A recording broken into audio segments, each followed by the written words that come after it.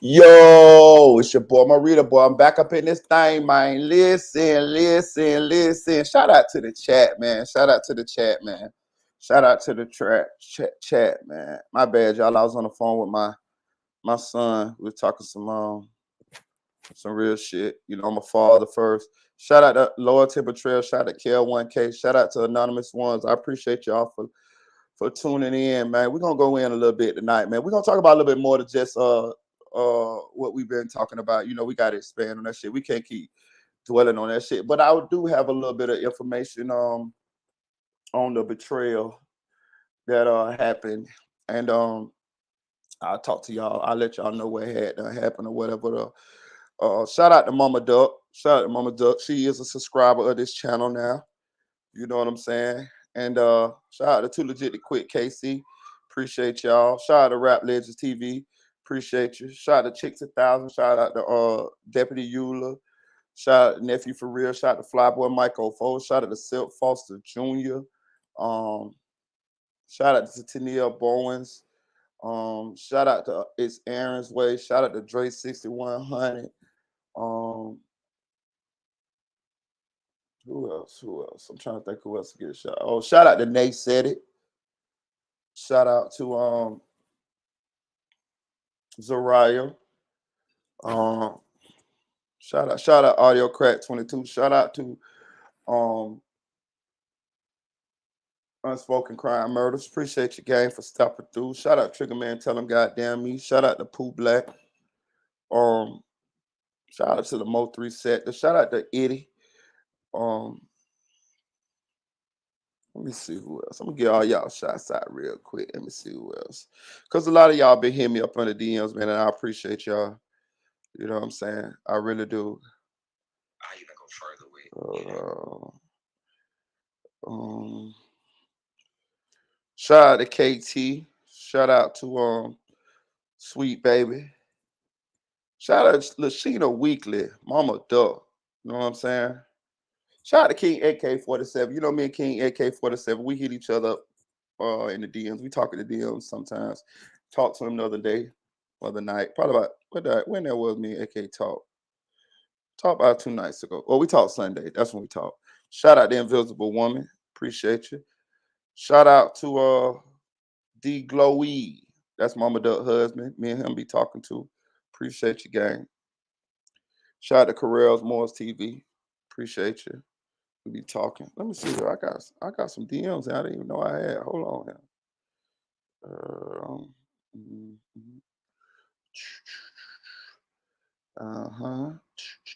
Let me see.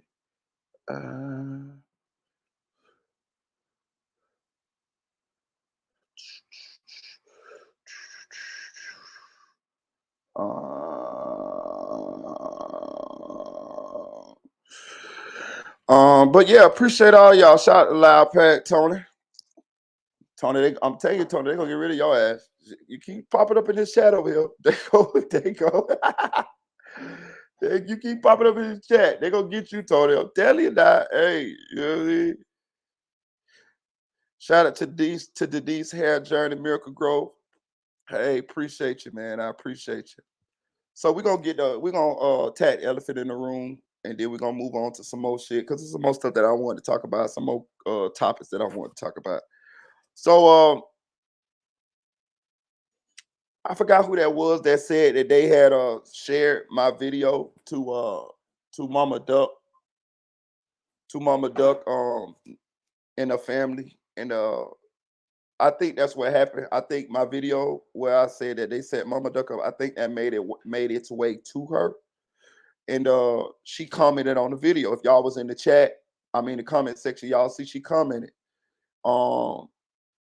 And she commented, she said, Marita, my mama told me when you ignore them, it goes away. And then she also commented, let me see what else she commented. She came back and she commented something else. Let me see.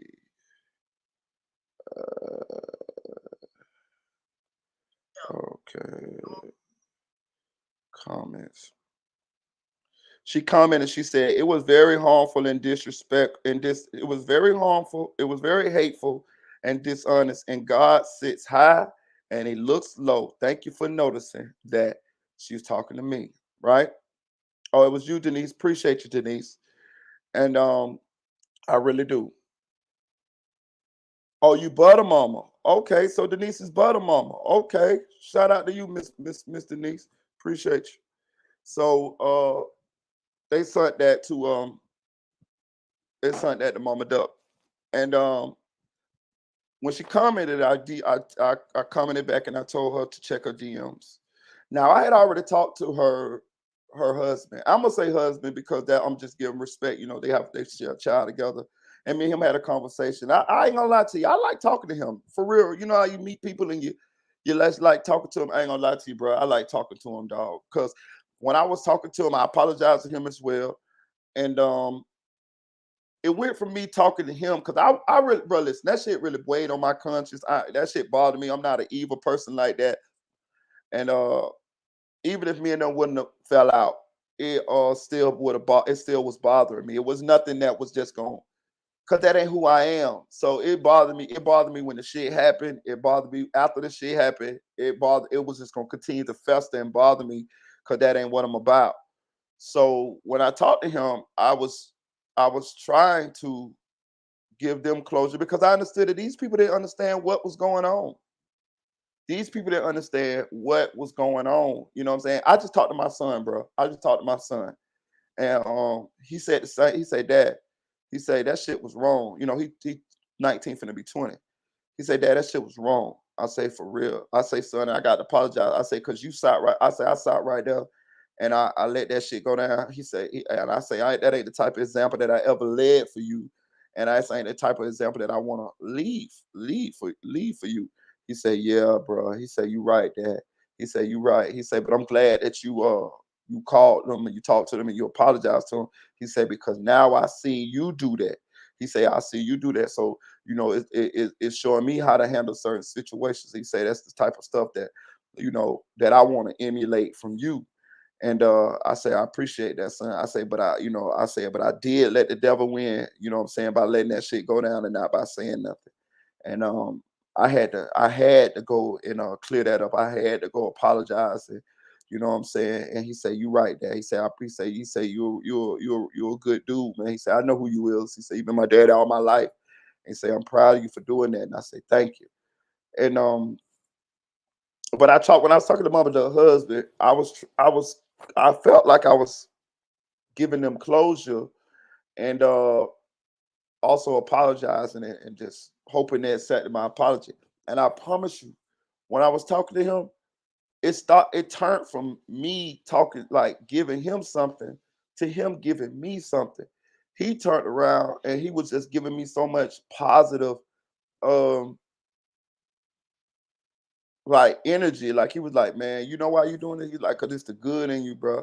He said, bro, so many evil people out here that do so much nasty stuff. He said, bro, he said, man, he said this was meant for you to do this. He said everybody ain't built like that. He said a lot of people just went along with it or never said nothing or well, whatever. He said, bro, but the fact that you telling the truth and you just coming out and you saying it, he the one who told me to go live. I was still on the fence about going live. I just wanted to talk to them privately and to just let them know and then ask for their forgiveness and ask for them to to forgive me for I didn't y'all if y'all saw the live, I didn't go along with the shit. I mean, I didn't participate with the shit. I didn't wear no shirts. I didn't say nothing negative because I knew that shit was wrong. But I still sat right there. And it's just like say you meet somebody and they racist, right? You got a friend and your friend racist, right? Say you and your friend is just calling people this and that, calling people all kind of racist names. Now you ain't saying nothing, but you still sitting right there letting your friend do it. That's still culpable. You still culpable, and that's what I was doing. I was sitting right there not saying nothing, and knowing that shit was some bullshit, knowing that shit ain't sit well with me or whatever, whatever. So and he accepted that. He said an apology, and he told me, say, look, man. He said, hit up. He said, hit up. He said, it's my daughter's birthday. He said, you know the one that I say the one that burnt up in the fire. He said, yeah. I say my condolences. This was on the 12th, And I say, my condolences. He said, I appreciate it. He said, so he said, it's a reason why you talk to me on this date. And I said, cool, you know what I'm saying? So he said, look, if you want me to go live with you, he said, I'll go live with you. You know what I'm saying? So I say, well, we'll set something up or whatever. But I wasn't trying to clout chase these people. You know what I'm saying? I wasn't trying to, you know what I'm saying? Because there's just a lot of that shit goes on. A lot of that shit goes on where the people link in, try to get closer to these people so they can benefit off of it. They can put them on the channel and they could do a video and all that. That ain't what I wasn't trying to do. You know what I'm saying? I wasn't trying to do all that. I was just trying to do the righteous thing and talk to them personally, get that shit right. You know what I'm saying? And that's what I did. And so Mama Duck hit me in the DMs and she told me that I could call her. You know what I'm saying? Because I had already hit up, but of course she wasn't following me or what. And you know how they got that spam side of your DMs where, and I'm pretty sure she probably got a lot of people that reach out to her and that shit just goes straight to her spam side. So she hit me up. She said I could call her. So I told her I'd call her when I got home. And then I called her and we FaceTime. And my first thing I said was, I said, Mom, I just want to apologize to you first. I said, before we talk about any of the other stuff, I just want to apologize to you. You know what I'm saying? And I explained to her, because let me tell you something, people can apologize, but you got to tell people why you're apologizing. People need to know that you understand where you were wrong at. You know what I'm saying? Not just, oh, I'm sorry. No, no, no, no, no. I'm big on real apologies. You know what I'm saying? I don't just, I don't do that. I'm sorry for if I did anything to offend you. I don't do all of that. I do that. I'm sorry for this, and I let them know. And this has always been that way. And I let people know what I'm apologizing for, and that I understand where I wronged them at. It's not no if I offended you. It's I apologize for offending you, and this is what I did to offend you. You see what I'm saying? Now, that's the first thing I did. You know what I'm saying? And she accepted my apology, which was I appreciate her for that. Let me tell you why I appreciate her for that. Because people don't have to accept your apology. I was the one in the wrong here. You know what I'm saying? I'm the one in the wrong. She didn't have to accept my apology. She didn't know me from a can of paint. You know what I'm saying? So she didn't have to accept my apology, and that would have just been on me. That would have just been on me. That would have been the consequences of me sitting my black ass right there and allowing them people to do that to somebody who had opened her doors to her, and things of that nature. And so that's what I did. And from that point, we were to talking. And when we were to talking, it was exactly, I explained to her the whole series of events as to how this played out. You know what I'm saying? And it's the same thing I explained to y'all. I woke up, we have a group chat, or we had a group chat. They since when I stopped, we had our little breakup or whatever. They kicked me out of the group chat, which is fine with me. God working in mysterious ways, and I became to understand that as well as this been going on. But I saw her and music going back and forth in the group chat, and they was talking about Mama Duck, and they was saying that she, well, it was Miss No Truth was saying something that she said Mama Duck said something about her. And I'm not comment, I'm just reading, I'm reading it in our group chat, and I'm watching them go back and forth, and he like, yeah, she said this, what this, that, she said this, that. So I went, I'm confused. I'm confused as fuck. So I went and I looked up Mama Duck live and shit, and I watched it. And I promise you, I didn't see not one word that this lady says about them. So I asked, I said, well, what she said? And they just never said nothing that she said, right? So then here go Mr. Fake Timu Chain. He said, yeah, I think she was talking about me when she said this. And he said some kind of comment that had nothing to do with him, but he just made it to where she was talking about him. So as I'm watching this shit go down, not coming, but just watching the group chat, and I'm watching this shit go down, and I'm saying to myself, is they serious? Is they really serious? Like, is this real? Is they are they really? Do they really believe this? I'm just thinking this to myself, like, you know what I'm saying? So I continue to one second, y'all. One second. One second. I just ordered something.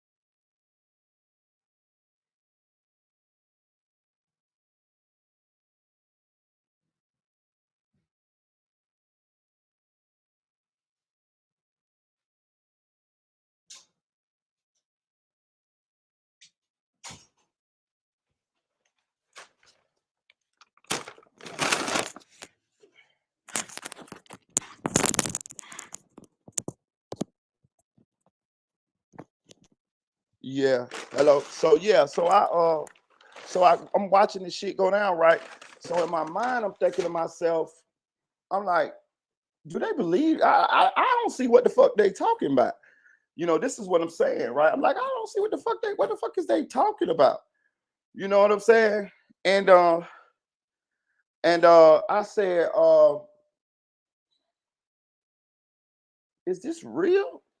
So I let it go. And this is earlier in the week, y'all. Like, you know, we did the show on Friday. So this is earlier in the week. So as the week went on, you know, this is when they started the smear campaign. She started making videos. Now, Mr. Fake Timu Chain, he was behind it too.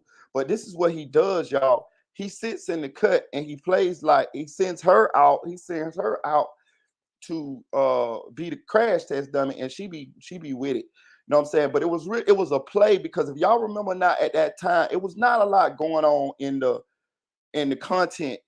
Uh, you know what I'm saying? So this is what they do, y'all. I'm putting y'all up on game here. They make they clout chasers. This is clout chasing at its finest. They make shit to create controversy. If you ever pay attention, you see how she continues to jump from sector to sector. It's because she chases content. You know what I'm saying? One minute I remember not too long ago she was talking about doing something with pedos. You know what I mean? Like, she was gonna do all the pedo content. You know what I mean? She was talking about that. She jumped from that, then she went over here to the Mo 3 sector when old girl popped up and was talking about she was the Mo 3 private investigator. Then she popped back to the Chicago. What's her name? That's what she do. It's all for views. It's all. I listen, bro. I'm relatively new to YouTube. I make videos on what interests me. I don't chase content. If it's interesting to me, I make videos on it. That's how I do. I learned from being like in the clique with them. I learned that that's not how they do it. They actually chase content. Like, if it's no content to make, they will make some type of controversy. If you remember, not remember the Melly shit. Remember when they made the whole fake movie about whether Melly didn't do it. Some gang bangers did it and all of that. And I don't know for sure, but I still believe those text messages that they came up with. I believe they manufactured them motherfuckers. They never told me that. I don't have no proof of that. But I'm just saying, I never saw them text messages pop up nowhere else. You know what a text message, some so-called gang members said that they killed Juvie and Sack Chaser, and Melly and them ain't say nothing because Melly and them is in the same gang, and Melly and them know it was a drug deal, went bad or some shit like that. Y'all remember they made that whole movie about that shit? And that's I still have a speculation that they made that shit up too. They never told me that. I don't have no proof of that. But I believe that's what happened, bro. Now that I know what I know, and I don't see how they operate behind closed doors. But anyway, so as the week goes on, you know, she starts making these videos antagonizing Mama Duck or whatever. And saying little shit, this and that, there, whatever. That was the seasoning to the whole dish, right? So that Friday, when it came time for the show, I slept mostly all the day. Y'all know I work at night. When I woke up around 6, the show starts usually around like 8:39, somewhere up and down. When I woke up around 6, they going at it in the group chat again, and they saying, you got your shirt? They talking to each other. You got your shirt? He like, yeah, I got my shirt. She like, he like, you got your shirt? She like, yeah, I got my shirt. So she like, she like, what you got? He like, oh yeah, I got me an OTF shirt. You know, I'm OTF now. I'm down. I'm OTF down now. You know what I'm saying? It's OTF. You know what I'm saying? And he like, what you got? She like, I got me a free move off shirt.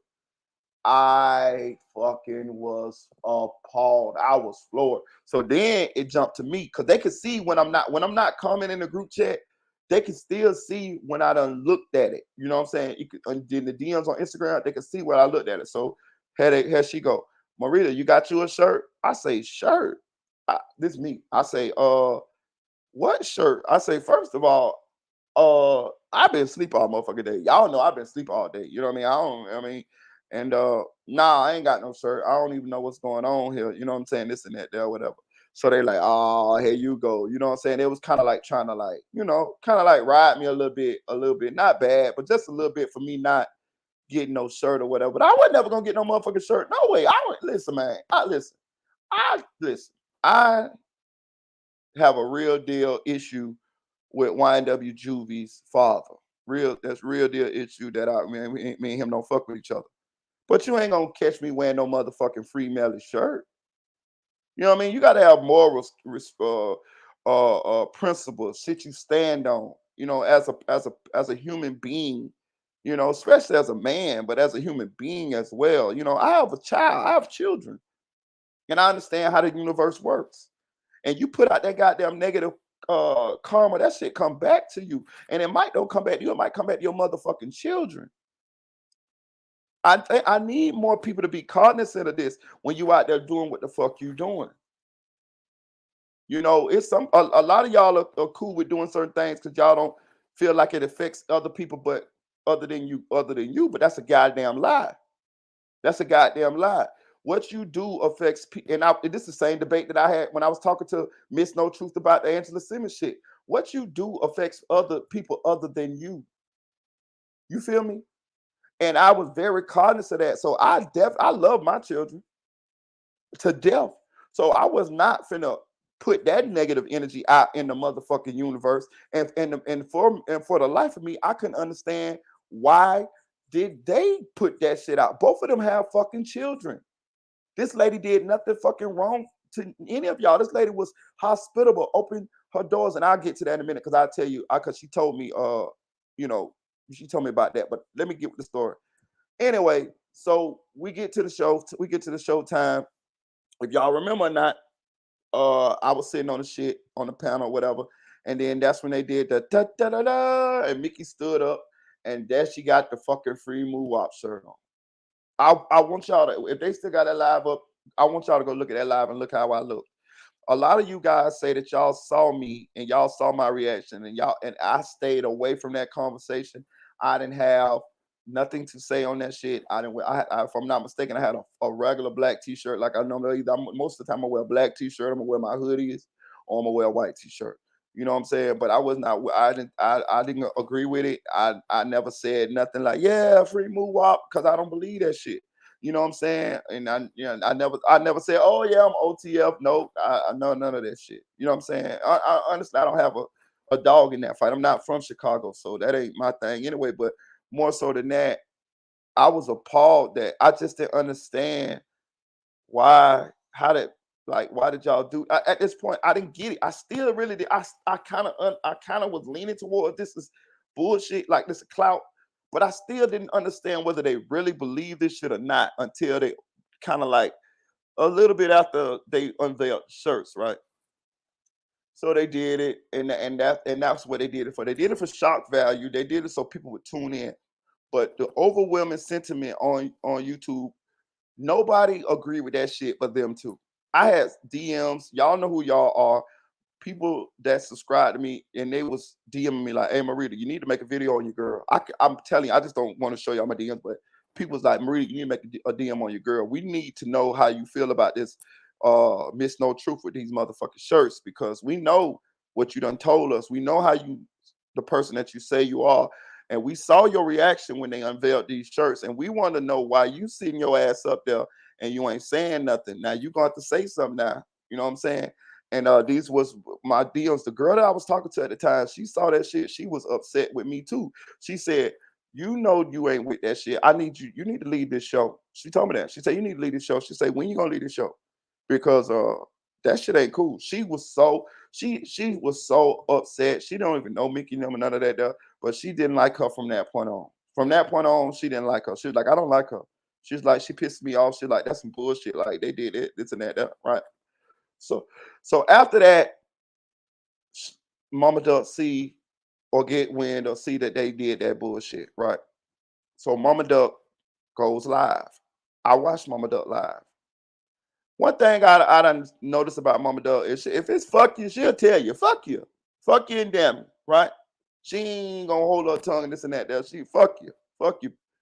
When I see her do her live, it was the live. It was like she just didn't understand why Mickey, Miss No Truth, would do that. She didn't understand it. She didn't get it. She was just like, I ain't gonna say she was hurt. She felt betrayed. You know what I'm saying? She just, you know, I'm pretty sure she don't see her fair share of, she don't see her fair share of snakes and stuff like that. So I'm not gonna sit here and say that she was just hurt and all that broke down, because she's a tough woman. She's, you know what I mean? She built for it tough. But it blindsided her. It blindsided her from somebody that she didn't expect that from somebody that she had done been so hospitable to. You know what I'm saying? And she said, what's her SLK? Something like Cloud TV, yo, Inglewood. She said, she was just pretty much asking Mickey, like, what's wrong with you? Like, what's wrong with you? Like, I invited you in my home. We did this, we did that. We broke bread together. Like, I had you around my family. It was Duck's birthday, was Duck Day. You was with me, my sisters. I made sure you was good. Like, what's going on? When I saw her eyes, bro, my heart ached for her. I promise, if I'm lying, Lord, take the breath of my children. I hit Mickey in the DMs. I say, Mickey, call that woman. Call that woman. Because at this time, I felt like it still was a chance that it was a misunderstanding. I thought that maybe Miss No Truth really just got Mama Duck wrong, and it's a misunderstanding. She told me, this is her words, I'm not calling her. She took it to the internet. And I was like, I don't like to argue with her. You know what I'm saying? So in my mind, I'm like, that's not true. That's not true. You brought this to the internet. You started all of this. That lady never said not one bad word to you. You could tell by her reaction that she never said nothing negative to you at all. Like, she was confused as to how somebody that she opened her doors to would pull this type of shit. But I left it alone after that. You know what I'm saying? And I saw Mama Duck live. I saw Mama Duck post a picture with Mickey, her, and I think it's her sister. And it was like they was all cool and stuff like that. And when I saw her post that picture, I understood what she was saying. She was saying, like, hold on, man. How did we get from here to what you doing now? To you disrespecting my family. You know what I mean? Like, you was just with my family. Like, you was in the belly of the beast. You was in, and I protected you. I kept you cool. I opened my doors to you. Like, this is not the type of stuff that should have happened from our interactions. Like, how I never said nothing bad to you. Like, and you gonna go as far as wearing a free move up shirt. That's my son's killer. You know I love my son. You know I love my children. And you're going to do that to me? Somebody that never showed you nothing but love? That's what her reaction was. And I think all of you guys on the internet that saw that happen felt that way. I'm telling you, bro. I did not see not one person agree with Mickey Truth other than Mr. Fake Timu Chain over there on the platform with her Gorilla Man. Then the only people that I saw agree with that shit. Nobody. I'm talking about, it was not one blogger, nobody. Everybody realized that that was just like something that was just evil and that you don't do. And I think that move right there opened everybody's eyes. You know, a lot of people didn't like her before then, but I think that move right there just opened everybody's eyes to the evil that's inside of this woman. Because it was plainly obvious to see that Mama Duck showed her nothing, and her family showed her nothing but love, and she pulled that shit right. So I explained all this to Mama Duck on the phone, and I explained her what happened because I still knew that she didn't know. Listen, y'all, don't nobody know this but me. Nobody knew. Nobody knew this. Nobody knew this for me. Oh no, nah, bro, I was bullshitting. What's the day? Hey, look, but nobody knew this but me, y'all. And Gorilla Monsoon. We the only two people that we the only two people that knew this, y'all. So it felt good for me to give Mama Duck, Miss Lashina, closure because now she knows now she knows 100% what happened. Now I'm gonna tell you. Let me tell you how her reaction was. I don't lie on people. When I told her, this is just my opinion, my interpretation of it, right? I think that being that she a strong woman, I think she had already just done putting Mickey over there in the box with the snakes. So she wasn't she so her so the initial reaction that she had when she was like in disbelief that this lady could be this nasty, she had already done accepted by the time I talked to her. She had already done accepted that this just a nasty ass bitch. Know what I'm saying? And fuck that hoe. Know what I'm saying? But me telling her gave her finality. Like now it's confirmed. Now she it's not a doubt in her mind, and now she knows exactly why this evil lady did this to her. And I'm telling you here, this is out. Y'all can take this shit to the bank. It was all to get Mama Duck to go live to talk about her. This what this all was for, y'all. Once Mama Duck went live and was and that hurt me even too, because when I saw Mama Duck go live and she was hurt, they was laughing, y'all. I promise y'all, I promise on everything, they was laughing at Mama Duck. Do y'all understand how evil that is? They were laughing, bro. I promise you. They was happy. When that lady was going live and she was confused and she didn't understand why Miss No Truth would do that, they was laughing.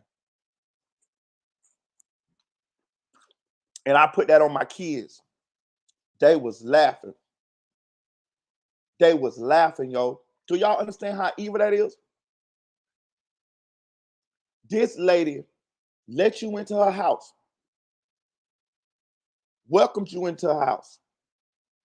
You around all her family. You on her son's birthday, her son that she lost, her son that was murdered. You taking pictures in front of the big cardboard cut out of duck. You eating a food. You drinking. You playing cards. You dancing. You in the bathroom with Ruger so that Blick Diddy pissy say. I'm just joking, y'all. I don't know if she was in the room with Ruger. I don't know if she was in the bathroom with Ruger, dog. I don't know that. I just throw that little joke out there. Built like a motherfucking BMW. I don't think Ruger gonna hit that. You built like a goddamn BMW. Look, somebody told me today. Mickey Truth built like a big grizzly bear when they stand up on the back two legs.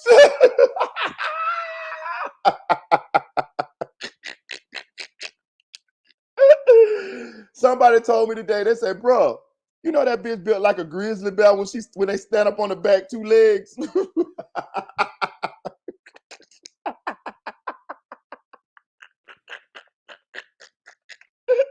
So I don't think Ruger gonna hit that. But that what Blick Diddy, Daddy Diddy, whatever the nigga name. That what Blick Diddy say, right? Y'all don't just throw that out. I don't know if that's true.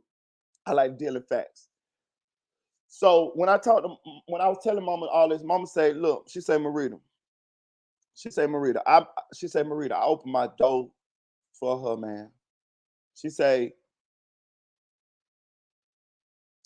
when she got to the trial, she said she was already there, and she say, I can't remember whether Mickey introduced herself to her, whatever. I can't remember. Don't make me lie. I'm not gonna try to put no words in her mouth. But anyway, she invited Mickey back to the to the house, right? And she say when Mickey was there, she said she didn't tell people who Mickey was. You know, she said because she felt like if she told people who Mickey was, it'd be some people that might want to beat her motherfucking ass. So she protected her in a sense. You know what I'm saying? You know, and they had a good time, man. She said they had a good time, bro. And I know they had a good time because when Mickey came back, Mickey was telling us she had a good time. You know what I mean? She showed us the pictures and things of that nature. Bro, listen, I was jealous because I was like, boy, that's like a party that I would have liked to be at. You know what I'm saying? Like that's how I grew up. I grew up, my aunties and them getting down like that. They got the food, they got the weed, they got the liquor, they listen, they got the music, goddamn it, we hanging out. Like, you know what I'm saying? Nothing but family. That's what the atmosphere was. You know what I'm saying? Like they opened the doors for this grizzly bear, this evil motherfucker. And Mama Duck was explaining all of that to me, and she say, Marita, she say, I ain't gonna lie to you. That got to be like that's a real evil person to pull something like that. But she was cool that I had asked her for forgiveness. She was cool that I had apologized, and I feel like it brought her some finality to the situation, you know. And she told me, she said, "Look, Marita," she said, "I ain't sweet now." She said, "I ain't soft, I ain't sweet." She said, I just, you know, I'll be just trying to stay focused because I got a family to take care of, and I understand where she coming from, you know, because these motherfuckers be, you know, nitpicking and egging at this lady, you know what I'm saying, and they'll try to get her to do certain things or crash out, you know, play on her death of her son and say these evil and nasty things and shit like that, and you know, and she was just explaining to me that all the stuff that be coming at her, and then how she be having to navigate all of these things, and my heart, I just felt for her, dog. You know what I'm saying? I felt for her. I'm gonna tell y'all something. She a lot like me. I saw a lot of my ways similarities in her. You know what I'm saying? Like she at first she a hospitable woman. Like she open, she's a loving woman. You know what I'm saying? Don't get it twisted. We hood. Now don't get it twisted. We hood. So we, you know what I mean, you know. But you know, we gonna treat you nice. You know what I'm saying? Until you show us different. You know what I'm saying? You don't mean we might not get in a little shit with you, but we, you know what I mean? That's just bullshit. That's just hood shit. You know what I'm saying? But as far as like overall, we fuck with you. You know what I'm saying? And she struck me as somebody like me who be cordial, be nice to people until, and then a lot of times, well, sometimes that don't end up people end up showing us their true colors, and we end up uh being snaked by certain people. And I think that's one comparison that I saw between me and her. You know what I'm saying? We pretty much like do that. You know what I'm saying? We give people the benefit of the doubt, and then when they show us who they is, then that shit, you know, because we ain't the type of motherfuckers that just treat people bad off top. You know what I'm saying? We the type of motherfuckers that we treat everybody cool, we treat everybody nice, and when they show us who they is, sometimes it bothers us because we didn't think that these people would be this way, and that's kind of what I got from her, or whatever. But um, she would have whooped Mickey ass. I ain't gonna lie. Or if Mickey would have, you know what I mean, if she would have been anywhere close to her when that she would have did that shit, or could have got anywhere near her, She would have whooped her ass. I'm telling you this. I'm gonna just say this. That I'm gonna say this is my opinion. She would have got on me ass about that. You know what I'm saying? Because it really did. It was like really disrespectful. You know what I'm saying? But she passed that now. It don't bother her. That shit ain't bothering her. You know what I'm saying? It ain't one of them things that she dwelling on. You know what I'm saying? She got bigger fish to fry. She ain't, you know what I mean? She ain't studying that shit like that. Uh and we cool now. You know what I'm saying? We cool. She subscribed to this channel. She told me, she said, I subscribe to you, Marita. She said, I appreciate you. You know what I'm saying? And we just gonna move forward. We gonna move forward. But Miss No Truth and Gorilla Monsoon, they exposed now, y'all. You can support who y'all want to support. I understand this is the internet. I know how this works. You know, a lot of people want to see what's going on over here. Then they want to go over there and see what's going on over there. They'll go over there and tell, oh, yeah, Marita said this about you. And then they start some shit. And then they say this and that. I don't give a fuck because I know at the end of the day, I'm standing on the side of right. I apologize. And I was forgiven. You know what I'm saying? She forgave me. They ain't asked for her. They asked her for forgiveness. You know why? Because they fucking demons. They fucking evil. So they're gonna burn in the devil's hell for that. Because they got too much pride. You know what I'm saying? And they too evil inside for them to see the wrongdoings that they did. They did that shit for clicks and views, bro. Know what I'm saying? That lady was a friend to her and didn't even fucking know her. You just threw all of that away for what? For 1,000 views? For $1 and some change? That's all you get off 1,000 views, like $1, maybe $1, some shit like that. So you threw all of that away for that. You that lady was cool with you. That lady welcomed you into her home. I don't know no bloggers that she had done did that for. You know what I'm saying? So you had a chance to have a lifelong friendship with this woman. You know what I'm saying? Fuck the views and all of that shit. You had a chance to have a lifelong friendship with this woman. You ain't do shit for her. She opened her doors for you, kept you safe, broke bread with you, and all of that right there. And you threw all of that shit away for some clicks, likes, and views. You know what I'm saying? So hey, you're gonna have to wear that one. So whenever God call her home, or whenever that karma come back on them for these evil these evil acts, I hope y'all be prepared for them. And y'all gotta understand this, or y'all might don't understand this. Those that karma don't have to come back to you. You see what I'm saying? That karma don't have to come back for you. That karma could come back for somebody that you love. Now, is you gonna be ignorant enough or stubborn enough to not see that that's the reason why that karma coming back for you? Somebody in the comments said that old boy over there talking about me. You know what I'm saying? Juvie father, right? He don't he so these people are one and the same, y'all. And these people are not smart as me. These people are not as enlightened as me. These people are not as God fearing as me. And I ain't like no churchy person, but I just understand how the universe work and how God work, bro.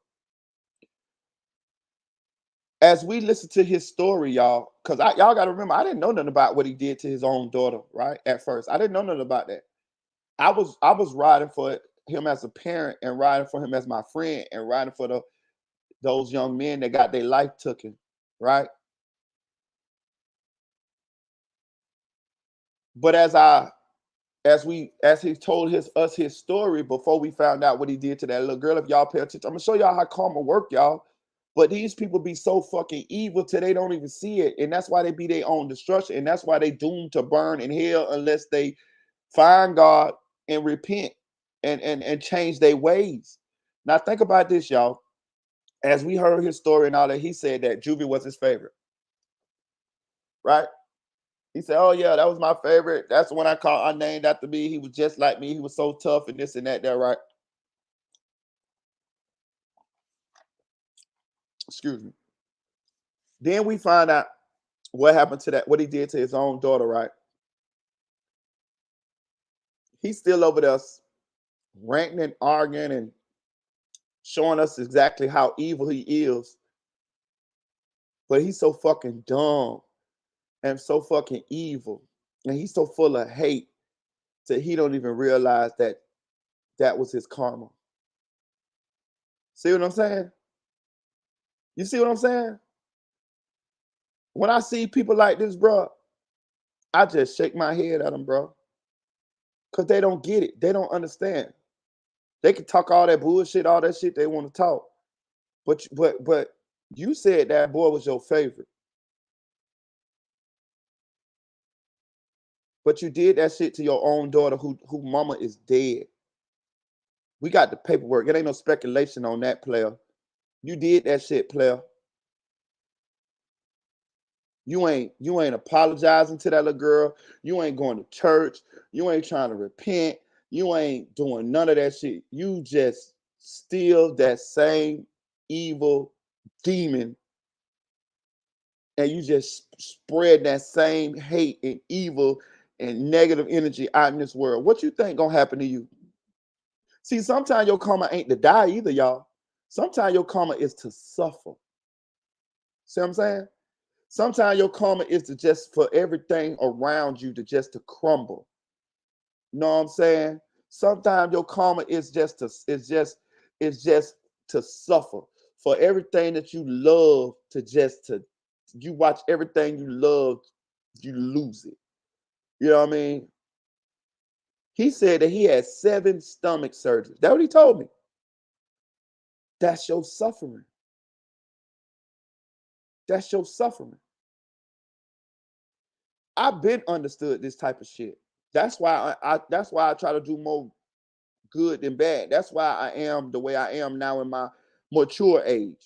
Cause I did a bunch of bullshit in my younger years, and in every bit of it, I got my karma for it. Now I don't know if I'm done paying my debt. I don't know that, but I tell you what, I've been living this way for about a good 15 years now, and it's just up to the universe, God, however, for them to for it to be over when it's over. You know what I'm saying? For me to be done paid my debt. But I know one goddamn thing. I'm trying. I know every day I'm trying. I know I'm putting actions towards it. And I'm showing that I'm sorry for everything. I'm talking about for anything I did, for anybody I ever took their money, or for any girl I ever wronged, or for anybody I ever did anything negative to. I'm talking about it. I'm talking about in my 19, 20, 21, 20, all of that. You know what I'm saying? You know what I'm saying? But these people don't understand that. So whenever that karma come back, because we know that the energy that you put out, it's in the Bible. What you reap, you shall sow. The energy that you put out will come back to you. Let me tell y'all something, bro. Since I got baptized about a good year and a half ago, y'all. For real. I got y'all the pictures on my Instagram, straight up. You know what I'm saying? And that was me showing God that I was thankful for him bringing me through a bunch of these trials and tribulations and things of that nature. But the energy that you put out, that shit will come back to you. You know what I'm saying? And that shit gonna come back to them too. It's gonna come back to them. I got children, man. It wasn't no motherfucking way they was gonna convince me to wear no motherfucking free Muwop shirt. It's no way I was gonna do that. I wouldn't wear a free Melly shirt. Period. I don't give a fuck what Juvie Daddy say. I don't give a fuck what he do. I don't give a fuck. He could talk about me. He could talk about anybody, kids, whoever. I ain't wearing no motherfucking free Melly shirt. His son dying don't got nothing to do with the fact that I don't fuck with him because he did that evil, nasty shit to his daughter, that he touched his own daughter, that he tried to sell his daughter to a crackhead, that he had naked pictures of his daughter in his phone and he gave them to a stranger, that he tried to get his daughter to go sit in a room naked with a crackhead. This is in the paperwork, y'all. You know what I'm saying? That's how you got to beat these people, bro. You beat these people by you tell the truth, but you remain righteous. And you let God deal with them. What it say? Vengeance is mine, saith the Lord. When these motherfuckers die choking on a chicken bone in the house by themselves, or when these motherfuckers get some bad news that they got diabetes and they got to cut off both of their legs, you know what I'm saying? Or when these motherfuckers lose somebody around them that they love dearly, that's gonna be that motherfucking karma for them. And I don't wish no I don't wish it on them. That it's out of my hands. That's what they put in the universe to come back to them. Since I've been living the way I've been living righteous, I done had ups and I done had downs, bro. But I promise you, every motherfucking time God come through and show out for me. Every time when it seemed like it's just at its darkest hour and I don't know I don't know how I was gonna come through. I promise you, God, it's like a cloud. This clouds open, a dove come down from the sky, and God say, "This is my son, who I am well pleased," and He just carried me on to the next step in my life. Or He'll put good people around me to help me get across this troubled waters that I be going through. Every time, I promise y'all. So I just done learned to, even when I be losing faith sometimes, I just done learned to lean on that God ain't let me down yet. God ain't let me down yet, bro. I'm still here. I could have been dead, all type of shit. And that's why I talk the way I talk, and that's why I'm talking the way I'm talking now. Because I feel like that's part of my purpose. To shed awareness, to tell people, to try to. It's so many bad people in this world. I try to, when y'all going through whatever y'all going through, people done did you wrong. You done got cheated on. Motherfuckers done took your money. Motherfuckers done did you like Mickey and them did Mama Duck. You know what I'm saying? And you just want your lick back. You just want to just fuck a bitch up. I just want you to just pause, stop, pray, use your head, and just give it to God, bro. I call it Olay a motherfucker. Just get to this, just move to the side. All you gotta do, like they do that bull with the little red little cloth. Olay, just move to the side. And I promise you, they'll get theirs. You might not be there to see it. You might not see it. They probably they getting their karma now.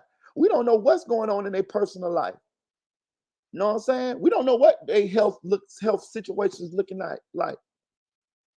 But you just get out their way. Mama Ducks, she wrote in the comments. That's why I be telling you, you gotta listen. She wrote in my comments, she said, Marita, my mama told me when you ignore it, it will go away. That's what she's saying. Don't even give them no energy. Just let them go. Some of y'all said this in the chat too. But I want to, it's almost out of my system. I just have to share the awareness because I have to get the silver lining out of this cloud. I have to turn these lemons into lemonade. I have to use what happened to me and what happened to Miss Lashina Weekly and to put it out there so that y'all can see what's going to happen to these people and also what y'all should do when y'all run across these situations. Because I know all y'all got situations in y'all life where people done fucked you over, they fucking you over, or you feel used or you feel tried and you upset and you want to do this, you want to do that. You know what I'm saying? But you can't lose yourself in the process. And don't let them manipulate you or get you in an emotional situation to where you react a certain kind of way to where you lose and they lose in the process. Because a lot of these people don't give a damn about themselves. And they just want to take you with them. Like, all right, let me tell you about Miss No Truth. This is just my observation from me knowing her. The little bit that I knew about her from the amount of time that I got to know her. When I be around people, I psychoanalyze them all. It's just a natural thing for me to do. I try to understand them, see who they are, things of that nature. I believe she's been picked on most of her life. It's no way, kids are cruel. It's no way that she grew up and she was not the butt of a bunch of jokes, right? And I'm not excusing her for shit.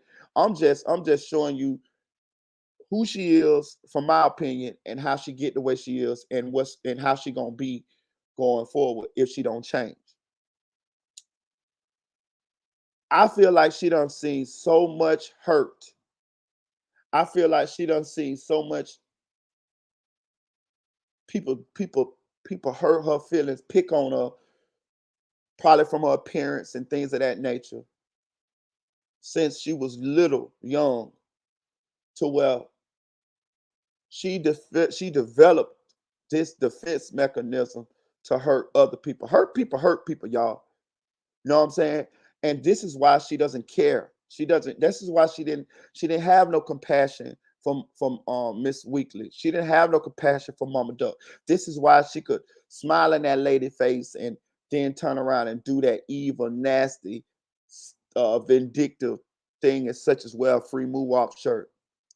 Because she done been hurt so much in her life to where she done developed this personality to where she doesn't care about anybody else.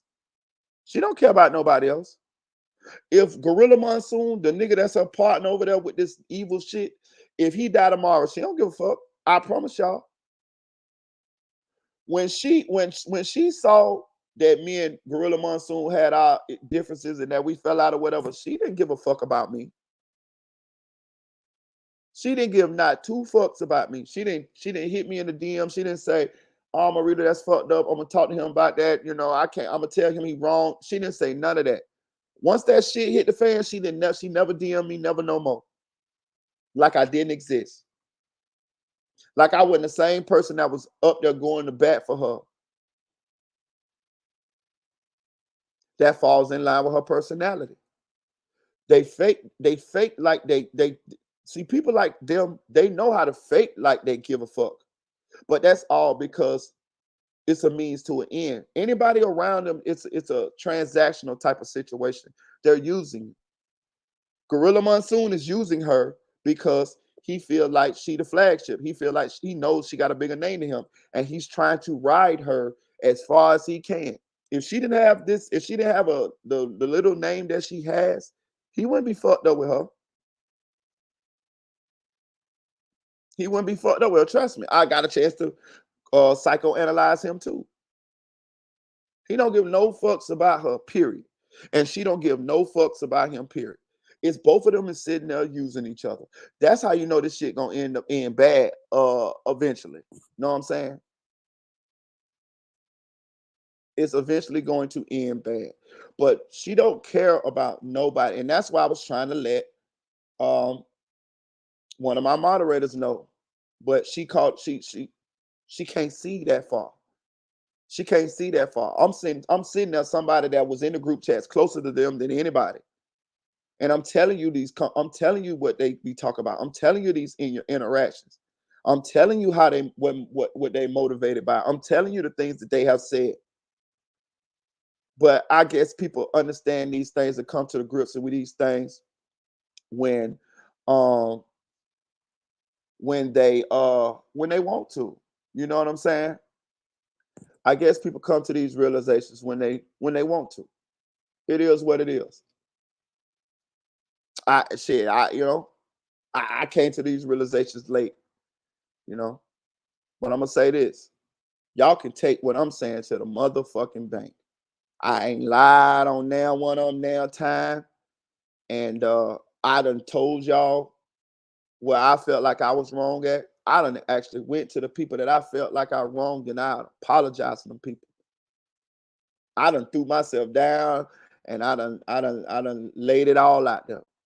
I ain't sit here and try to play like like this or that. I told the truth.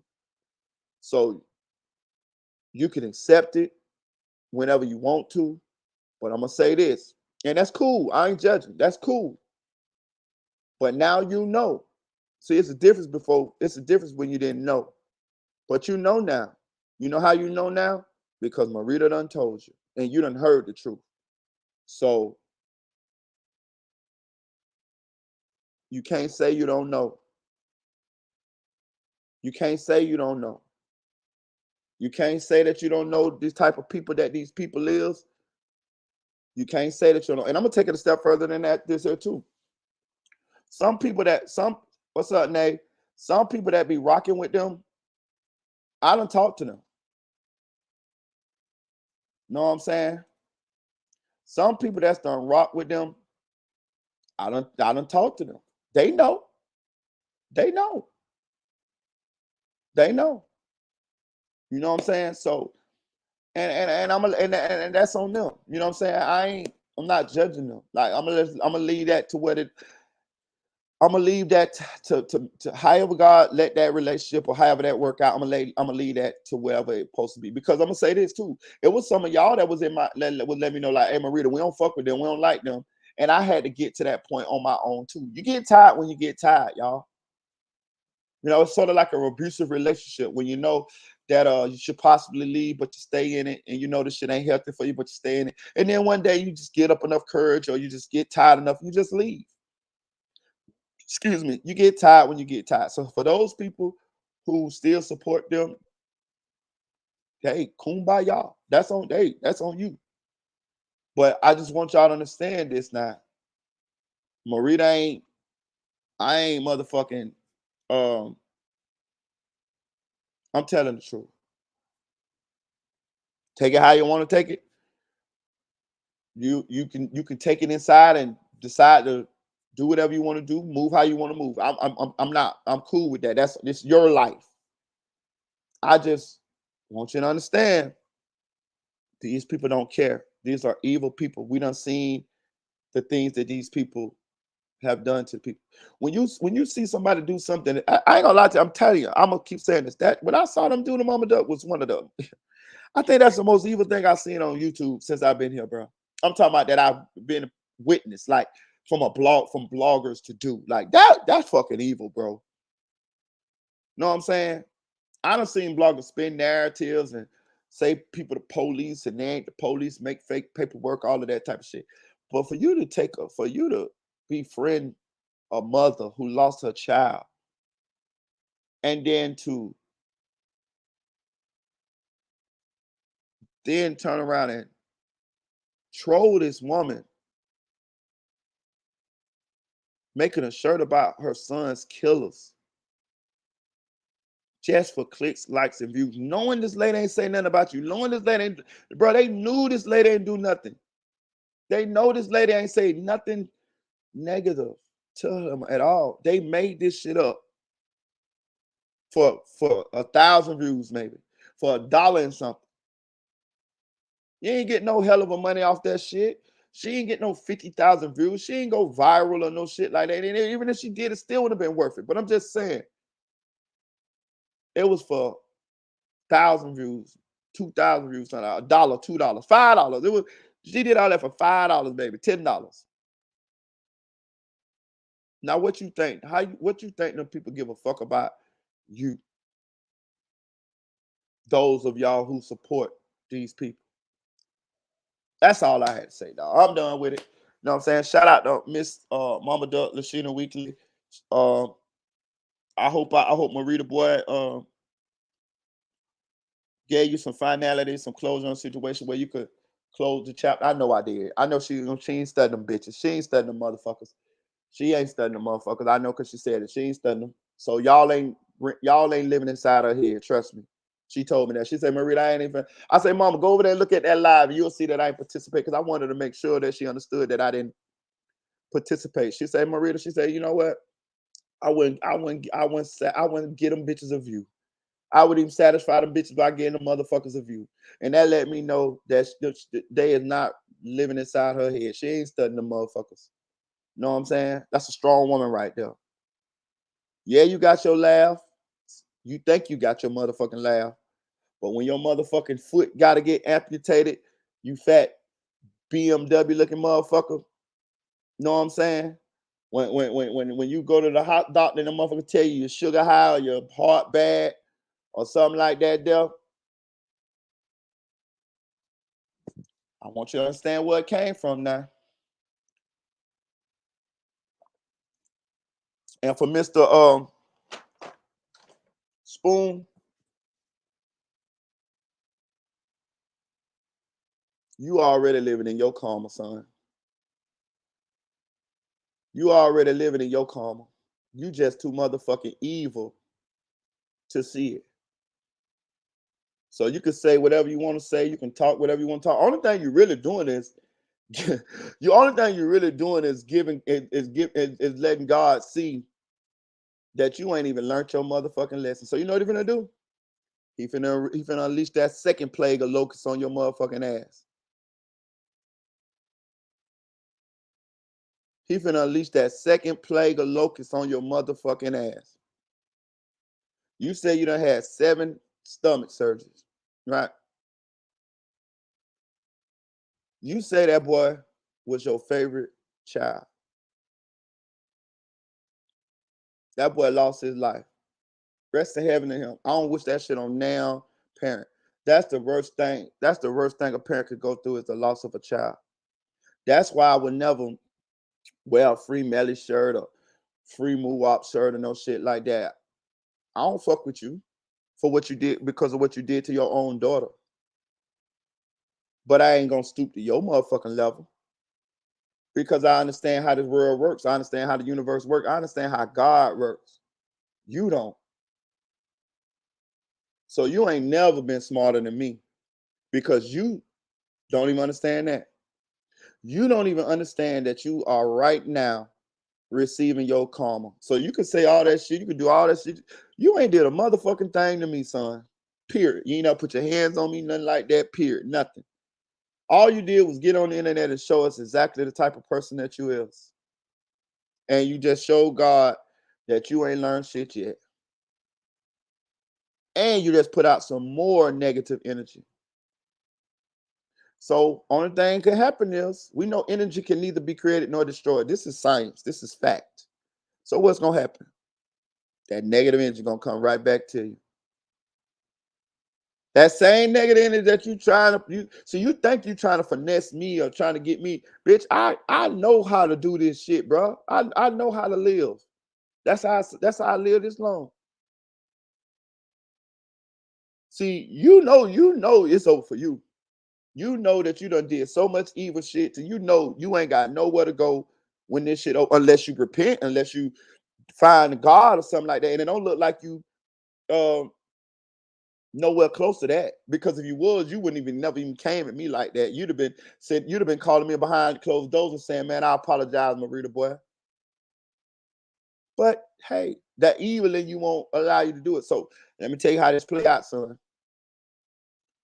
That motherfucking karma, that little demon inside that you got you, that one that they conjured up off a Ouija board, that motherfucker finna manifest, right?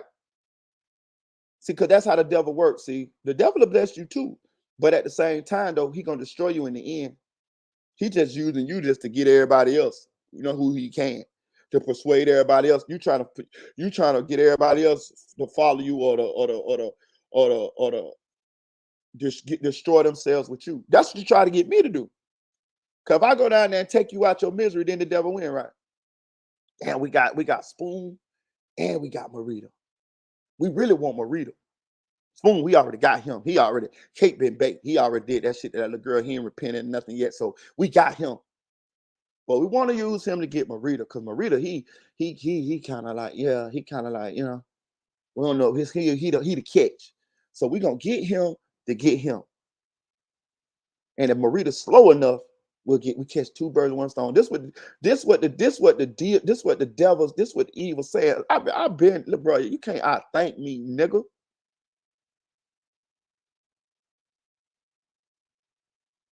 And if you can't get me, you know what's gonna happen? The devil gonna be worse mad at you. Oh, nigga, you couldn't even get Marita. Oh, nigga, it's time for you to go. We finna get you. When you go back in there where they check your goddamn stomach out, nigga, you got cancer in your stomach or some shit like that.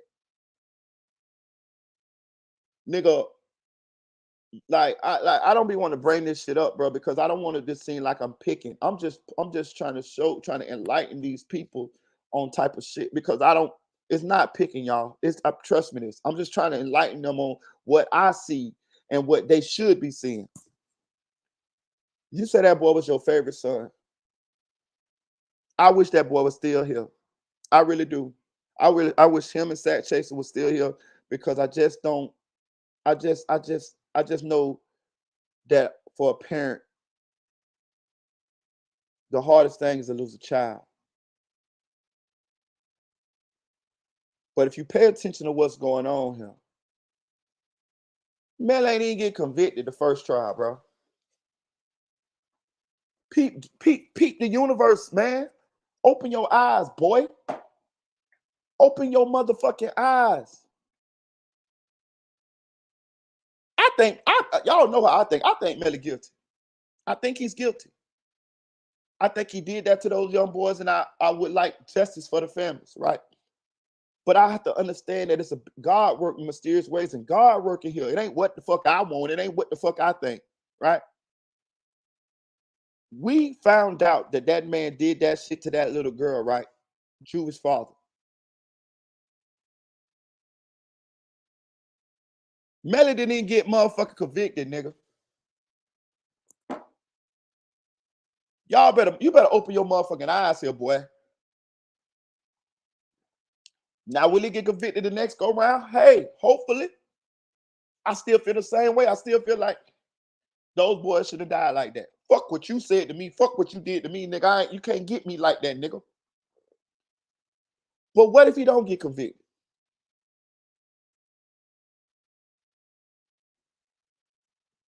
Is that more part of your karma? Y'all better pay attention to this shit, man. Open your eyes. I was shocked at a motherfucker that nigga didn't get convicted that first go round. I'm like, what? Then I remember what the daddy did to the little girl. You got to relive this shit over.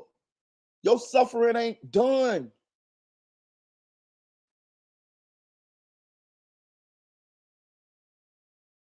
Your suffering ain't done. Nigga, you supposed to be in the church. You supposed to be on your knees every night. You supposed to be begging for forgiveness for what you did to your daughter, nigga.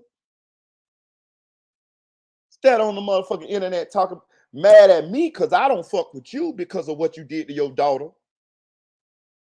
You know what I'm saying? Like, what you wanted me to still be your friend after you did that to your daughter? Get the fuck out of here, nigga.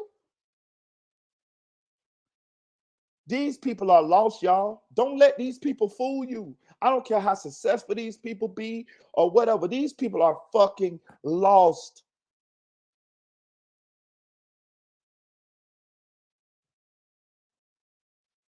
Don't let them fool you. They lost. They're not. This shit is this way for a reason.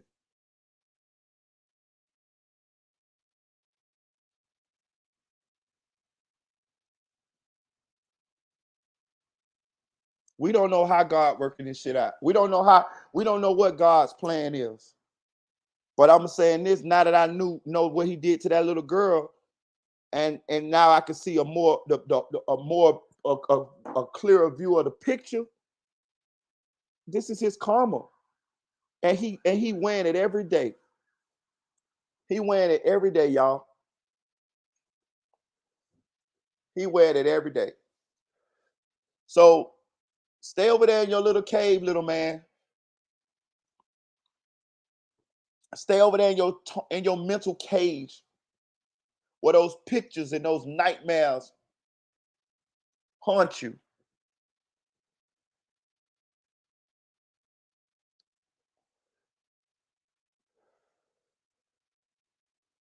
I know you hate me, but I'm gonna tell you something, bro.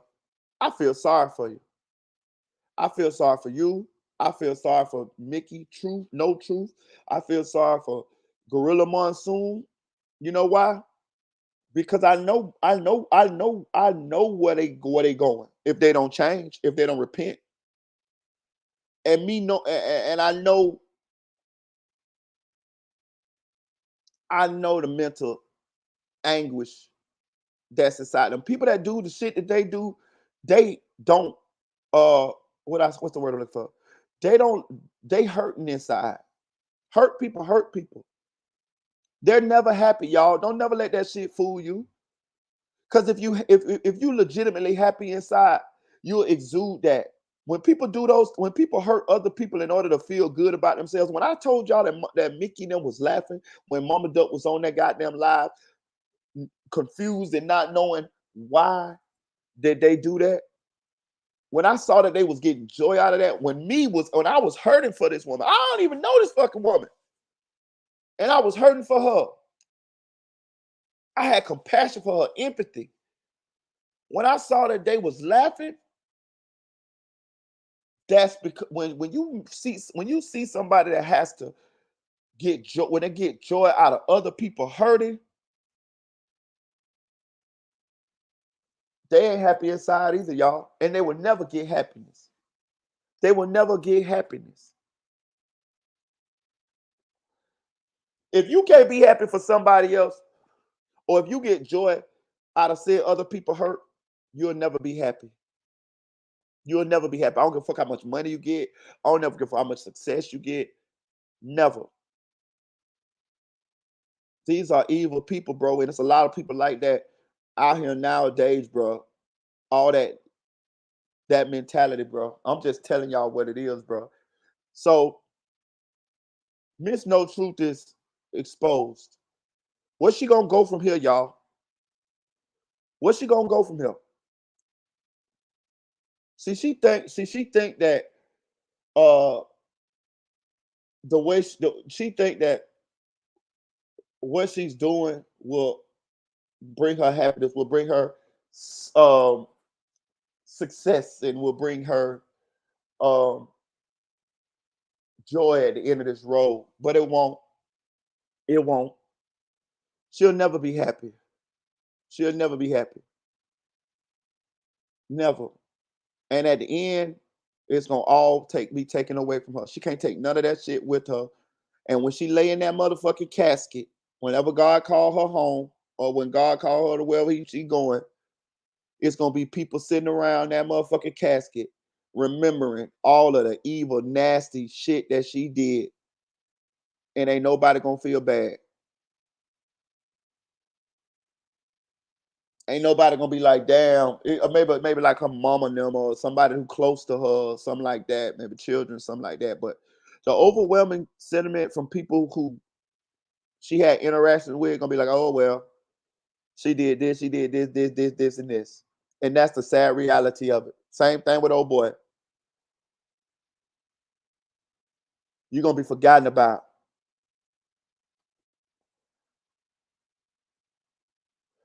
Nobody gonna remember y'all. Nobody gonna remember you. You're just a sad existence. This is what y'all chose to do with y'all lives, man. I came to this realization a long time ago. I had a brother-in-law, loved him to death. We got he got 3 kids from one sister, and I got 3 kids from the other sister. Knew him since I was 12 years old. He grew up to be. I'm gonna do a story on him, y'all. But his story is just so fucking. It's so long, bro. It's gonna take me forever to do it. This bitch gonna have to be in segments. But make a long story short, he was a nice kid, grew up funny kid, and then he grew up to be a killer, cold-blooded killer, cold-blooded murderer. Right. Right before he ended up getting murdered, he got killed. He got baptized. They got a picture of him standing in the middle of the church, everybody praying on him. It's like he felt the end was near. They murdered him a little bit after that. When we had his funeral, my son actually spoke at his funeral. My son, he'll moderate on this channel. He spoke at his funeral, but the preacher was speaking too. You know what the preacher said? He said, "Man, I had tried to prepare a sermon for y'all to speak on such and such as life." He said, "But I couldn't." He said, I couldn't get up here and sugarcoat nothing. I couldn't get up here and tell y'all about the great things that he had did or anything like that. I couldn't, because it was I'd be up here lying." He said, "Y'all know who he was. Y'all know how he lived." And the preacher ain't have nothing good to say about him. Now I knew him. I knew some good things about him, but That's just because I was close to him. But for the most part, it was nothing but a bunch of bad shit to say about him. When he died, people made fake Facebook pages and was celebrating his death. People were so happy that he had gotten murdered. And I said to myself then, I say, boy, that ain't gonna be me. All you got is your memory, bro. When you gone, when you leave this motherfucker, all you got is your memory. That's why people try to make themselves legends at whatever they do, their career field or whatever, athletics or whatever. They try to make their name live on long after they're gone. Because those people realize that all you have is your memory. So that's why you try your best to, well, I try my best to put good works out there. You know what I'm saying? So that whenever God called me home, it'll be some people that have some good shit to say about me. You know what I'm saying? I'll be done impacting people's life in a positive manner to where they'll talk about me in a good light. They'll talk about me to my children, or they'll talk about me to my descendants or whoever. You know what I'm saying? And they'll miss me. Man, ain't nobody missing these motherfucking demons other than the people that's close to them that, you know what I mean? That's it. But for the most part, motherfucker gonna be happy they gone or ain't gonna even think about them. So that's the trick when you get hurt so much by life and you let life turn you into those type of people. We all done been hurt. We all go through ups and downs. We all done been fucked over. But the trick is not to let that change you into those evil people that only hurt other people because you done been hurt. That's what Miss No Truth is, y'all. When she laughed at Mama Duck because she hurt Mama Duck, well, I ain't gonna say she hurt Mama, because she crossed Mama Duck or betrayed Mama Duck, she was laughing at everybody in her life that had ever called her fat, everybody that ever called her ugly, everybody that ever picked on her at the playground, everybody that ever called her a name. That's what she was laughing at, y'all. She felt like that was get back for all the pain and the hurt that she had ever felt in her life. But it's not. She felt for the trick. She felt for the devil's trick. She felt for the okie doke.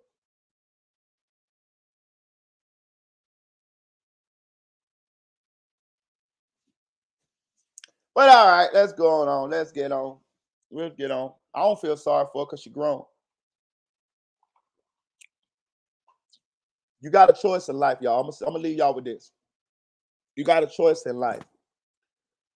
When somebody fuck you over, when life deal you a bad hand, and you just want to say, I want to kill that motherfucker. I want to get my lick back, or I want to do this, or I want to do that.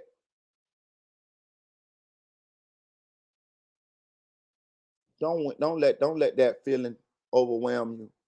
Don't let that feeling make you make a decision to where you know better than the people who did you that way. That's the trick, y'all. That's the trick. Don't let the people who sitting around looking at you on the outside looking in saying, "Oh, you better do this. Oh, you better do that. Oh, you no, you don't. You don't have to do none of that shit. You don't have to do none of that shit. What they say don't matter. You just remove yourself from the situation, cut them people off, and you keep on motherfucking moving. You keep on living. Those are the strong people, man. Those are the strong people, man. You know what I'm saying? Those are the strong people. You know what I'm saying?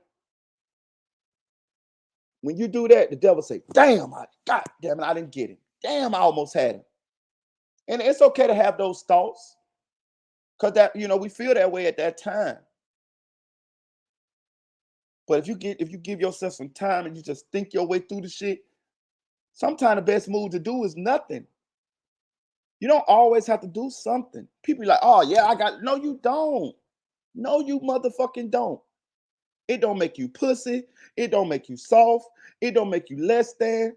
Nothing.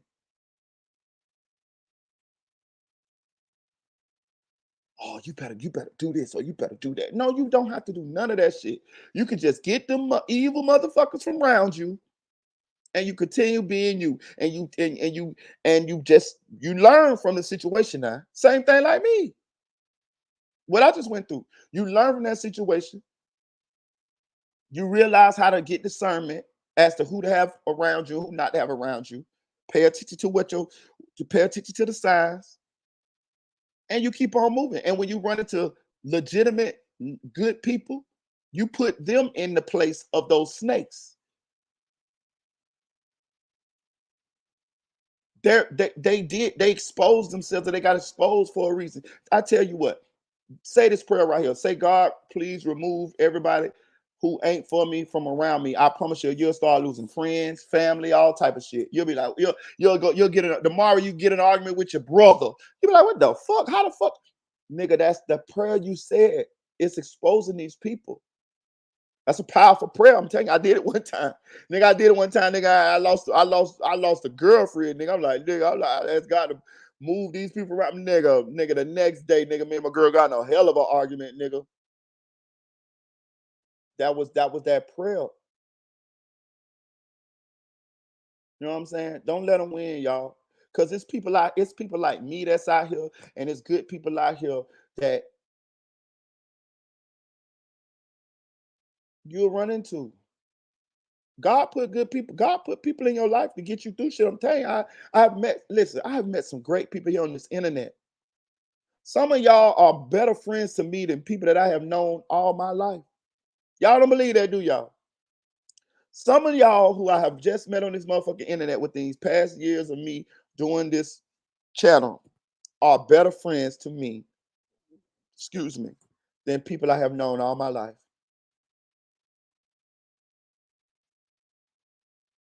Let the good people in, leave the evil people on the outside. Don't let them win. All right, let's move. Let's move. Hit that like button. Hit that like button. Let me see. It was a story that I had wanted to talk about. I'm gonna pull it up. Let me see if I can pull it up. I'm gonna see if I can pull it up. Yeah. Another one say your big supporters, big strangers for real. Uh, what's this story? Damn, what's this lady name? Okay, let me see. I'm trying to pull it up.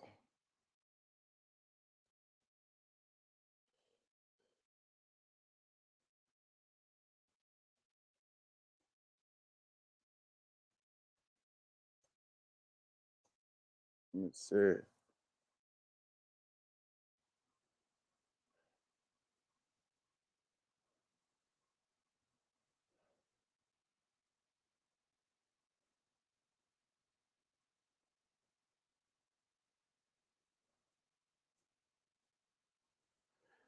I saw this story. I don't want to pull up, bro, video, but I might have to. Let me see.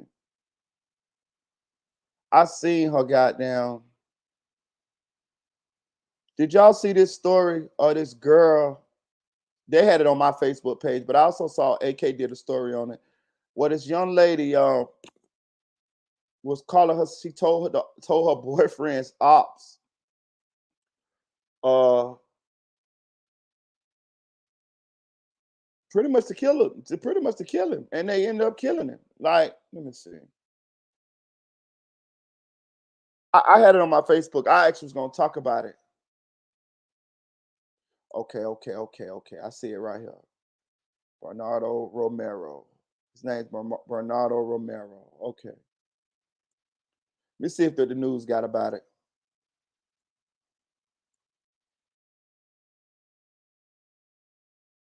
Right. Bernardo Romero.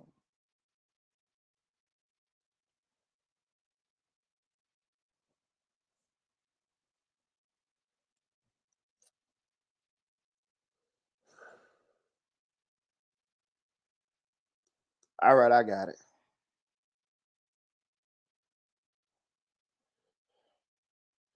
Salute to Springfield. Salute.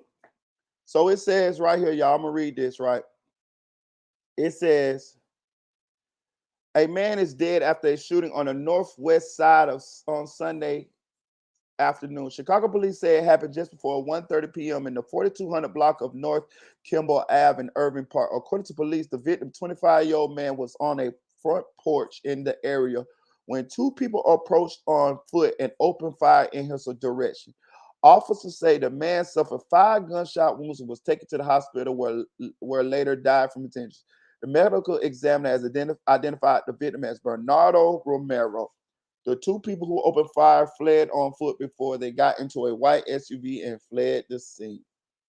Now, then what I'm gonna do? I'm gonna do this because I'm a dog. We all right. You know what I'm saying? So I'm gonna play AK video.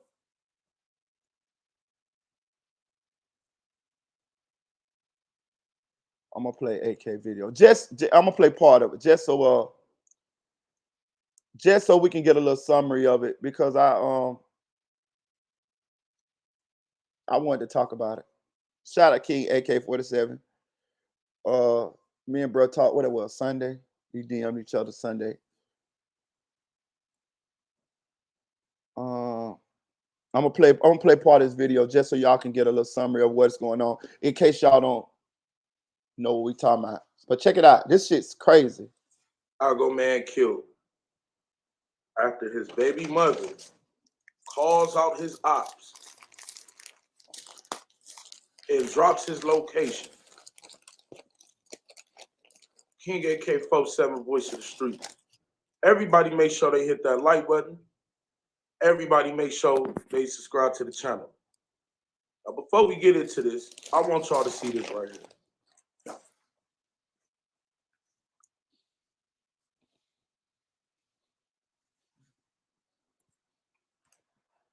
Sad, bro. So as you guys can see, the woman even carrying his last name on Facebook. She get into it with her baby father.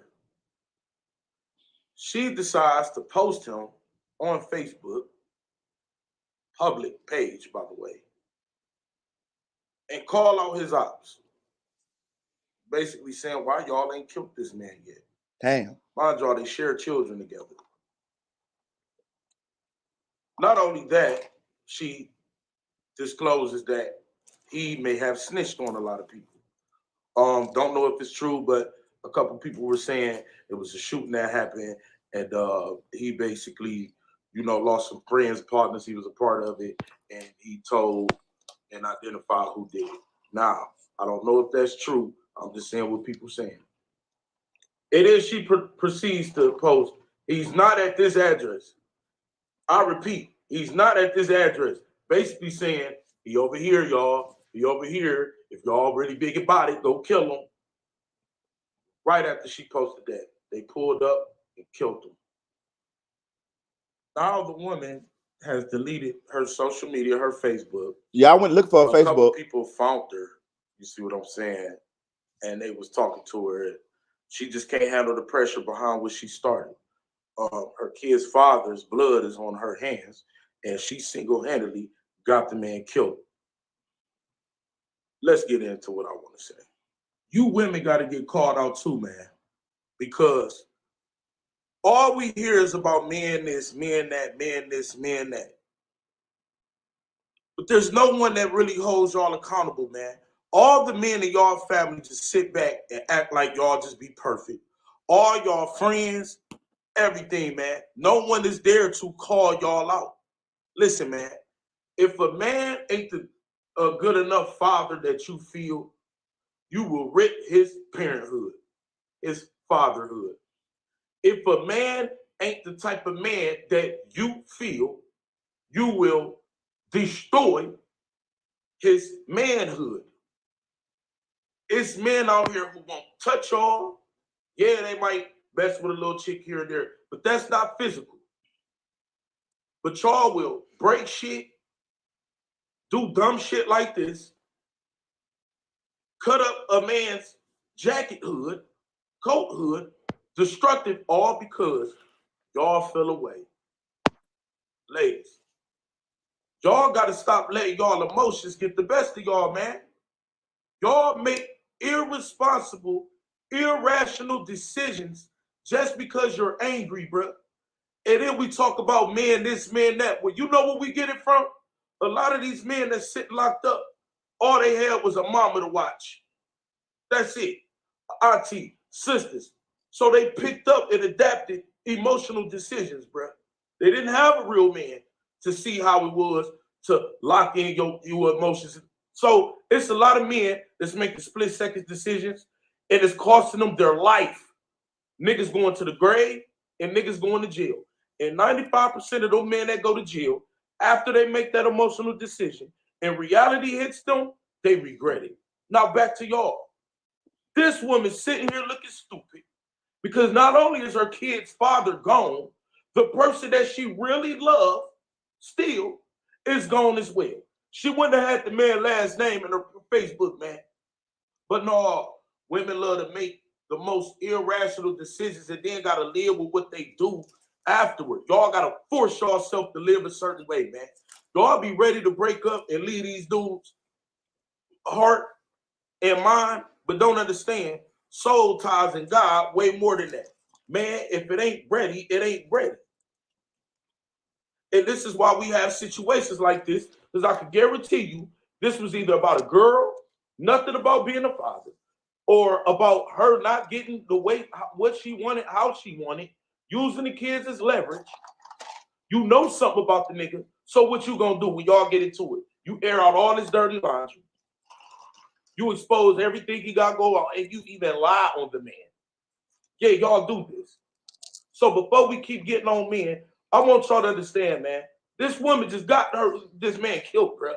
For what? For what? Top of that, she's probably going to get in trouble. So mommy go bye-bye. Kids with no father or no mother because of a decision that she wanted to make, man. Let me tell y'all something, man. A lot of you females got to realize y'all shit stank too, man. Y'all are not perfect how y'all feel. Y'all do not hold accountability for yourself. Y'all do not do nothing. And y'all run around here and go off with niggas tell y'all in the DMs and hoe ass niggas that don't want to tell y'all nothing. And act like you so perfect. Because this is what I see every day. I see this in all these celebrity couples. I see this walking down the street. I just see it, man. All right. I didn't want to get all off in that, but you know, he was just getting how he felt about it or whatever. You know, that's his opinion, how he felt about it. I have seen this before, y'all. What's this dude name? Burnout. What the fuck his name was? Let me see if I can find it. Right here. I'm gonna put his name up. Bernardo Romero. Okay. So I have seen this before, y'all. Shout out Kenna's on the real deal. Appreciate you, gang, for pulling up. I ain't seen you in a little minute. I done seen this before, y'all. And it's just sad, bro.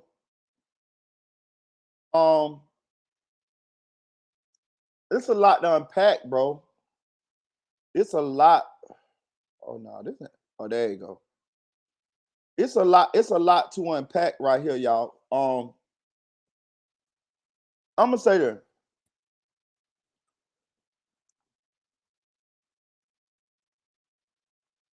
It's just some evil people out here. And I'm not gonna make it all about men and women because it goes both ways. It goes both ways.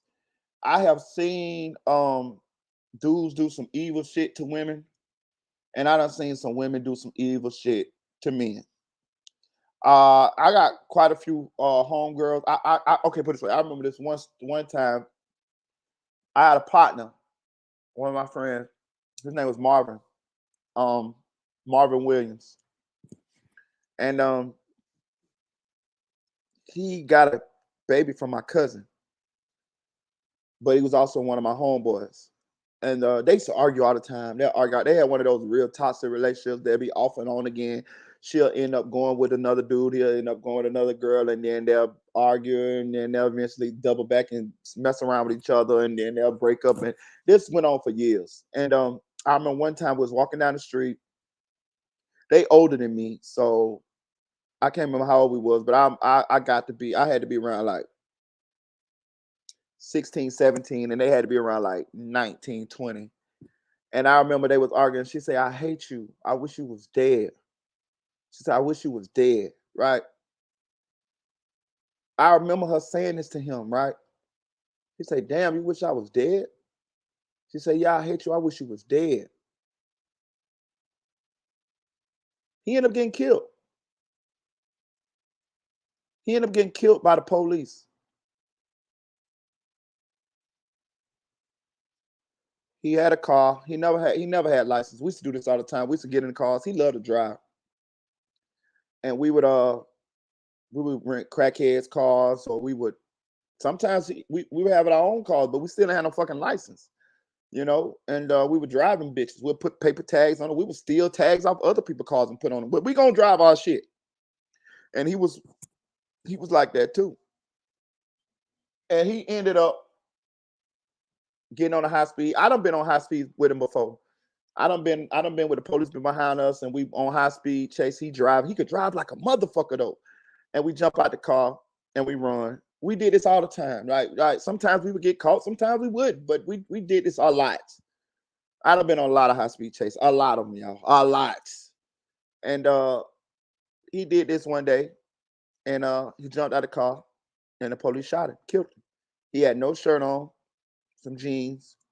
They say he had a gun. Now, we knew that was a lie because we knew Marvin, and Marvin accidentally killed his sister when he was a little boy. So he never liked guns. He never liked guns. He never played with guns. He hated guns. Period. My little cousin, who's his son, ended up Marvin used to always get on him when he used to play with guns and shit. I'm gonna show y'all. I'm gonna show you Marvin Williams. I'm gonna show y'all how this shit play out. And Marvin ended up what is shit at? Marvin ended up used to always get on him for playing with guns.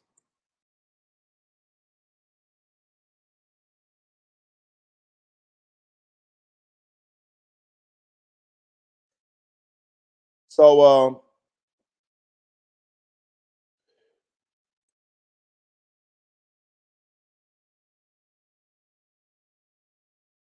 let me see.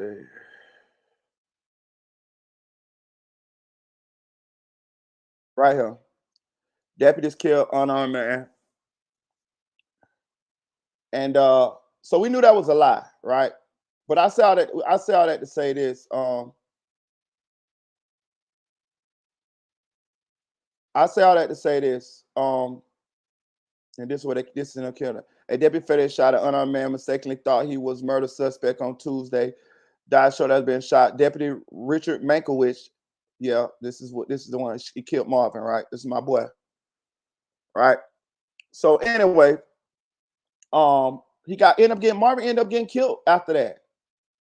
And I just always remember that she said that to him. And she was right over his casket when he was dead, and she was crying. She was, oh, you know, this and that, there, you know. But the tongue is powerful, y'all. And she probably didn't mean it. She probably was just mad at the time, and you know, things of that nature. And he ended up dead. And I'm gonna say this. This is what happens a lot of these times, bro, in these situations, bro. People be mad, people be upset, and they say things that they don't mean. But then sometimes they do mean them. Like you got to be cognizant nowadays in today's society with what we got going on with these gangs and these ops. And bro, let me tell you something. Man, look, man. All right, put it this way. I just left motherfucking Indianapolis, right? I just left Indianapolis. Indianapolis is only 2 hours away from Chicago. It's a lot of motherfucking Chicago people that's in Indianapolis. Know what I'm saying? Indianapolis is one of the places where people from Chicago go to kind of like let their hair down, or you know what I mean? You know, because it's like I'm not in Chicago, so they feel a little safer in Indianapolis, but it's really not that much safer because a lot of Chicago people go to Indianapolis for the same reasons. You know what I mean? They feel like I ain't in the city, but bitch, yes, you is. Like, it's a lot of motherfucking Chicago gangbangers in Indianapolis, right? I done left Indianapolis. I lived there for 2 years, right? So I left. I got a son up there. I got a baby mom up there, whatever. When our relationship started, like, looking like this motherfucker not finna work, I got my ass off from up that motherfucker. Let me tell you why. Part of the reason why. I realized that, okay, let's say my baby mama fucking with a nigga up there, right? That I don't know nothing about because I'm not from up there. I'm from Indianapolis. I mean, I'm from Orlando. Say the nigga fall in love with her. Say she fall in love with the nigga, right? Say they got all kind of lovey-dovey shit going on behind my back and I don't know. This nigga might want to motherfucking kill me. I don't know shit. I don't know nobody up here. I don't know the landscape. I don't know nothing. I'm just living. And I got a motherfucking hard down in love ass nigga, side nigga that want to kill me. I got my motherfucking ass on from up there. You feel what I'm saying? You don't never know. You don't, once a motherfucker don't love you or don't got no respect for you or none of that type of shit no more, this shit done went sideways, your best bet is get the fuck around them. Because you can't trust them no more. You don't know what the fuck might go on. And look at what happened with this dude, Bernardo, and his baby mama.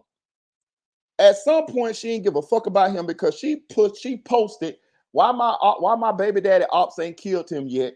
She said that, oh, he don't live right here, pretty much putting his address out there, and they done killed this motherfucking man. You can throw her ass right in the boat with Mickey No Truth and Gorilla Monsoon and Spoon and all of them. You see how evil these motherfucking people is? Do you see how evil these people is, y'all? For real. Grip say, I'd leave it if I could take my kid, for real. Nigga, I left the baby too. For real. He'll be all right. You know what I'm saying? Shit, I go back and get him. But I gotta make sure I'm straight. You know what I'm saying? For real. Let that shit play out.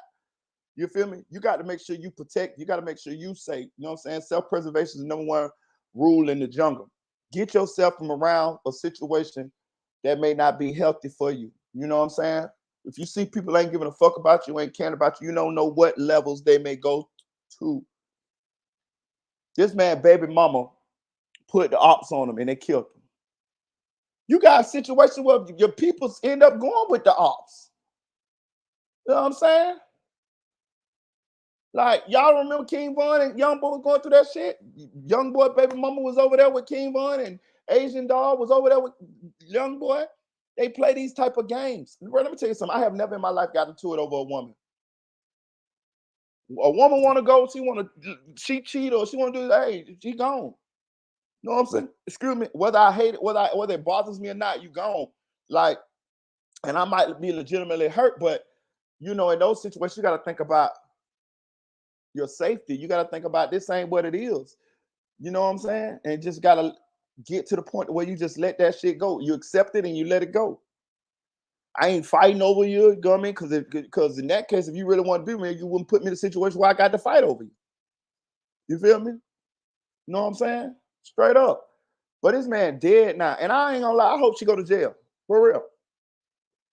I want her to get prosecuted with it for the fullest extent of the law. And I'm gonna tell you another thing too. A lot of times we be in relationship with these people and we don't know these motherfucking people.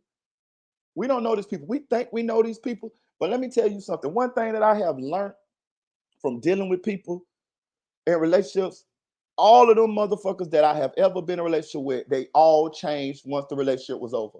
Every fucking one of them. And I'm not just trying to make this about a woman situation, but I'm a heterosexual male. All I ever dealt with was women, so I don't know what the fuck. You know what I'm saying? How y'all? It has to be a woman up here to tell me how niggas do when they don't fuck with them. But I'm just telling you, from when I dealt with women, every one of them changed when you not with them no more. They act different. They with different people. You know what I'm saying? They with a different man, and they change. You know, they might have been acting when they was with you. They might have tailored the way that they act around the way that they thought that you liked it, and they might be mad at you. They might be mad. You might have cheated on them. You might have did something they don't like. You might have said something you don't like. Whatever, anything. But they change, and then you wake up and you be like, this motherfucker is not the same motherfucker that I was with for 5 years or 3 years or 2 years or nothing. You know what I'm saying? So I noticed that. You know what I'm saying? So it actually, I gotta ask yourself, did you really know these people? Or did you know who they, or did you only know who they portrayed themselves to be to you?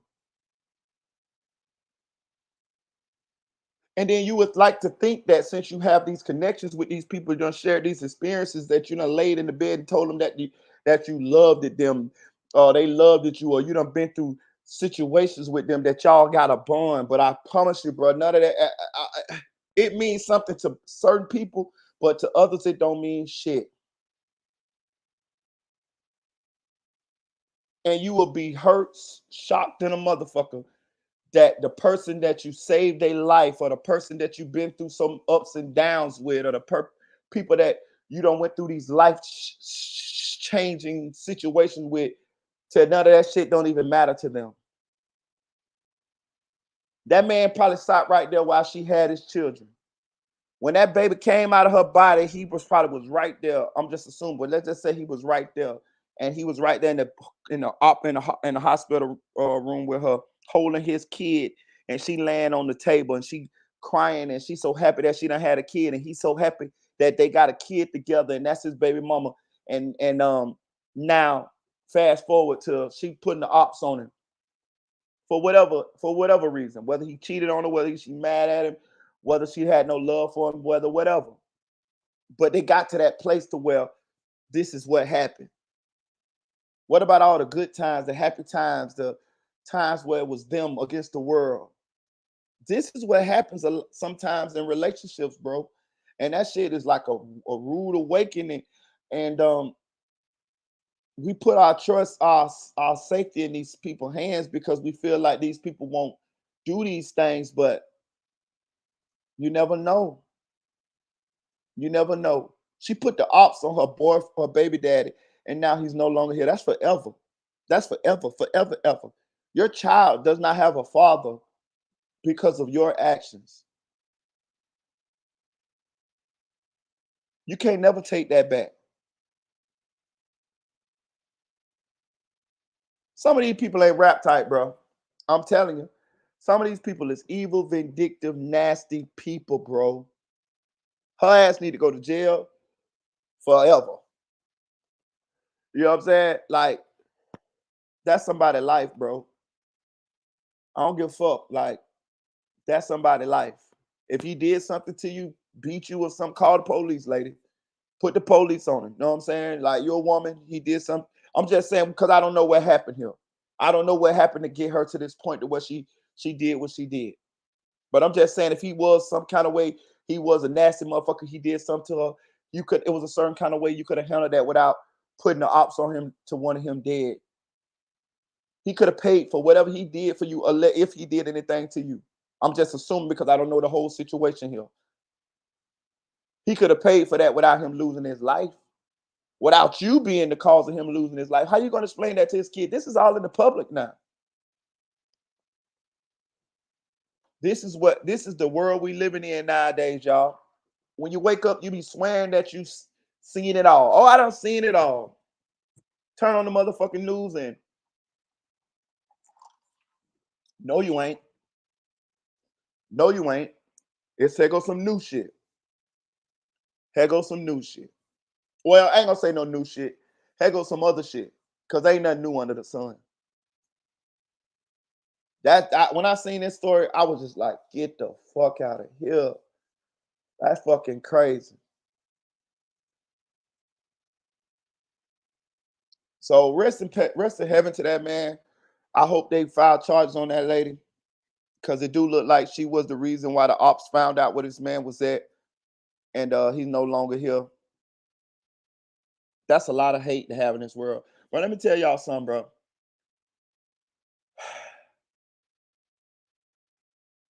That's a lot of hate.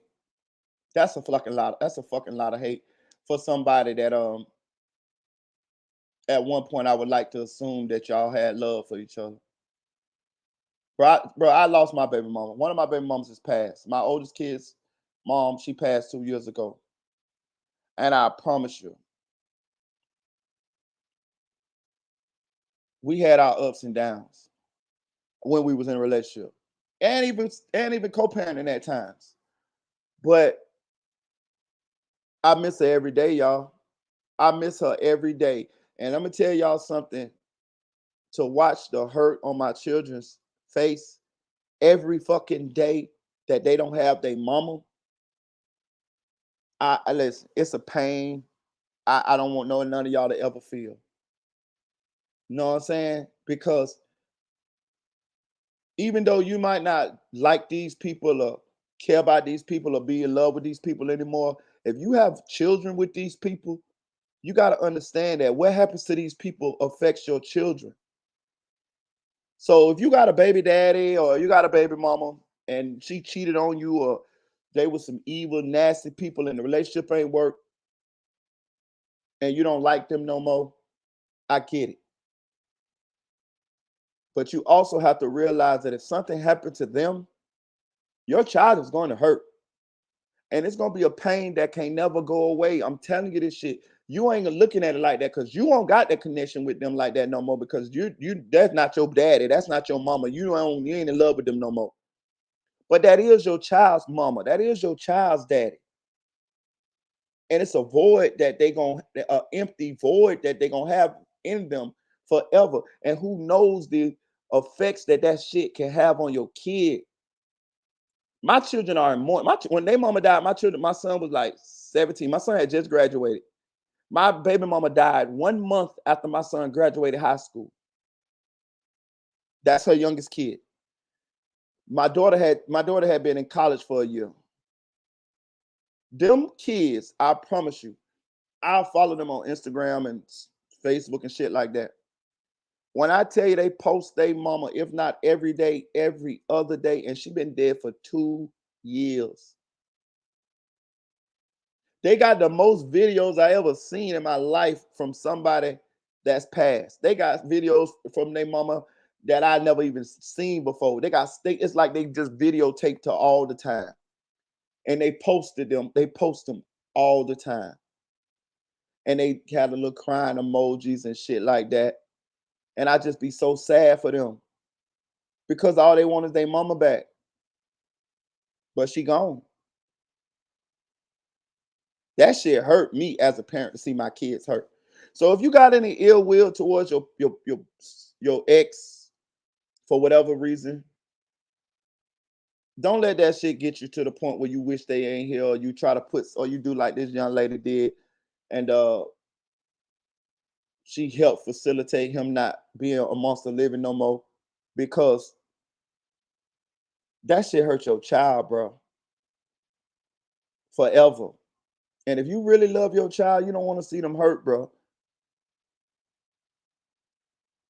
So man, hey, look, I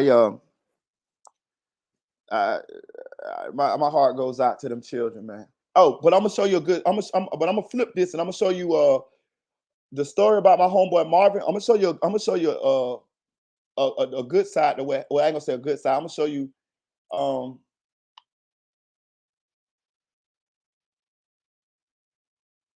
I don't want to say a good side. I'm gonna say my cousin, my little cousin, who was his son. This man right here, Marvin Williams, who got killed. My homeboy, who got killed by the police. He got killed running away from the police. Right. I'm gonna show you his son, which is my little cousin. Crazy, right? I'm gonna show you something.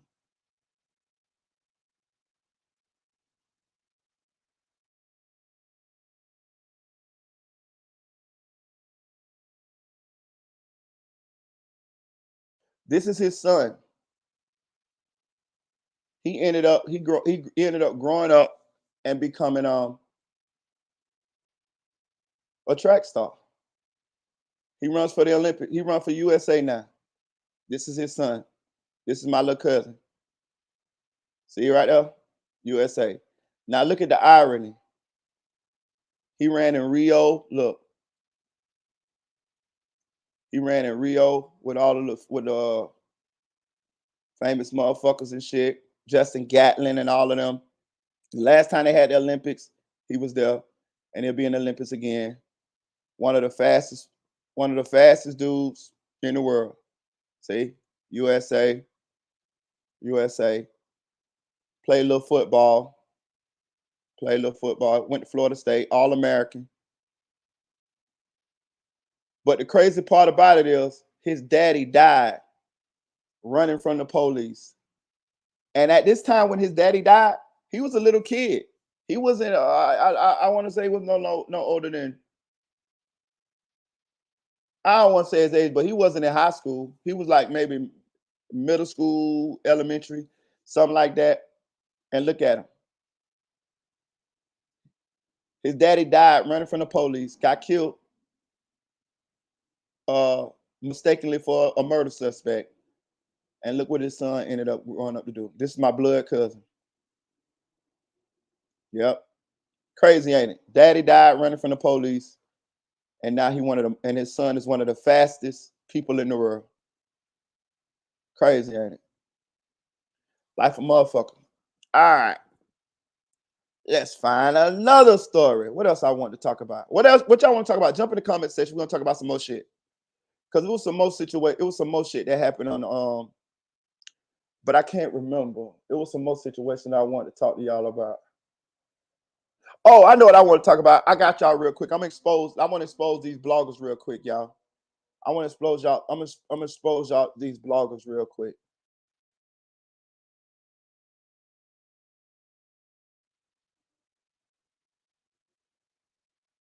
Let me show y'all something, right? I'm gonna show y'all the evil that goes on these YouTube streets, y'all. Let me see.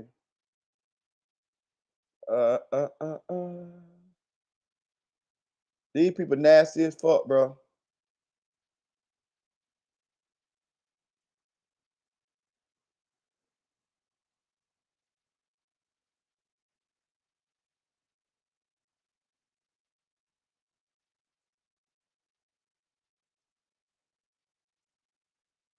I want to talk about this guy,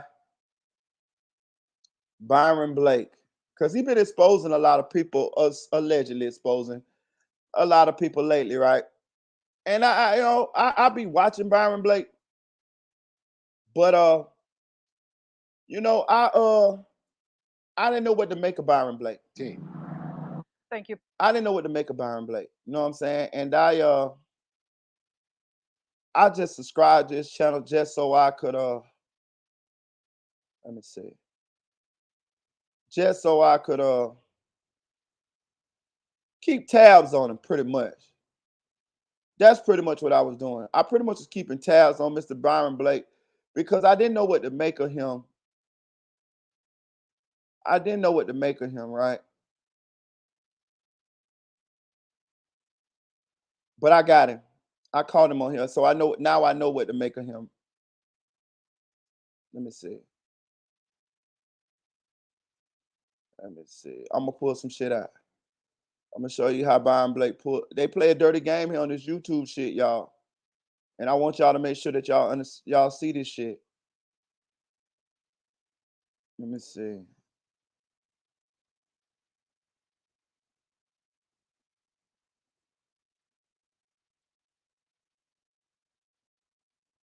Right here. Okay. I'm gonna show y'all some shit, right? Y'all peep this shit right here, right? So I was watching Byron Blake's video about him allegedly exposing King AK-47, right? Check this shit out, right?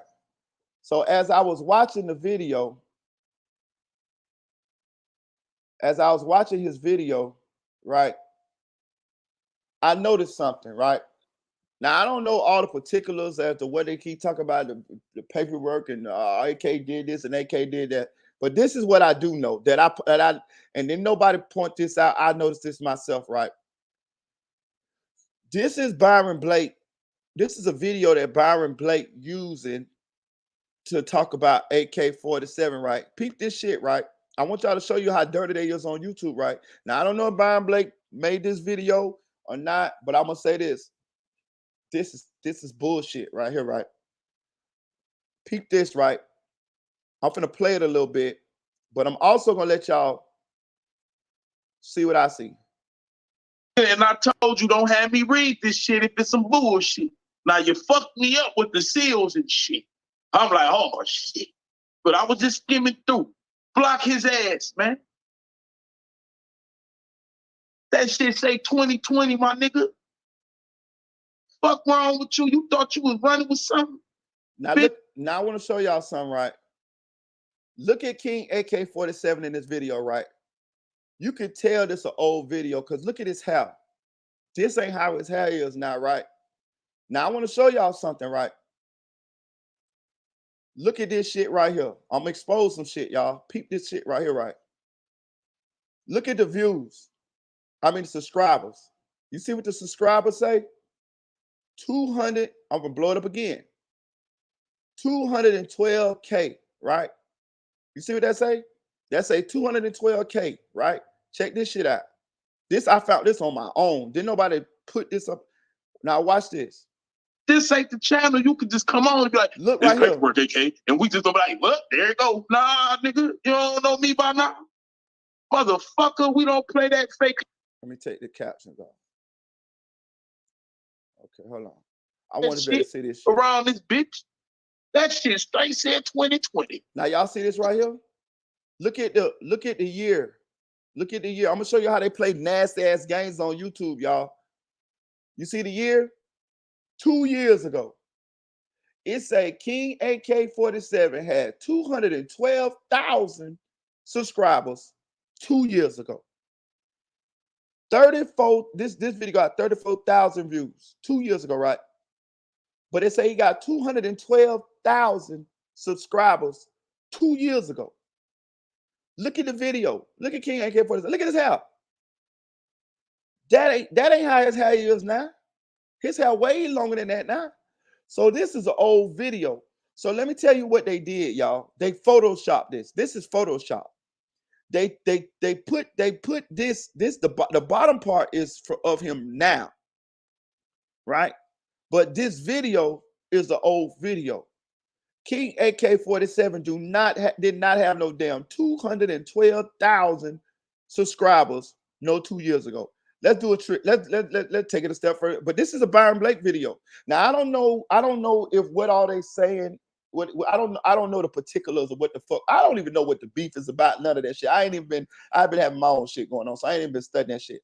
But I wanted to expose to y'all the games they play on YouTube to get you guys to believe what they want you to believe. They spin these fucking narratives and they put this shit out here like this shit is facts, but it's not. They playing these games, bro. Let's go, King. Look, let's do this for real before we go. Before y'all go now, I want to show you. I picked this up on my own. Nobody told me this. I just happen to be looking at Byron Blake because I be trying to see what I'll be trying to see where he coming from. Because I don't have a problem with Byron Blake. I just know he exposed a lot of people. So I just be paying attention to see what he's saying. That's it. You know what I'm saying? So when I was listening to this video, I say, hold on now. You said this is King AK-47. This is 2 years ago. And King AK-47 got 212,000 subscribers 2 years ago. Hell fuck no. He didn't have no he didn't have no 212,000 subscribers no 2 years ago. Hold on. This is how we're gonna do this. We're gonna prove my point. Gonna prove it real quick here. Let's go to King AK-47 channel now.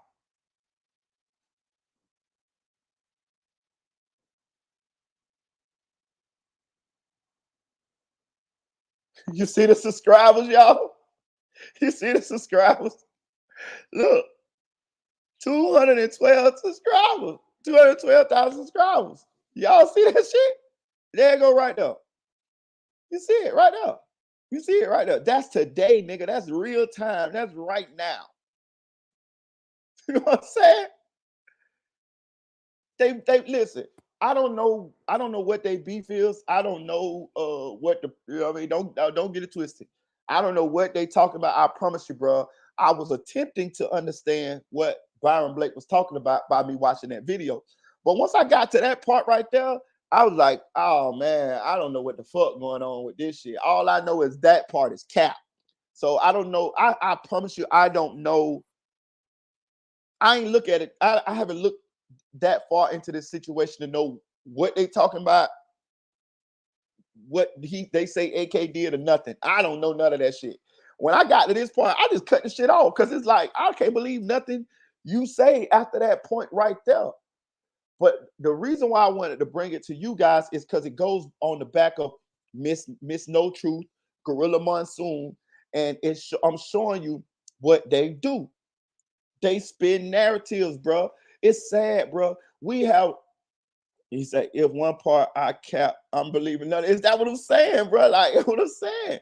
It's cap. Like, look, bro, this man got 212,000 subscribers now. Y'all trying to say that video, that Byron Blake is putting that video in his shit for whatever reason. I don't know, maybe trying to say, okay, the police, I don't know. But all I know is all I know is if I seen that shit, he's seen that shit. And I don't know if he made that video or whatever, but you're capping, bro. You're capping. Now, I'm just trying to show y'all the shit that these people do on the internet to try to character assassinate people, spin narratives, to try to get you to believe what they want you to motherfucking believe. It's fake. That's what I'm saying. It's fake. Look, bro, I did this on my own, bro. I swear to God, I was just scrolling YouTube and I say, let me see what Byron Blake talking about. You know what I mean? I fucked around and clicked on that shit and I was watching. And I seen the video, that little clip in that shit, and I seen that shit say 212,000 subscribers. I say that shit say 2 years ago. Bitch, AKA had no goddamn 212,000 subscribers 2 years ago. So I went to AK channel and I looked and I see that the numbers match up with what he got currently now. So that let me know that shit Byron Blake got up there is a photoshopped ass video that he's putting up there to use to spin whatever narrative that he got that he want to spin about AK. I don't know what the narrative is, I promise you. I know it's some shit about some police shit or some shit like that. But once I saw that fake ass shit was in there, I just turned the whole shit off. And I don't even want to hear no more. You know what I'm saying? Like, cause what the fuck? You know what I'm saying? But I'm just trying to show you the shit that us niggas do. I'm saying us niggas. Because it's only the niggas. It's us. We with the bullshit on here on YouTube. Yeah, so you know what I'm saying? So you just joined what happened. I don't know, bro. I was just showing them how Byron Blake lied on Key AK-47. Yeah, he cutting the product for real. He said he taking the blue magic, you know what I'm saying, and making it blue dog shit. You know what I'm saying? Like for real. Like you lying. You lying. Byron Blake is lying and saying that whatever. I promise y'all, I do not know the story. I was trying to learn the story, but then when I saw this cap shit that he capped on AK-47, I cut off. I cut the shit off. You're gonna go to the point, the extreme, or you're gonna make a video and you go Photoshop the shit. You know what I mean? And yeah, you Photoshop the shit right. You know what I'm saying? Like, that shit crazy. But anyway, I know it's another situation that I want to talk about. And I'm glad that this segue to that. Let's see. I want to talk about the Poetic Flacco and the Brick Baby situation. Because this goes into that too, y'all. This goes into that too. Listen, bro. They play a lot of games. They play a lot of games on this internet, right? So, if y'all don't know, Poetic Flacco, which I like Poetic Flacco content. I ain't gonna lie, I like his content. I like the little lane that Poetic Flacco done carved out for himself. You know what I'm saying? And I ain't no hater. I like his format. You know what I mean? I don't know him personally, but I do like his format. I his being that I saw Poetic Flacco on No Jumper, I saw him get spit on by 16 shot him. And I see Poetic Flacco is making his own lane. He's a no jumper, host, but I see him, you know, doing his thing. He making his own way with his own channel. He got 100 and some thousand subscribers. And he keep the content rolling. So I do tune in to Poetic Flacco and I pay attention to his format. I'm learning. I pay attention to the way he deliver his content. And it seems to be resonating with the subscribers. So I was cool with that. So I'm peeping. So if y'all don't know, Poetic Flacco is a host on No Jumper, but he also Brick Baby, which is a Los Angeles Crip, Rolling 60 Crip, is also a host on No Jumper. And y'all all should already be unseen by now that Poetic Flacco dropped a video insinuating that Brick Baby was paid by Lil Durk to facilitate the hit on Lil Pop, which is Lil Pab Pop, rest in peace, young man. Which is Quando Rondo's homeboy. If y'all remember when Quando was out there in LA and his partner got killed, got gunned down in the car. And we all saw the video of Quando Rondo crying and just hurting that his friend was murdered right in front of him. And if y'all remember now, Brick Baby went on I forgot what platform that was we did an interview where he said that Lil Durk was behind the hit on Lil Pop. That's what Brick Baby said. I did a video on that and I was like, God damn, Brick Baby, you doing too much motherfucking talking. You know what I'm saying? Well, Poetic Flacco, which is Brick Baby's co-worker, because they both are hosts on No Jumper, did a video saying that Brick Baby, you know, might have been paid by Lil Durk to facilitate it. So I'm gonna play a little bit of it so y'all can get caught up on it. But I'm gonna show. I'm gonna bring all this home. This gonna be connected to the Byron Blake shit. This gonna be connected to the Mickey No Truth shit and Gorilla Monsoon shit. You know what I'm saying? And I'm gonna break it down. Let me see. Okay, so this is it right here.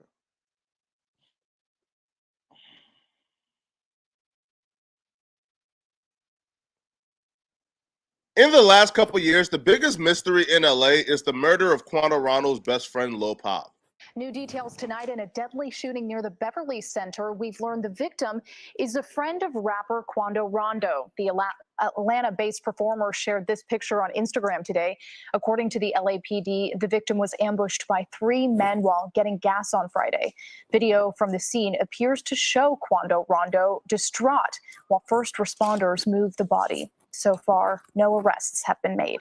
The murder is still unsolved. There's no suspect the police has released for this murder. However, the fans has automatically given Lil Durk credit for this murder due to the history between Lil Durk, King Von, and Quando Rondo, obviously because Quando Rondo and his brother Lil Tim is responsible for the death of King Von. No, that's not true. We gave Lil Durk the credit for this because Brick Baby came out and said that Lil Durk was behind this hit. That's what the fuck happened. But let's continue. So people automatically assume that Quando Rondo and his best friend getting hit up was a hit called by Lil Durk. Lil Durk wasn't in LA at the time of Lil Pop's death, so the fan theory is Lil Durk solicited the help of a reputable LA gang member, Brick Baby, to take out Lil Pop and Quando Rondo. Fans will claim that Lil Durk will pay Brick Baby, who can be seen here, photograph for Lil Durk in LA a month before Lil Pop's murder. Fans will claim that Lil Durk would pay Brick Baby $100,000 for the hit. Brick Baby is a Rolling 60 neighborhood crib, and Quando Rondo is too. So the theory itself appeared to be far-fetched. That's until Quando Rondo took to his Instagram to denounce the neighborhood card and drop his flag. Quando Rondo will state that he's dropping his flag because there's no loyalty in this, and the neighborhoods didn't have his back how he thought they would have his back. But the rumors that Lil Durk paid Brick Baby $100,000 for the hit on Lil Pop and Quando Rondo really grew some legs and even wings when Brick Baby dropped his single Not Enough. Brick Baby will respond back to the fan theory of him receiving $100,000 for the hit on Lil Pop and Quando Rondo. See, Brick will respond back with some really questionable lyrics. He was ducking, trying to hide, and he inside a blunt. We dropped 100 on your guy, go scrape your partner. Your chance to flip this brand new charger, trying to follow up. We charge a quarter for a pack of hundreds, not enough. The last nigga we turned the pack, we got $1 million plus. Yeah, the way Boogie do his thing, he need $1 million plus. TS, how about walk him down, Jack gon' chop him up. He wanna smoke that chopper, hit his lungs, he coughing up, cough it up. Every time you in my city, guap it up. Let's slow down and dissect these lyrics real quick. He was ducking, trying to hide, and he inside a blunt. We dropped 100 on your guy, go scrape your partner. This could be interpreted as we put $100,000 on our last op, and he was just a local California dude. Yeah. They're trying to flip this brand new charger, trying to follow up. We charge a quarter for a pack of hundreds, not enough. If Lil Durk wanted me and my immediate circle to conduct a hit on Lil Pop and Quando, it would have cost at least $250,000. $100K is not enough for me and my immediate circle to do the hit. The last nigga we turned the pack, we got $1 million plus. So the speculation we got $100,000 for the hit on Lil Pop and Quando is not true. It was actually $1 million. You're reaching a little bit, Flacco. You're reaching. Boogie do his thing, you need $1 million plus. TS, how about walk him down, Jack gon' chop him up. Then the dudes he named were hypothetically the dudes who, if Bray Baby did have an issue with anybody, those would be the dudes he would call because they do great work, allegedly. You're right? reaching. I don't know. You're reaching. But here's why that $1 million number was really important. Quando Rondo himself would admit and rap about that Lil Durk put money on his head, and not just any money. That Lil Durk put $1 million on his head. Early morning on the blizzard, huh? All this money on my head, I ain't dead yet. Straight up, on hood. Shit, I'm a ticket. If they catch me, they collecting $1 million. Amen on my head, that's what they say. That's all you got, bitch, make it A. Come run up on me, bite the bait. Every clip on me, jump out, shake. I do want to clarify, I particularly don't think Break. I got a question, y'all. I mean, maybe I'm naive, maybe I'm dumb. First of all, so I think that Poetic Flacco is reaching here, but I'm going to show you, it's still going to go into the narrative that I want to show y'all. If a nigga got $1 million on your head, how the fuck you know? Like, who tells you this shit? You know what I'm saying? Maybe. Yeah, I'm saying he's reaching with this motherfucker here. But I'm gonna show y'all what my point when I'm done with this shit. But maybe I don't know. I mean, I'm trying to think. Have I ever had some money on my head? Nah. When we was out there, when we was out there, wasn't no money on your head type shit. It was niggas just want to come get you, the motherfucker self, or they crew come get you. Hold on. Let me try to think. Yeah, I had some beef with some niggas out of another city one time, and some niggas wanted me dead. But it wasn't no money on my head. It was, you know, niggas like, hey, we're gonna come get you type shit. You know what I'm saying? It wasn't no, we put some money so niggas finna come get you. That shit kind of just, it's been around for a long time, but it definitely became more popular now. You know what I'm saying? So yeah. It's like it's more like when I was, you know, out there in the streets, it was more like niggas just gonna come get you. You know what I mean? Like it ain't nigga open to put some niggas come get you. Now it's like niggas wanted to come get you on their own. But let's continue. But yeah, he's definitely reaching here. At Rap Legends TV, he's definitely reaching here. He is involved. I think he's actually innocent. But I do have to give you guys the context as to why people believe Brick Baby is involved in his Lil Pop murder before we reveal the new information that Quando Rondo just exposed that implicates Brick Baby and Lil Durk in Lil Pop's murder. So Quando Rondo is telling everybody who can listen that Lil Durk got $1 million on his head. Brick Baby is rapping about picking up $1 million for the last person they dropped, and the last person that dropped is high profile in LA who could command $1 million. Well, is Lil Pop and Quando Rondo. So there you have it, right? And then after the Lil Pop murder, Brick Baby would go on No Jumper and hint towards that people can't say Slava Von no more because Lil Pop got hit up, hinting towards Lil Pop maybe being a retaliation for King Von's murder. Slide Von. Oh, you oh yeah. Slava Von, right? Nobody. Yeah. They say you can't say that no more. Why? Oh yeah, because of no. Like They who died? you can't say that no more. Oh, because of FBG Cash? Or who? Nah, because Lil Pop. Oh, He told. Well, okay. What's that? But I'm just saying, they just say you can't say that no more. Yeah. So, Rap Legends. I mean, that's what he said. He said he pretty much said that Lil Durk put a hit on Lil Pop.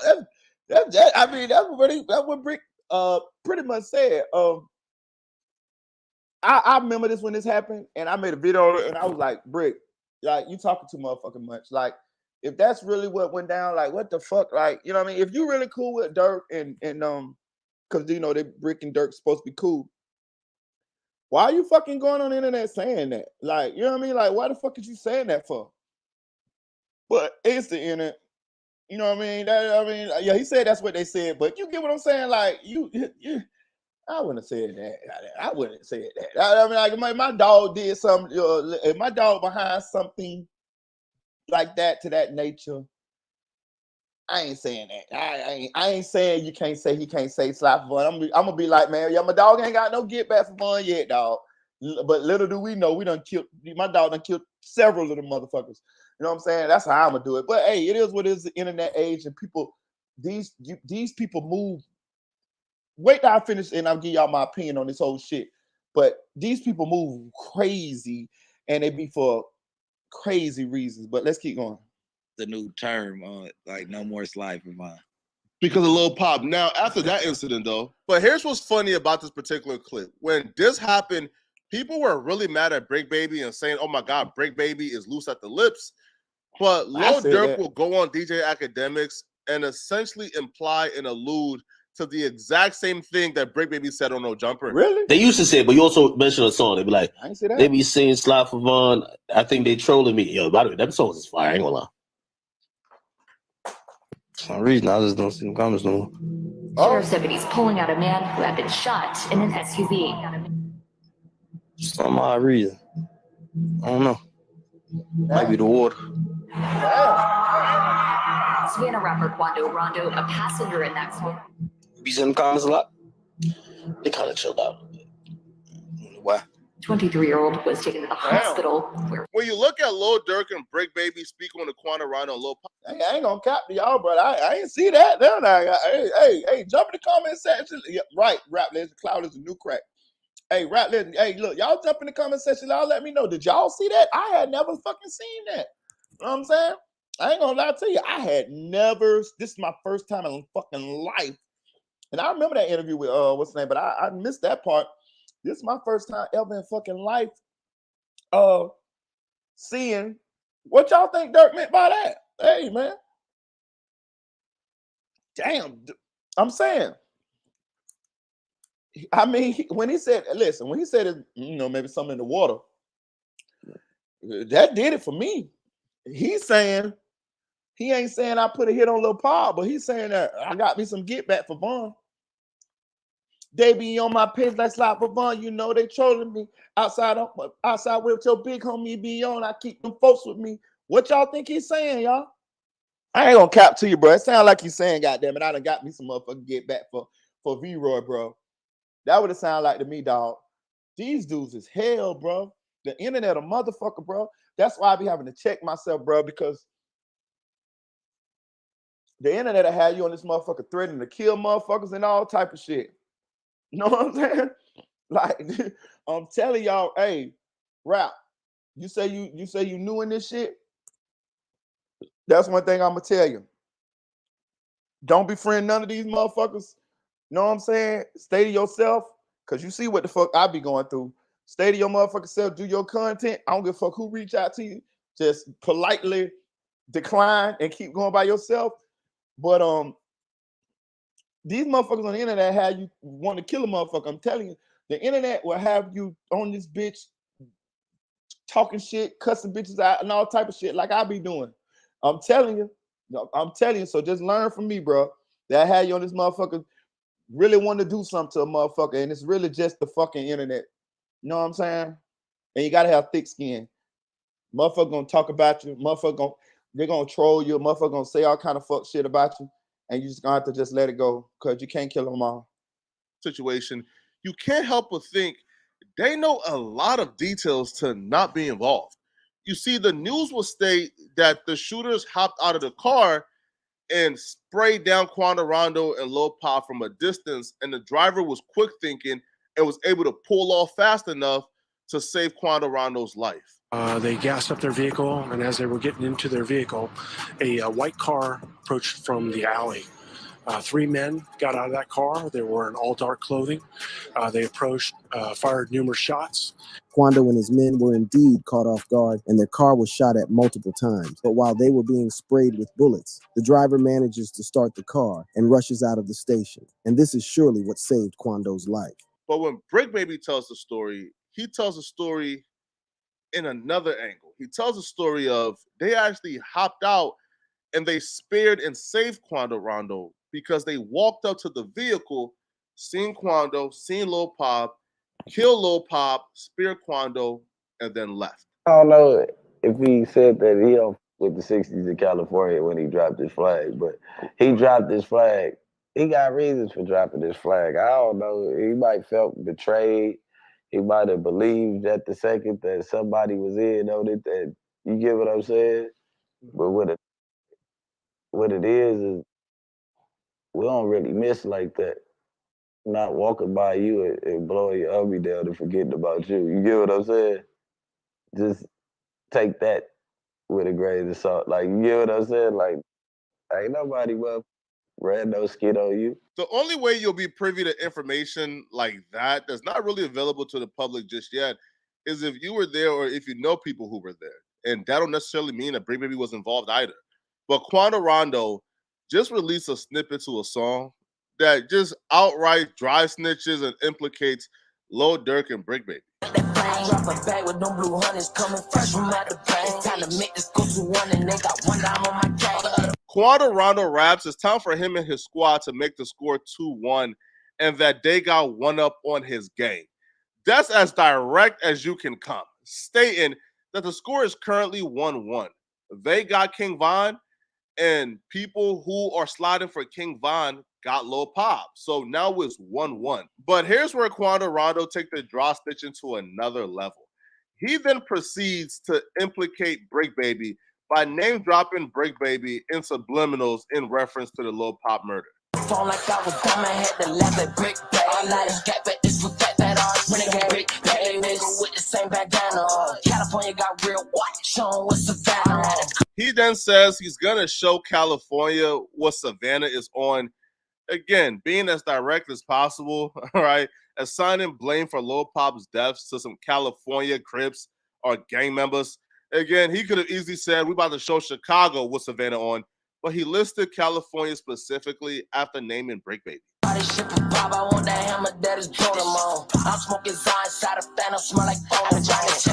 It looks like Quando Rondo is like, yo, I done kept quiet because I thought if I kept quiet, they did it in broad daylight, man. The police would have done their job and locked them up, man, and I wouldn't have to snitch.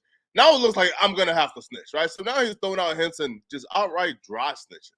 If I'm Brick Baby or Lil Durk, I'm terrified, right? Because, you know, there's already a lot already out there that kind of ties me into it, or even if it's trolling, it, you know, it has my name around this entire thing. Now, Quando Rondo is naming me directly into this. This is implications that could lead to detectives coming to talk to me or arresting me or trying to pin something to me. This is very scary stuff.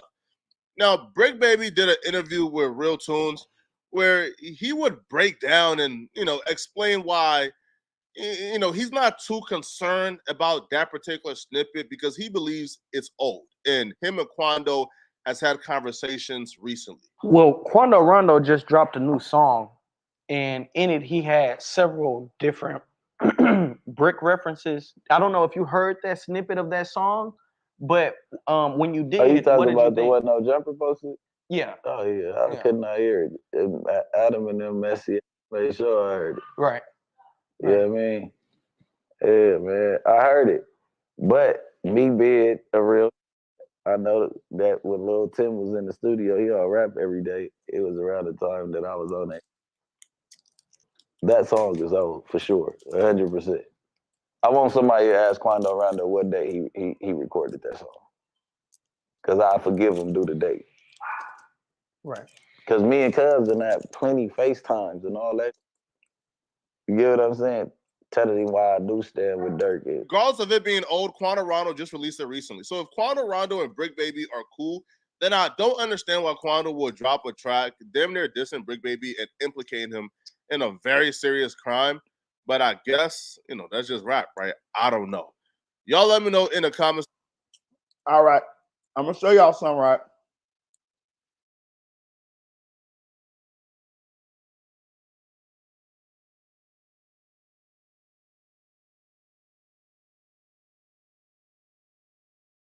To show you how they be with the bullshit, y'all.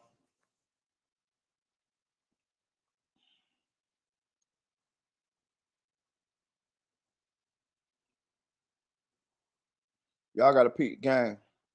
I'm put y'all up on game. Since I'm in the fraternity. Let's watch Brick Baby This together. Single coming called "Not Enough," produced by DJ Show. This for you guys. This for the subscribers. This for the people that's consuming this content and all this content across the internet. YouTube Rap Legends, since you're new in the game, and put you up on game here because you're gonna have a choice at some point: red pill or blue pill. At some point, you're gonna have a choice. So I just want you to know what you're getting into. This shit is a very deep, dark, nasty place. Who? Okay, you come. And then I like the cover art. That's cool. That nigga over there got on a sheet. Him in that, but that's cool. Wait, got a rug on. Wait. Then let's go to the the video right beneath. Down. To the right. Current content of me and Quando Rondo, nigga, on the dead homies with all the shit that I got going on right now. All the shit that you see a nigga going through, cuz nigga supposed to be my partner and running content on some murder shit. Try to put a nigga in the middle, like, come on, gang, like, nigga, now when a nigga, listen, run that content one more time, nigga, Kill Squad gonna be in the streets on your ass. You gonna be the first motherfucking example, nigga, on hood. Nigga, I'ma holler at you when I get back to LA too, nigga. Hey.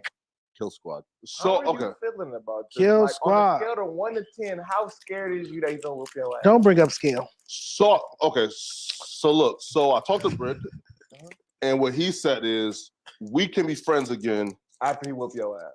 If we squabble on Wednesday, when and he gets back. So, he's finna whoop your ass. So I can't wait to see this. So it's gonna be worse than a lush. No, he's dead ass. He's dead ass. Oh, so shit. In the gloves? Are you scared? Y'all want me to bring some gloves?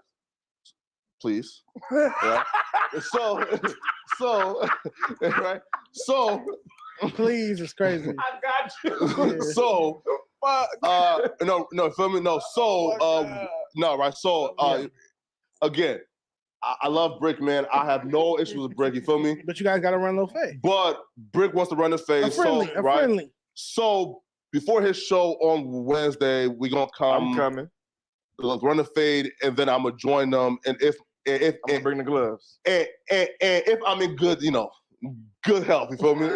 You gonna film? I'm gonna bring the gloves. You should be all right. Boom. There it is. The $1 million answer right there. Rap Legends say, I think they doing this shit on purpose for content. And that's what I want to explain to y'all. That's exactly what I want to explain to y'all. You motherfucking think, first of all, Porter Flacco is a co-host of Brick Baby on motherfucking No Jumper. Do y'all peep what's happening? Brick Baby crashed out a little bit ago, allegedly crashed out on No Jumper. Then right after that, here come Poetic Flacco with this shit right here. This whole story been out here for a long time. You know what I'm saying? But now he just done revisited it, I guess, because Quando Rondo dropped the song or whatever. And they're talking about this shit freely. Brick Baby done said what he done said. Dirk done said what he done said. They talking about this shit freely. And now you're gonna talk, now you're gonna spin a narrative talking about you mad at Brick Poetic Flacco for doing this content, run this content on you. This shit is all a clout move. This shit is all the nigga done took the other pill. Whatever the pill that put you in the, leave you in the matrix and all of that shit there, that's the pill that these niggas done took. They up there on No Jumper, which is Adam 22, which all he fucking does is pit his co-hosts and people against each other and gang members and whoever he come in contact with against each other in order to make content. That is the number one rule of thumb up there. Anybody can be content or whatever. And what they're doing is they're following the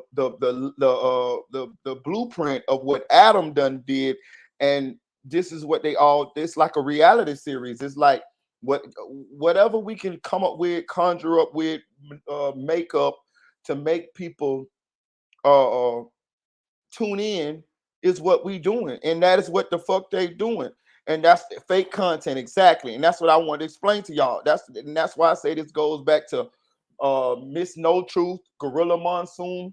This is what's happening on the internet, y'all, and it gets deeper than that. It goes with the rappers too. The rappers, they be knowing the other. They be fake beefing. They be fake beefing with ops and shit. And the crazy part about it be some real shit that be done really happen. But at some point down the line, they all switch from it being a real beef to, oh, we finna make content off this shit. You know what I'm saying? We finna fake whatever to make people believe whatever they can believe in order for us to get numbers. This is what they doing to the subscribers, to the viewers. This is what's happening, y'all. It's deeper than that. They'll take a real beef. Listen, it'll be real ops. They have a real beef. People really be done died. And they still, at some point in the beef, will be clout chasing off the beef in order for views and likes and clicks and shit like that. When I saw King Yella get busted in the mouth, I turned away from that shit. You know what I'm saying? I don't know if he got busted in the mouth for real, but it just smelled fake as fuck to me.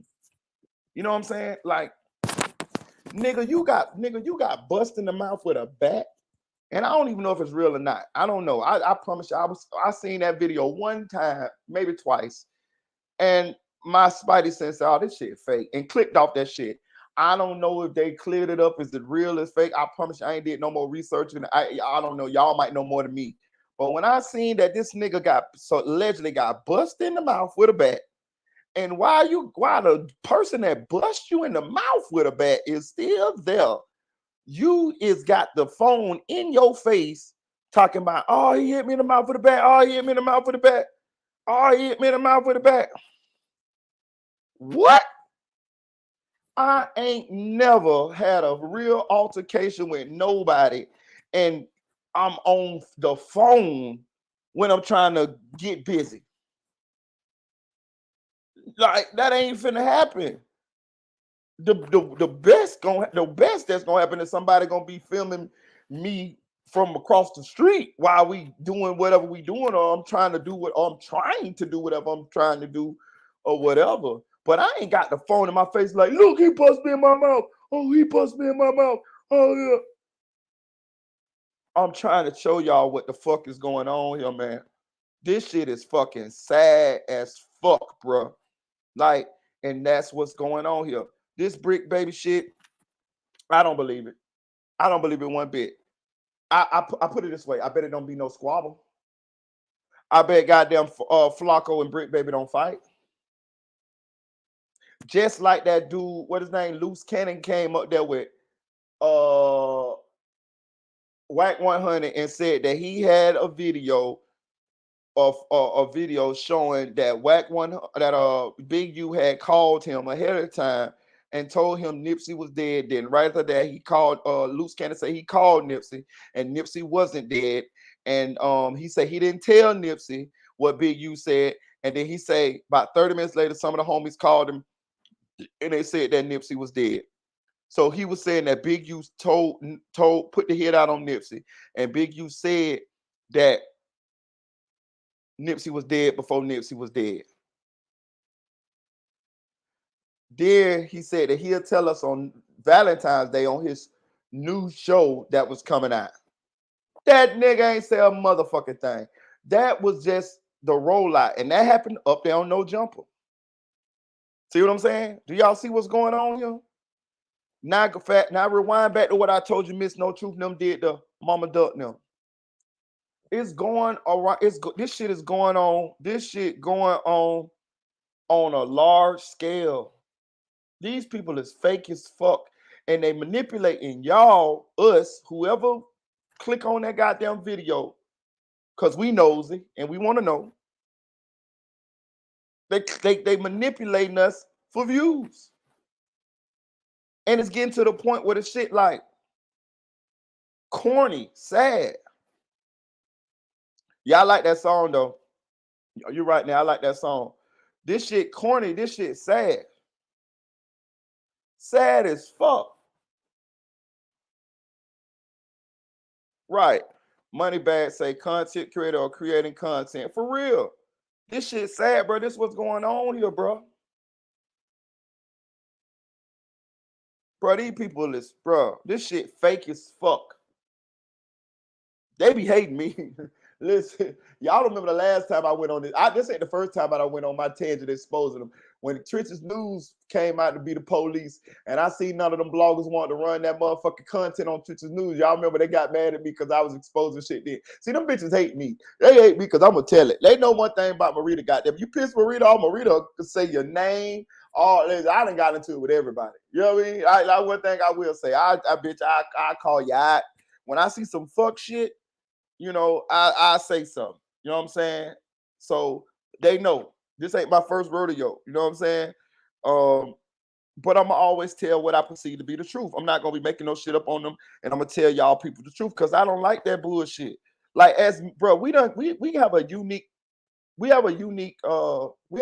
opportunity.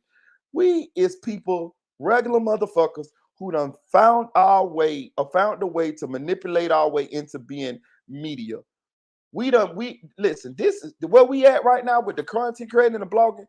This is the fucking wave, y'all. So that's why if y'all want to get into it, Nay, a couple of other y'all, like say Rap Legends TV, jump in it. Just find y'all lane. Find where y'all want to go, because don't get it twisted now.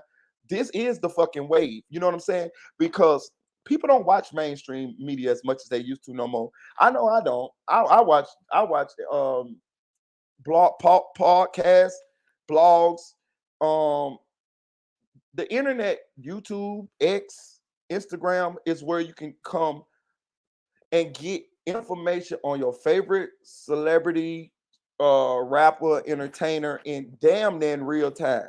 You can't turn on CNN and find out about the Quando, Rondo, and the Little Dirk and the Brick Baby and all of this shit like that. But you can turn on goddamn YouTube and find out. You can turn on X, which is formerly known as Twitter, or you can turn on Instagram and find out. Not only that, you can find out in real time. If a rapper get himself hurt right now, within an hour, it'll be 50 blogs reporting on it. This is a unique opportunity. It's a unique space that we in, and we have a responsibility. And what's happening is, being that we unregulated, the only thing that regulate us is the platforms that we delivering the content off of, such as YouTube, Patreon, whatever platform that we delivering this information to y'all, stream, you know what I mean, Twitch, wherever. That's the only thing that regulates what our content. So what's happening is content creators are just straight up lying. So a lot of them straight up lying. A lot of them don't went to the point to where they making situations happen, or fake situations just to get you guys to click on it, because content creators, they have become the content creators are the new rappers, y'all. You know what I'm saying? Bloggers are the new rappers. You know what I'm saying? And they make more money than rappers. If they get into it, they get the right fan base, right subscribers. they make more money than rappers. You know what I'm saying? And they also make themselves popular as well. So content creators are becoming famous. When they do that, they themselves transcend the content and they become the content. And now they can actually run plays just on their lives. Like how I say, let's just take LYBJ Main for instance, or King AK-47 for instance, Sadie Nash, any of these 1090J, all of these people were content creators that done transcended the content. So now they're popular. So now that they can just come up with scenarios if they choose to. I'm not saying they all do that, but I'm just saying I was just giving an example of the type of once you blog and be a content creator, you then once you start doing interviews and people want to talk to you just because of you, some content creators make themselves the content after that. Okay, pretty much what King Yella just did. King Yella, I know he's a rapper, whatever, but really he's a content creator right now. I mean, his content creating is doing way much more better than his goddamn rapping. So you see what he did now? Oh, I just got punched in the face with a bat. Oh, you see what I'm saying? You see the bullshit? You see the foolery? I'm just trying to expose to y'all what the fuck really going on, so that when you consuming this content, you know, because some people don't really be knowing. But some people, you talk to these people, like I talk to certain people, you know, my homies or whatever, that ain't really tapped in like that, only look at a certain amount of bloggers, and they'll come up to me, they'll be like, hey bro, remember what happened with such and such, did this and that, and what they'll be telling me be a straight up lie. And I know it's a lie because I'm in the arena. I know the truth, but they don't because they watched some blogger who be spinning narratives. You see what I'm saying? And that's the fucked up part about this, is these people be spinning these narratives, and everybody don't know who the reputable bloggers are to get the information from, and they just. It's like the tabloids. It's like them little magazines when you're going through the grocery store and you see the motherfucker sitting right there to your left, and they say, "Goddamn, Elvis Presley left on an alien ship," or Michael Jackson is a alien, or Tupac is in Cuba. That's what the fuck they be doing, bro. They exploiting and they abusing the power that they have, and it's just sad because it got to be some sort of y'all people ain't come here for that. You know what I'm saying? Y'all came here for the truth, or the closest that you could get to the truth. You know what I'm saying, bitch? When Takeoff got killed, goddamn it, y'all want to know who killed Takeoff, goddamn it. Y'all ain't want to know all these goddamn conspiracy theories and all of this bullshit. You know what I mean? Y'all want to know who shot Takeoff, what happened, why he died. But what happens is when these situations happen, you have bloggers that on purpose spin narratives around these scenarios, and being that y'all just want to know so much, y'all will go down these rabbit holes or be pulled down these goddamn rabbit holes by these bloggers who know they lying, and all they want is the clicks and the views, and they laughing all the way to the bank, and you guys are never really getting the facts. You never really getting to the what you want to get out of the whole shit. Oh yeah, exactly. Good one, Nate, because I thought about that too. NBA young boy say he talked to Dirk all the time. Exactly. This is what they say.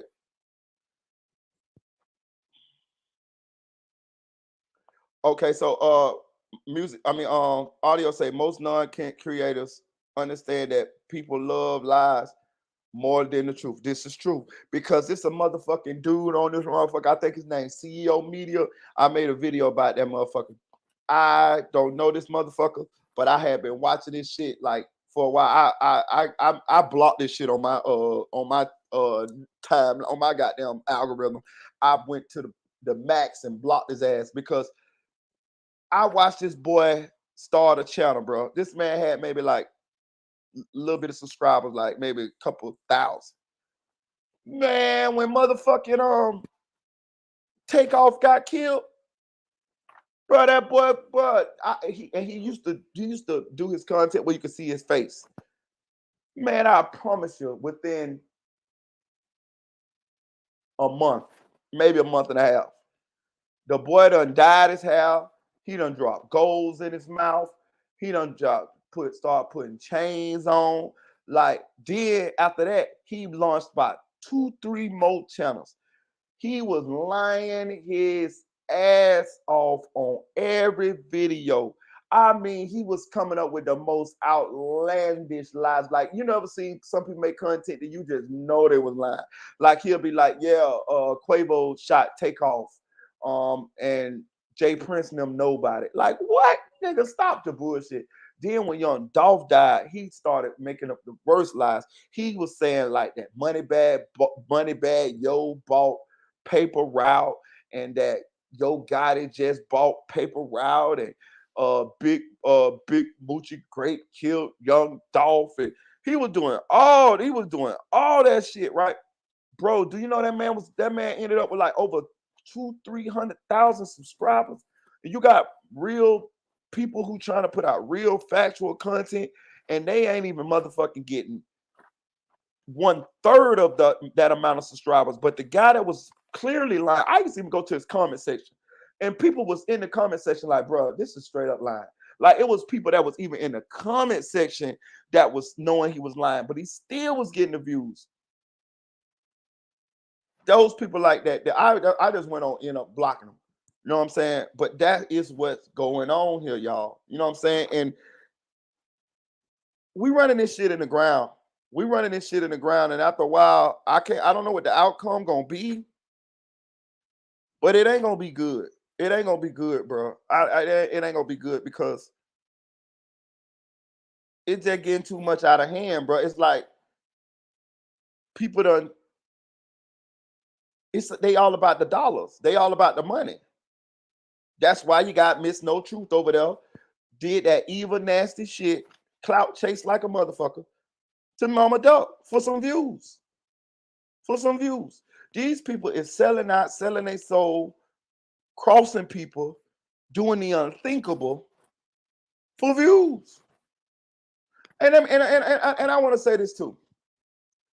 Do you? I'm gonna drop the link. Hey, look, I'm finna put some real. I'm finna tell y'all some real shit too. She gonna be mad about this one. Hey, look, somebody told me Miss No Truth look like a grizzly bear when they stand up on their back 2 feet. They told me that today. They say, bro, she look like a grizzly bear when a grizzly bear stand up on the back 2 feet. You know, when they be like, rawr. They say that what she looked like for real. Hey, look, but check this out. Do you know she has never received a check on YouTube that's been over $1,000? I don't even think she ever received a check of $1,000. Think about this, y'all. Just think about this, right? She ain't never received a check from YouTube that's been more than a couple $100, right? So you mean to tell me that you out here doing all these nasty, low down, dirty shit, and you ain't even getting paid for it? So this lady is doing this nasty, low down, dirty shit for nothing, for pennies.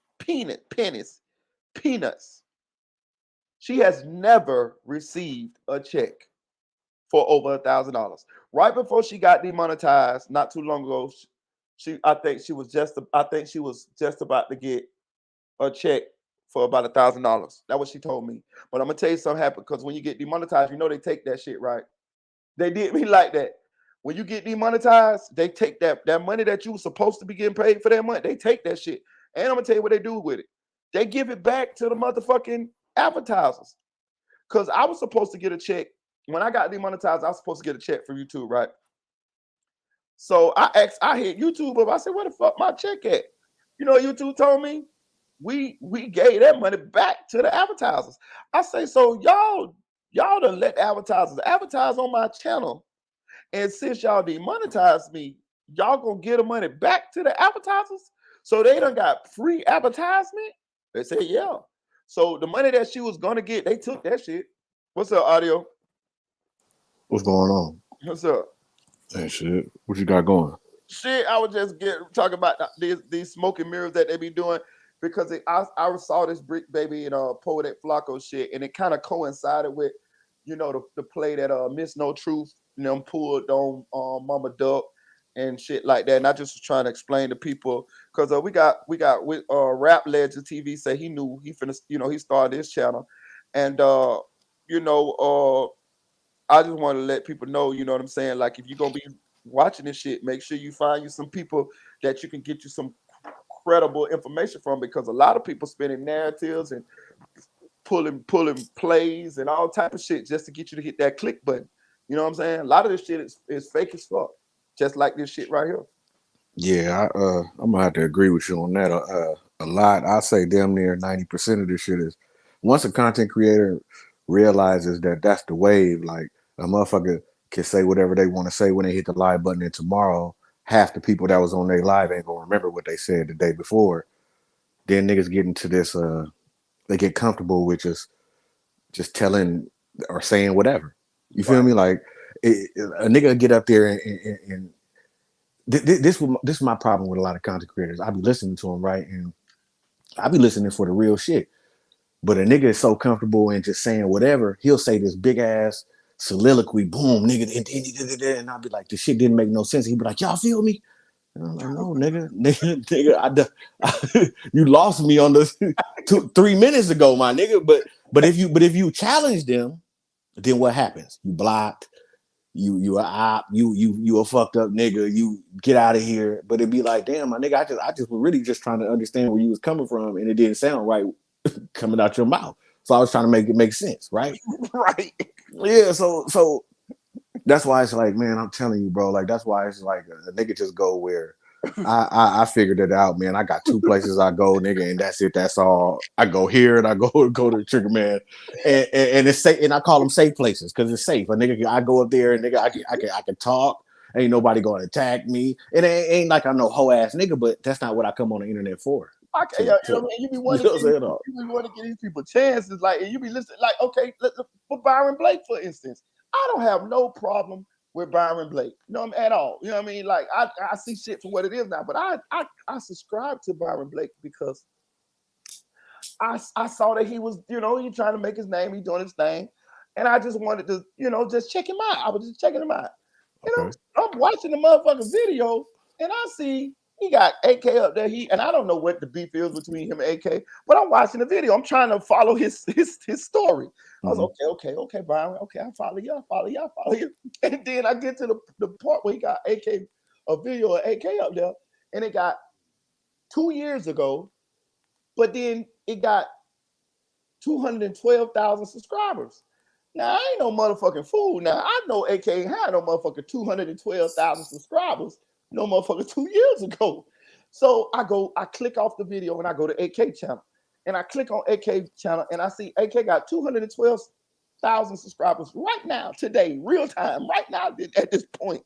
So I know that video that Byron Blake got up of AK is Photoshop. I know that is not a real video because he didn't have no fucking 200,000 subscribers, 12,000 subscribers, 2 years ago. So now I got to throw you in the basket of deplorables. I got to throw you in the basket of content creators who's spinning narratives for clicks, likes, and views. Right. I gotta agree with you on the Byron Blake. I watched it too because I was trying to figure out what he was talking about in.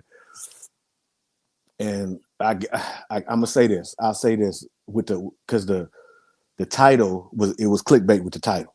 You feel me? Like, and it does seem like he's chasing it. I ain't gonna lie. It seemed like he's looking for something that's probably just not there. Like let's just be clear about this, and let's just be honest. As a subscriber and an ex-content creator, when I look back at the game, we're probably going to say at the end of the day, AK-47 may have been. He might have kept it more realer than anybody else. He might have. Ain't a man. He might not have been the snitch. He might be the nigga that at the end is the stand-up guy. Regardless of how we take him, and maybe some people don't like him because of the antics, some people don't like him because of how he talk to women, some people don't like him because of a lot of reasons. But if we just being real niggas, And when you look back at the game, it's starting to seem like he may be at the end that nigga though, right? Wait a minute. Listen. I ain't gonna cap. Listen, man. You like people know. Like me and AK, we done had like this love hate thing for going, and we cool now. Like me and AK, we DM each other and shit like that, and we cool now. I said my piece, and I apologized to him, and he said my apology, he apologized to me, and we cool now. You know what I'm saying? So we on a cordial type of deal. Like what I'm saying, we talk every now and then. I hit him in DM, we'll talk and shit like that. But I'm with you. As I done, like, regardless of what they say about him, nigga, and all that, when you're looking at it, it's looking like right now he's in the front of the game, the street nigga shit, because they're trying to find him, my nigga. They trying to make it up on him. Right. They trying to paint this big ass picture of him that he did this and he's this kind of. I don't give a fuck what he was back then. Nigga, I've been a slime one time in my life. You hear me? Every nigga has been a slime ball once in their life if you come from the streets. Nigga, you had to be slimy even to be able to be at me and your age to be able to talk about the street shit. So niggas had to get slimy. You never selling niggas boo-boo. Niggas selling niggas some foo-foo. Whatever you had to do, you was slimy, right? All right. Yeah. So I don't knock that, my nigga. Like, okay, yeah. So he sent some young niggas off, and nigga, I've been sent off when I was a young nigga before until I figured it out. That's just part of that's part of the game. Right. That ain't nothing, my nigga. I'm telling you, like, I don't look at that nigga no different way at all because he sent some young niggas off. Like, nigga, if you a street nigga, that's what happens. And I'm gonna tell you something. When I went up on his platform the last time I was up there, he was talking about the Big Juke situation. He admitted that he came out with that on his own. He was like, "Hey, Marita, when I was younger, I had a little power, and I could tell people to do certain things, and they used to do it. You know what I'm saying? And this is even before this shit that just came out about him. He told me about that shit months ago whenever Juke died. And I bet you if you ask him, he'll probably say, when I was young, I was a nigga getting sent off my damn self. Yeah. That's how you learn to send niggas off when you get of age to be and get that power to send a nigga off. Yeah, because you was getting sent off and you ain't trying to get sent off because you got some power now. Right. Does that make sense? You feel me? Yeah. Even when you first you was a nigga out there selling nicks and dimes and then you learned the game and you graduated, you got a little bit more weight now. You put a young nigga on the block with a 8 ball and you tell him to bring you back $70. You know what I'm saying? I'm looking for 10 of them little niggas right now. Oh God. You feel me? So so we saying the same thing. So it's like, I mean, I ain't. So basically, I'm looking like they chasing it, and that's all I'm gonna say about that situation. Like I ain't knocking the nigga. The nigga he's steady growing. He's steady doing his shit. People was believing it and they rocking with it. If you talk stupid about it, it sound like you hating. Right. I'm sorry. I'm gonna tell you something, brother. I watched him a little bit a couple weeks ago, and he said, "Man, I lied." He told me straight up. He said, "Well, he told the people." He said, "Yeah, man, when I first thought I lied." He said, I forgot what the dude's name was. He said, "Yeah, man, I clout chased this one nigga when I first got on YouTube. I made a beef with him to go up. You know what I'm saying? Like, you must be talking about this nigga named 3J. 3J. Yeah, he said that. Yeah, I remember that nigga. I remember when he took his whole intro. He took it, and I was like. And 3J really wasn't even cracking at that time, but he did have a Florida wave. He had Florida on lock and shit. Yeah, and he really wasn't. Yeah, y'all remember that. Go ahead. Yeah, AK said it. AK said, "Yeah, man, I did that." So yeah, when and crazy as it may seem, but when the smoke's selling, he looking like one of the honest bloggers. You know what I'm saying? Hey man, that's all. All I can do is tell the truth. Is in what my eyes and what my ears is letting me hear and show me that he may be on the Mount Rushmore at the end if nothing come out. If he come clean off the streets, he's going to be okay because anything he does blogging wise, every other blogger has done it. Lied, made a video that they was wrong, had to come back and say they was wrong. I mean, just normal blogger shit. None of us went to school for this shit. It's some shit that you just hit the lie button and you telling your opinion. You know, you got to get people that understand you to come to your platform in order to get your opinion, but it's still your opinion regardless of if motherfuckers respect it or not. Nigga, it's one person's individual's opinion. That's all you get. YouTube gave us the power to give our opinion. Yeah. Social media. I got a question. Where do you think the game going with this now that we see more bloggers are spinning narratives, making making situations that ain't true of a fuck. Like I still don't know whether King Yella got busted in his mouth or not. You know what I mean? No, I think that was cap. You know what I'm saying? So you asking me where I think the state of this blogging shit going? Yeah. It's gonna be the same shit, bro. Look, the only reason why I'm gonna tell you this. The only reason right now that people are spinning narratives and shit is because a rapper ain't died. Right. As soon as a nigga die, right. We'll be now. Understand? I came in watching Nipsey, the Nipsey case, the Kaniga Things case. Then I started my page doing FBG Duck. Then King Von dies. Then Mo3. You see what I'm saying? Then Dolph. Yeah. So now you got 2.5 years of 4 rappers in a row in November that pass away. Once this is said, once another rapper, another high power rapper, something happens to him, it's back to nigga. It's back to normal business because that's where like not we, but that's where a lot of these content creators come from off of a rapper's death. Yes. So they're used to that. They're used to knowing, okay, he died. What happened? We're waiting on camera food. You got so much shit. People on live. She said this at the scene. He said this. It was a white car. It was a boom, boom, boom. So you got content for days. Mm-hmm. Now, niggas done went to court. Niggas Dolph, like we in court with all these cases now. The death is over. Like now, what you gonna do, nigga? And these niggas don't know how to go and read no court papers and watch. They don't want to watch the court case. Niggas just want to talk about such and such and the crosstown niggas across town. The Bloods over there shot the nigga because they was beefing because he was signing him. You know how that shit go. Right. So that's how I'm saying, bro. Watch what I tell you. Watch what the next nigga die. I ain't looking forward to nothing, but it's life. The next rapper die, it's back to business. You gonna see niggas. They waiting on them. That's where the money comes. That's the money. Ain't nobody making no money right now. Yeah. So that's why niggas want to go and niggas want to go and get their smoke up. Bitch ass nigga, I remember when you said this to me last year, but I was doing content. I couldn't get at your ass. Right. but right now I got time, nigga. Right. So I'm gonna get at your bitch ass. And that's what's going on. You feel me? Until the nigga died, then it's back to getting some money. This shit is a comedy show, man. Man, this shit is so. Why you think I gave the nigga? I love this shit, but this shit just ain't for it. Being around shit like this, it just ain't me. Right. I ain't never, nigga. I get the fuck on when I be around niggas like this. I don't be around niggas like this. You feel me? Like these niggas is weird. Right. It's weird. I can't do it. I can't wake up, turn on YouTube and see me on a thumbnail. I'm gonna want to go do something to you. Like for real. My wife is gonna be like, I'm gonna be in the house pacing, nigga. You gonna get me out my body for real. Right. Not on no like nigga, but I'm gonna be nigga because that's just I don't know, bro. Like I don't know. That's like so I leave that shit before I crash out and make myself look like a goofy. That's at my age. Right. That's even like the Mo3 set. Man, much respect, much love to the Mo3 set. Y'all motherfuckers is powerful. The Mo3 set is the most powerful set that I done seen. But once I tipped into it with the Mo3 private investigator, because there was a connection with my channel in that whole situation, right? I tipped my ass back about that shit because listen. You don't want none of that smoke, nigga. I don't want none of that smoke. None of that smoke. I'm cool with all of those.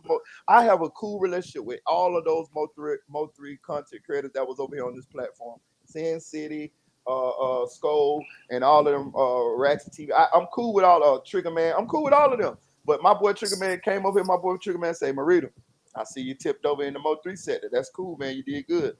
Get your ass back over there where you at. Now. Listen. I concur. I double that. And it's not like you a whole ass nigga. It's not that. It's just like that ain't the board that I want to play in, my nigga, because they play a little bit. They play scandalous. What? You feel me? Like nigga, what nigga? You can go to work tomorrow and Poppy gonna call you in there. Can you sit down? You gonna be like, what's up, man? I gotta go clock in. No more. Give me badge. You gonna be like, what? Nigga, most No, niggas, they done caught up there and said that you was an ex. They done made so much shit up on you, nigga, that you don't even know where to. You can't even defend it, they call DCF, they dox you, they do all bro. types of shit. You know Bro, they done had your son on YouTube thinking they was gonna give him some money. He was like, but he didn't know. He didn't know. He was like, oh, y'all gonna give me? Yeah. We know your dad, Meritaboy. Okay. He get on that motherfucker and get the man. Boy, and it's all fair game over there. That's the thing. It's not like they don't look at it like you a fucked up nigga for this. It's fair game because nigga, this is how we play, nigga. Yeah, nigga, so that's how we play. So yeah. I step back from that, nigga. For real. That's why I can't lose my job, nigga. I can't. I had so much. I had a lot of content that I could have ran on around that situation. Man, I left that shit right there where it was. You know what I'm saying? Because look, soon as you would have did that, you would have been new smoke because they done ran through everybody that they could over there that they looking for a nigga to even speak disrespectful on the Mo3 sector so they can go over here and read your life to the world, nigga. And I'm a Florida nigga. I'm a Florida nigga. Nigga. They got people out there that'll find you, nigga, and all that type shit. Yeah, we're gonna get you, nigga. So, they play the game raw over there, and it's fair game, and it's all in fun to them. But to me, it ain't all in fun to me. You feel me? So like, I'm looking at that shit like, nigga, it's niggas that really actually lost their jobs, my nigga. Niggas lost their wives, all type of shit over. People calling their homes and telling them what they saying and playing recordings of niggas on live, drunk, talking shit and saying fuck my wife and all this. And you feel me? I'm saying, God damn, bro, like this shit heavy. You gotta watch what you say on this hoe. Man, I be watching them. I be watching. They be beefing in there, end up on the same platform with each other. They be cool, then they go tomorrow. That's where they lost me. Because once me and you beefing, it's over. Right. Once you go, bitch ass hoe, your mama this, like I can't take that. I'm being real. Like I ain't the nigga to sit up there because it makes me feel something. It start making my heart race a little bit. It make me feel like I want to do something to you, but then I can't because nigga, you in $10 fucking too. Right. So why would I subject myself in my mind to that shit? And then I'm not getting nothing out of it. There ain't nobody making no money. I mean, some niggas are making money. Let me tell you, I'll take that back. Some people are making money on different ways, like with memberships and cash apps and shit like that. But you ain't monetizing them shows, nigga. It's too much cussing and too much, the guidelines they fuck the guidelines up. So, it is what it is. I respect it though. Yeah, I it's a hustle, it's a game. But I remember, and if you built for it, you know, hey, do what you do. But I remember a long time ago, you was like, man, YouTube will chew you up and spit you out, and I promise you, it fucking will, bro. I told you, it will, bro. It will, bro. I should be doing content. I should be doing content right now, but I chose not to, and that is the sole reason I chose not to, because it's stressful. It's like you can't even concentrate on your content because niggas is coming at you so hard. And you got to come back at them. So now it deviates and takes me away from my content creating. My what I'm really used to, going and finding the pictures that nobody got, doing this and that. I'm like, fuck it, I'm gonna just put this here because this nigga over here, I gotta listen to what he talking about or she talking about. You feel me? So that shit was like, man, that shit was too much for me, my nigga. Like, and still deal with real life, nigga. Right, man. Like, man, I don't need, nigga. I'm not making nothing off this, nigga. Right, and then when you sit and look at it, it's like we doing high school juvenile kiddie shit. Like, man, we really on this bitch talking about this person and that person. We talking about bloggers now. We ain't even talking about the content no more. We talking about this blogger here and this blogger there. And it's easy to get pulled in that when the motherfucker done said something about you, and you feel like you got to defend yourself. The subscribers is telling you what these people saying. And you feeling a way about what the people done said, and they lying on you. But so you want to clear it up, and oh man, it's all kind. Oh, you lying, and you know what I'm saying? Like it's all. That's why, as a subscriber, bro, I'd be a subscriber that I would want to be if I was a content creator. So, like, if you hit me and we be talking, and I try to be positive, dog. Like, I don't try to steer you in no kind of fucked up shit, even though I understand where you coming from, and I be telling you, like, I get it, but I always try to talk you out of or get you because you have to have enough niggas calling you and telling you this motherfucker said this about you. So me doing that is just add on to you feel me? Right. Like, it gotta be some positive nigga in the realm, nigga. You gotta have some kind of halfway, some medium, nigga. Like, or you gonna go crazy because it ain't gonna be nothing but negative shit coming towards your way. And it's so easy to get caught into that dark hole of beefing with each other in order for and it could start off at a real like, okay, you got a problem with this person, they got a problem with you, and you trying to clarify some shit, or you trying to say your side. But after a while, especially if the subscribers tune in for that, because they tune in for that too. That's what happens in the Mo3 sector. Like they don't have to talk about Mo3, they can just talk about each other, and the subscribers will tune into it to hear the back and forth.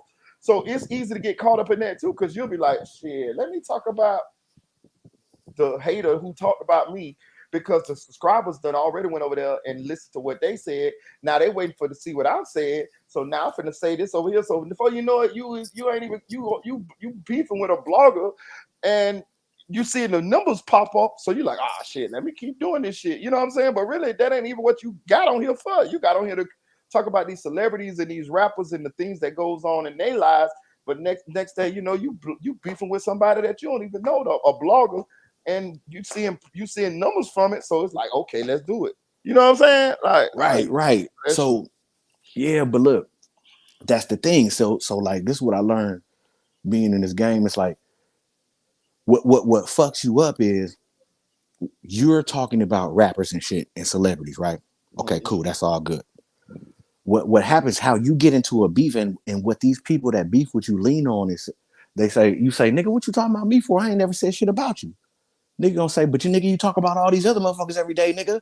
You know what I'm saying? You be like, yeah, okay, I get you. I hear you on that one. You feel me? But at the same time, I still ain't saying nothing. But man, listen, man, it's just, there's gonna be a lot of hate. It's hatred, bro. Like if you as a content creator say you ain't in competition with another content creator, then nigga, you lying to yourself. You lying, nigga. Yeah. Because nigga, you checking shit, nigga. You checking community posts, you checking numbers, nigga. Because you want to grow. Right. You don't even got to be checking other people's shit. You're checking your own. You get what I'm saying? You waking up, you thinking, damn, did I get any more subscribers? Right. Because nigga, you really want to, nigga. It's a competition, bro. It's a nigga. We trying to win, nigga. Whatever game we playing, nigga. We trying to win that bitch. And then you fuck around and find yourself down that hole. You know what I'm saying? And it's almost there that like you kind of gotta play the game to a certain extent. But then if I don't know, it's just crazy because if you're somebody that's with integrity and all this type of shit, you're probably gonna lose. You're probably gonna lose. Yeah. Okay, check this out. Let me throw it to you like this. Think about it like this. What if you yourself, Meritaboy, what if you great? You just don't know you great, but other people think you great. So they may rain on your parade and make you get into this certain realm where you're concentrating on something that's deviating you from being great. Right. Does that make sense? Yeah. So that's how I had to look at YouTube. I'm like, nigga, because I if you don't think you're great, nigga, then stop fucking doing it. Right. Nigga, if you don't think you the shit, when you sit up there and pop your shit, I'll be laughing like a motherfucker because I'm like, yeah, nigga, but that's what about time, nigga. Say your shit, nigga. Say, nigga, my number, whatever you gotta say. Sometimes you got to fucking say that because, nigga, yeah, you this is what, nigga, I'm trying to show y'all, and I'm gonna put it in your face, nigga, and I know that I'm finna get to this place, nigga. Right. So I just look at it like that, bro. Like, nigga, just sometimes people on this app will notice your greatness before you do and see your potential. That's the word, your potential. Right. And tear it down before you can even understand it, or deter you to do something totally different from your whole mission. Right. And then they blow past your ass. Right. And then you sitting here still upset, pissed off at these individuals. You get that? Yeah. So that's what I'm trying to tell you. Like, my nigga, fuck that, nigga. I know you got to get it off though, but so get it off and keep going. Yeah, it's a dirty game. Yeah, just keep going. It's a dirty game, bro. You got to always be thinking, my nigga. You got to always be thinking. Bro, this is the streets, bro. If you from the streets, you should be able to survive in this. And like you said, you got to be thinking a couple steps ahead. You can't be thinking, nigga, right here. No, you gotta be. Listen, you should be thinking about me. Oh, that nigga crack. Let me think about all the things that we went through. Is that nigga okay? I didn't like this. That's one strike. Right. But here goes 16 because we're just internet homies. Right.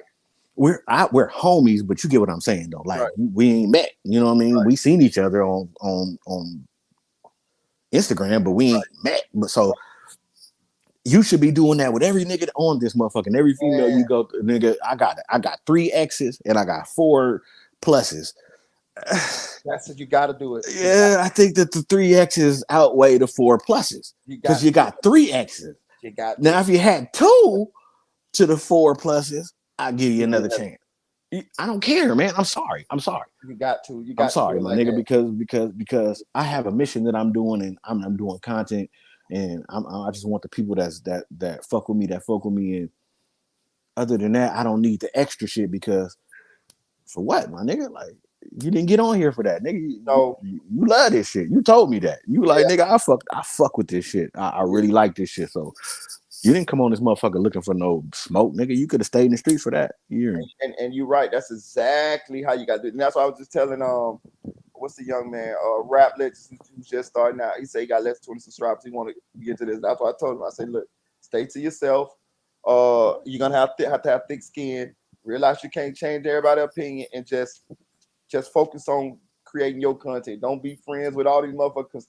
From what I can tell, that's where the bullshit happens too. Like, you know what I mean? You know what I mean? Yeah. You know what I mean? It just be like, we ain't some people, bro. Like I said, okay, like you want to talk about this shit or what? It don't matter to me. All right. So like when I came over there on the platform and I was called an op. Yeah. Right? I felt some kind of way about it because I like shit. I don't know this lady. I don't know nothing. Me and her ain't never had no situations, no nothing, bro. Right. Like I'm saying, like just me and her. You know what I'm saying? So I'm trying to figure out what it is. I kind of had an idea of what it is through my affiliations. You feel me? Right. So what I told you, I didn't hate on you. I just said that. Listen, I'm gonna step back, bro, because I want you to go ahead and I want you to be great. You feel me? Like. And I don't know if me being there might be some kind of, because that's how they do on YouTube. They'll take somebody that you cool with, pick on them, or not pick on them, but say something about them and make them come out to say something to make you feel some kind of way and put you in the middle of me, you, and her. And it's like, I ain't do none of that shit, but I'm gonna defend myself. And then you gonna feel me. You gonna be like, yeah, do your shit. But then you like, damn, I'm fucking with them. I don't want. You know what I'm saying? So me as understanding that. I remember a while back before even that happened. The last time I saw you up on that panel over there, everything was cool. You was over there.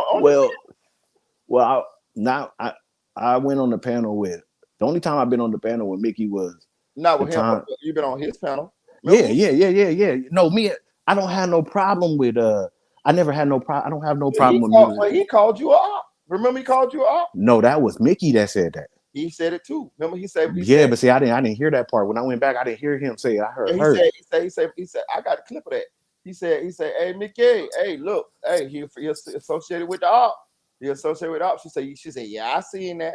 I got the clip. I didn't. See, I didn't see that. I just heard the time when I came with there. I mean, when I said something in the chat, man. Yeah. Mickey was like, it's that video where I had on that pink thing on my head, that pink Scully with all the little stringy things on.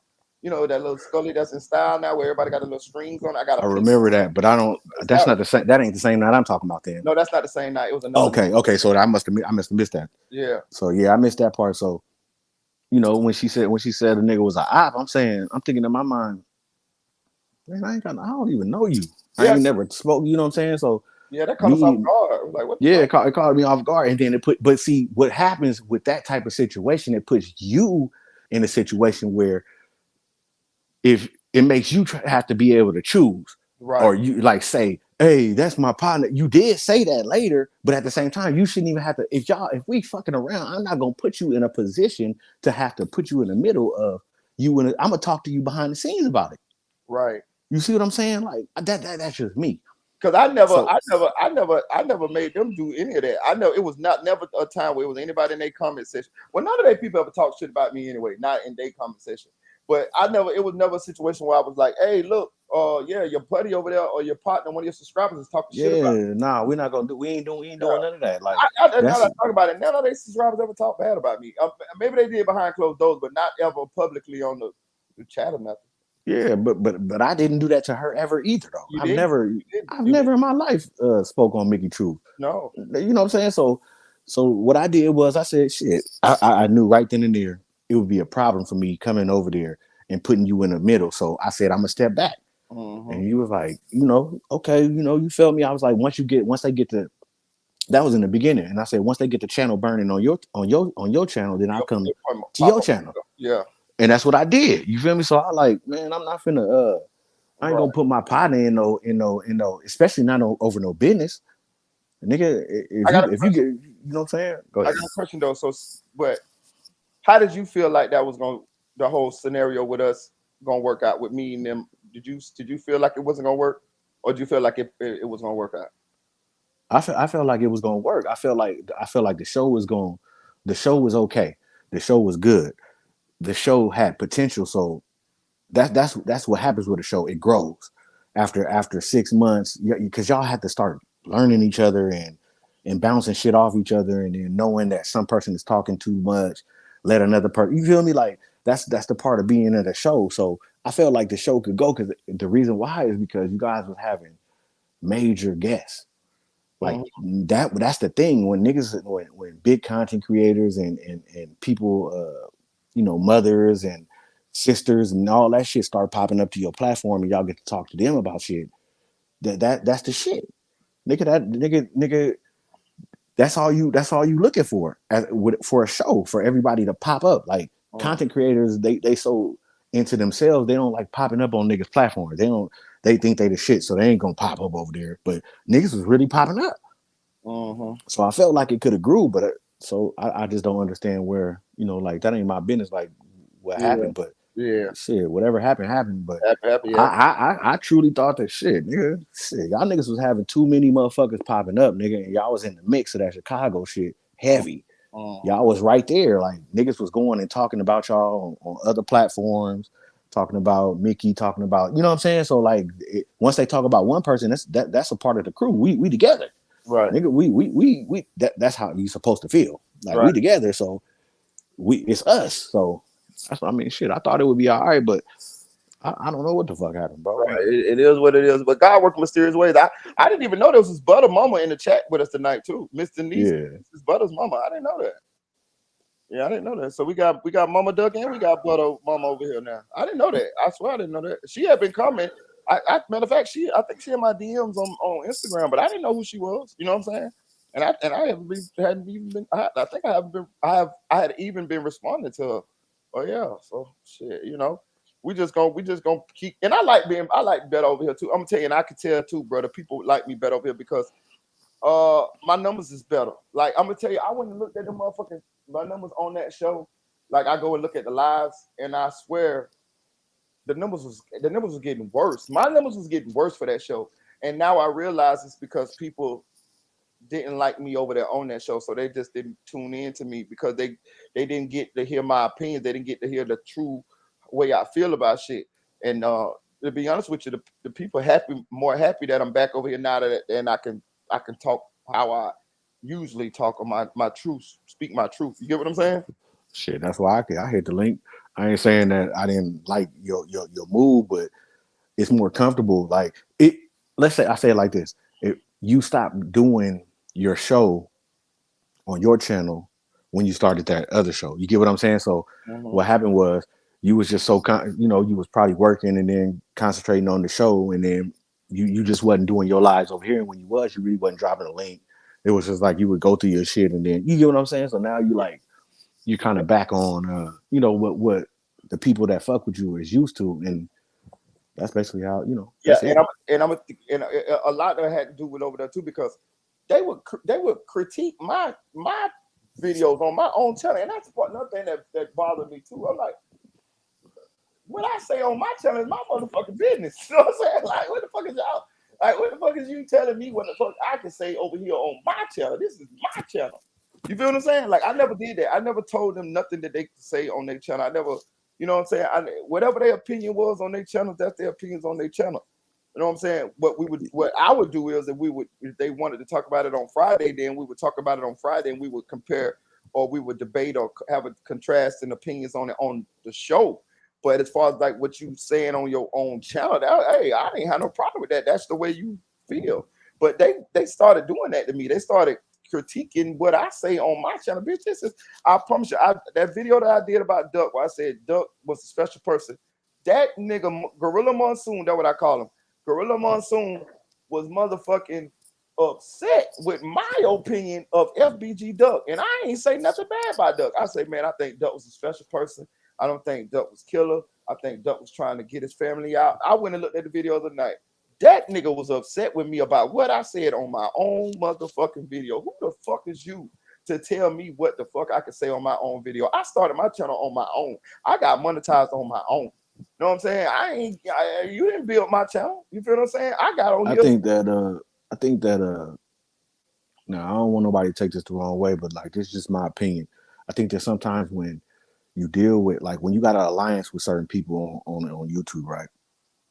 If an individual out that alliance is creating a narrative, and the individual within that alliance goes against the narrative, regardless of if it was slight or whatever, that there's a problem there. It is. If I didn't give a fuck about, if I don't have a narrative, and nigga, we just doing we doing what we supposed to be doing, and then you saying what you saying, I don't care what the fuck you saying, nigga. All I know is on Friday, nigga, we geared up for the, you know what I mean? Like, right. So maybe sometimes people may be creating narratives, or may say some things that you don't agree with, that they may want you to agree with, because there's an alliance attached to that. Yeah, that's what it was. So when you're free, like you're free now, you can speak how you want to speak. You don't have nobody saying, bro, what the fuck was that? Right. Or why the fuck you, it's just nigga just be like, okay, you know what I'm saying? They nigga digging with your opinion, because that's all it is, your fucking opinion. You know what I'm saying? What's up, Anonymous, though? Man, I know I'm talking a lot. Go ahead. What's up, Anonymous? Yeah, no, y'all having a great time. Hey, what's good, y'all boys? What's up, Crack? Yeah. Chilling. What's up? Shit, vibing, man. Just tapping in. Yeah, You asked me in the comments, did a motherfucker ever make a video about me? Yeah, I want to know. You said I'll go crazy, whatever, you know? Nah, motherfucker ain't. Nah, but a motherfucker, like, I went on a motherfucker platform, a big content creator platform, and he clowned me. Like, he grabbed his pistol and was saying he was going, hit you in the head, nigga. You bitch ass. Yeah, all this shit. You feel me? Like, yeah, you know what I'm saying? Like, back in the day, and that's as far as it went with that. But other than making videos and shit, I told you about that, Marita. You know exactly what it is. God damn. That nigga said that, though? He said all that? The nigga grabbed his pistol and turned it around. Was like, nigga, I hit you in your head, bitch ass nigga. Old ass nigga, what you worried about Vaughn and them for, nigga, doing it, blah, blah, blah, all this shit. So that has happened, you know what I'm saying? And it just, you know, but making videos, nigga ain't never made no video about me. You know what I'm saying? Like, I made videos about other individuals, you know what I'm saying? Just calling niggas out on their shit, you know what I'm saying? Like, or not really calling them out, like really just trying to check niggas' temperature, like when I know you wrong.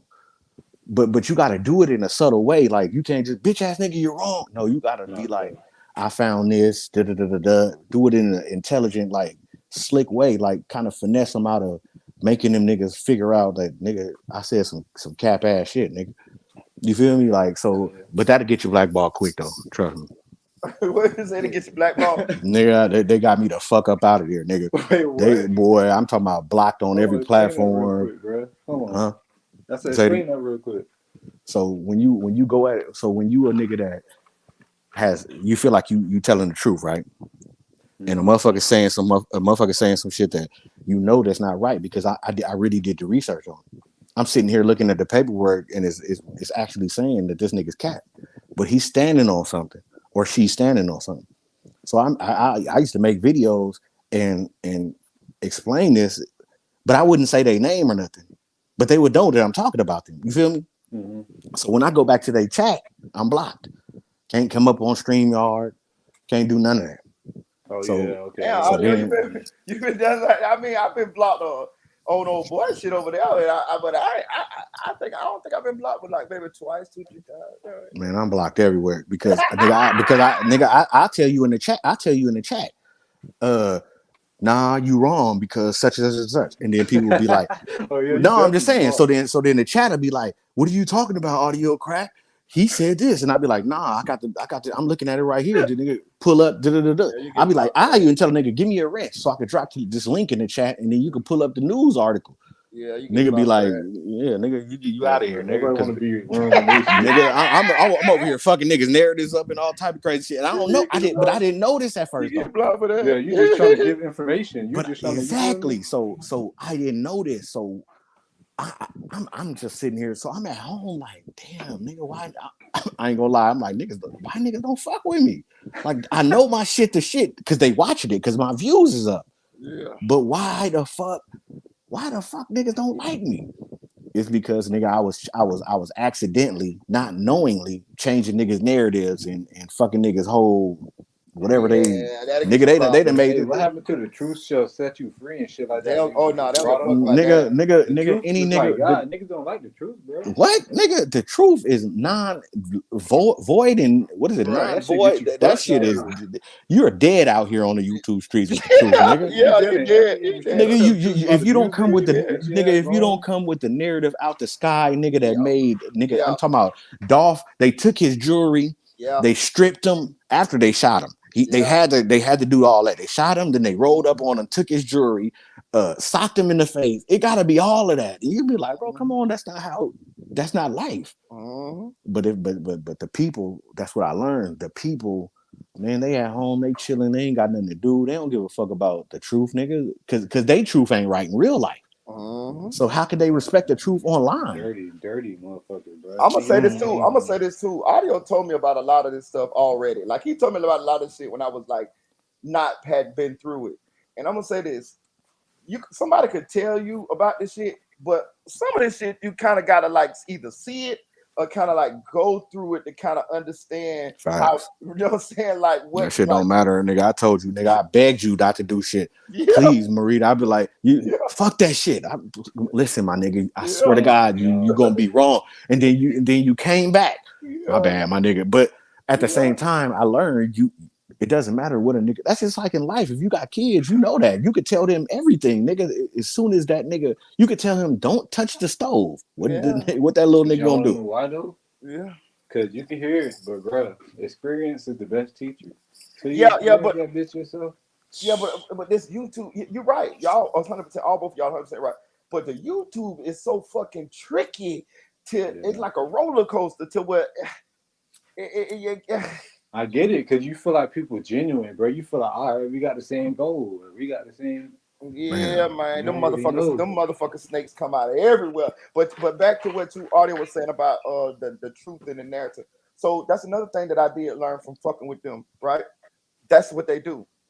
Like they will sit, like we would have like group chat brainstorm meetings. You did this every day, y'all. Y'all, I'm telling you, this was 24/7 all day. Like at 3-4 in the morning, it was always that. It was one of us jumping in the chat saying an idea or something, or you know what I mean, something like that. And this is what I did learn from them. That's what they do. Like they will sit and they will think of an angle or a narrative. And how could they spin it? And how could they and how could they present it? And if you ever pay attention to her every day, it usually starts in the morning time. She gets up real early and she'll make videos. That is what she be done did. She be done sat and she be done thought of a narrative. And it could be an old story. It could be an old scenario. It could be something that she done already talked about 50 different ways. And if she can figure out a way to present that to you again, but with a different narrative, this is what she'll do. And if you pay attention, that's what happens a lot in Chicago. A lot of these stories about a lot of these people, y'all already heard these stories. But well, that's the I'm sorry to cut you off. Go ahead. Go ahead. No, you go ahead. But that's the YouTube. That's what I told you. There's no rapper that's dead. There's no. Yeah. So we're gonna spin the shit out of old 5-1 Melly. We're gonna go back to who the nigga name us a nigga. Nigga, name me a nigga. I'm finna go back and because we don't have a special situation that has happened to where niggas steady on that. Watch the algorithm go straight to Mr. Rapper. He died tomorrow. What? Mr. Rapper on everything. Now we trying to find out what happened to Mr. Rapper. Please don't let it happen in broad daylight in front of a store or anything like that. Then God forbid, nigga. It's gotta be. I got the footage. Somebody was out there with it. You know how that shit go. What's up, Tanel? How you doing? What's up, I'm Tanel? good. How are you? How y'all Good. doing? How y'all doing? Yeah, they Or recut tonight, this early morning. Right. Oh well, yeah. Good morning. How was your nap? It was good. It was good. And I woke You up said and y'all still on you. you said you want to say something. You said you want to say something. Audio. Go ahead, Tanel. I mean, I just wanted to speak, man. I ain't talked to the man in forever. Yeah, I ain't talked to 10 in a minute. What's up, 10? How you been? I'm glad you're I'm back good. and How are everything. you? I ain't even got to tell you welcome back from back in the day and all that old extra shit. So let's go ahead. I just had to say that. Yeah. No, thank you. Yeah. No, it has been like months since we actually spoke to each other. That's why I was like, I want to hop on and say hi, but y'all talking business, so I'm gonna let y'all talk. Yeah, Hey, them people. Hey. One thing about me though, I be noticing about me. At some point, I be telling it though. Y'all notice that? At some point, I'm gonna tell. Y'all notice that? Like if I'm, Absolutely. you know what I'm saying? At some point, I'm gonna Absolutely. You report can't back. catch You it. get fed up, bro. You feel me? I'm Yeah, gonna but tell. if a nigga don't cross you, you ain't gonna tell it. That's the only way that you'll tell it. Like if a nigga, the only way you told it on the individuals that you told it on was you. No, it wasn't because they told it on you. It was because you felt a certain way about what they had done.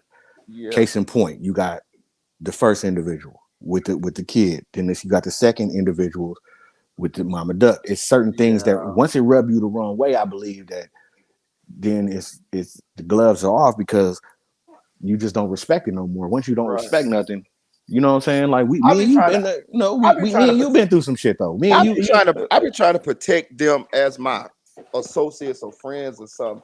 You know what I'm saying? And you know what I'm saying. But once I feel like we ain't on that level no more, then I'm gonna tell them. I'm gonna tell what the fuck shit that you got going on. You feel what I'm saying? Yeah. But if you cool with me or something like that, I know some fuck shit and I just keep it to myself. But to say on the internet, you only saying that not in real life. You ain't gonna like in real life. You're not gonna go tell it on them, right? No. Yeah. Okay. I was about to say, I hope you ain't Yeah, you got to going make that tear shit. niggas out in No, real life. but on here, you got to make it clear, nigga, because they'll spit that narrative so fast. That nigga Meritaboy will tell on anybody if you fuck him over. No. But I'm Yeah. saying, like, you know what I'm saying, like, because I just don't like no motherfucker to be bamboozling a motherfucker. You know what I'm saying? Like, you know what I'm saying? Like, even when I connected with them, I didn't get with them up. I didn't know, bro. I did not know none of that shit. I didn't know this is how this. I didn't know this is how they operate. You know what I'm saying? I didn't know this was the gears behind the machine.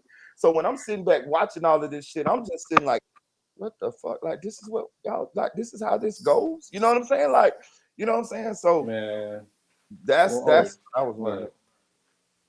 All right. I'm gonna say, yeah, one like you said, like, yeah, you have your fuse like when it's time, but I feel like it's necessary anytime you snap. Like somebody had to try you. Like you be on defense for real.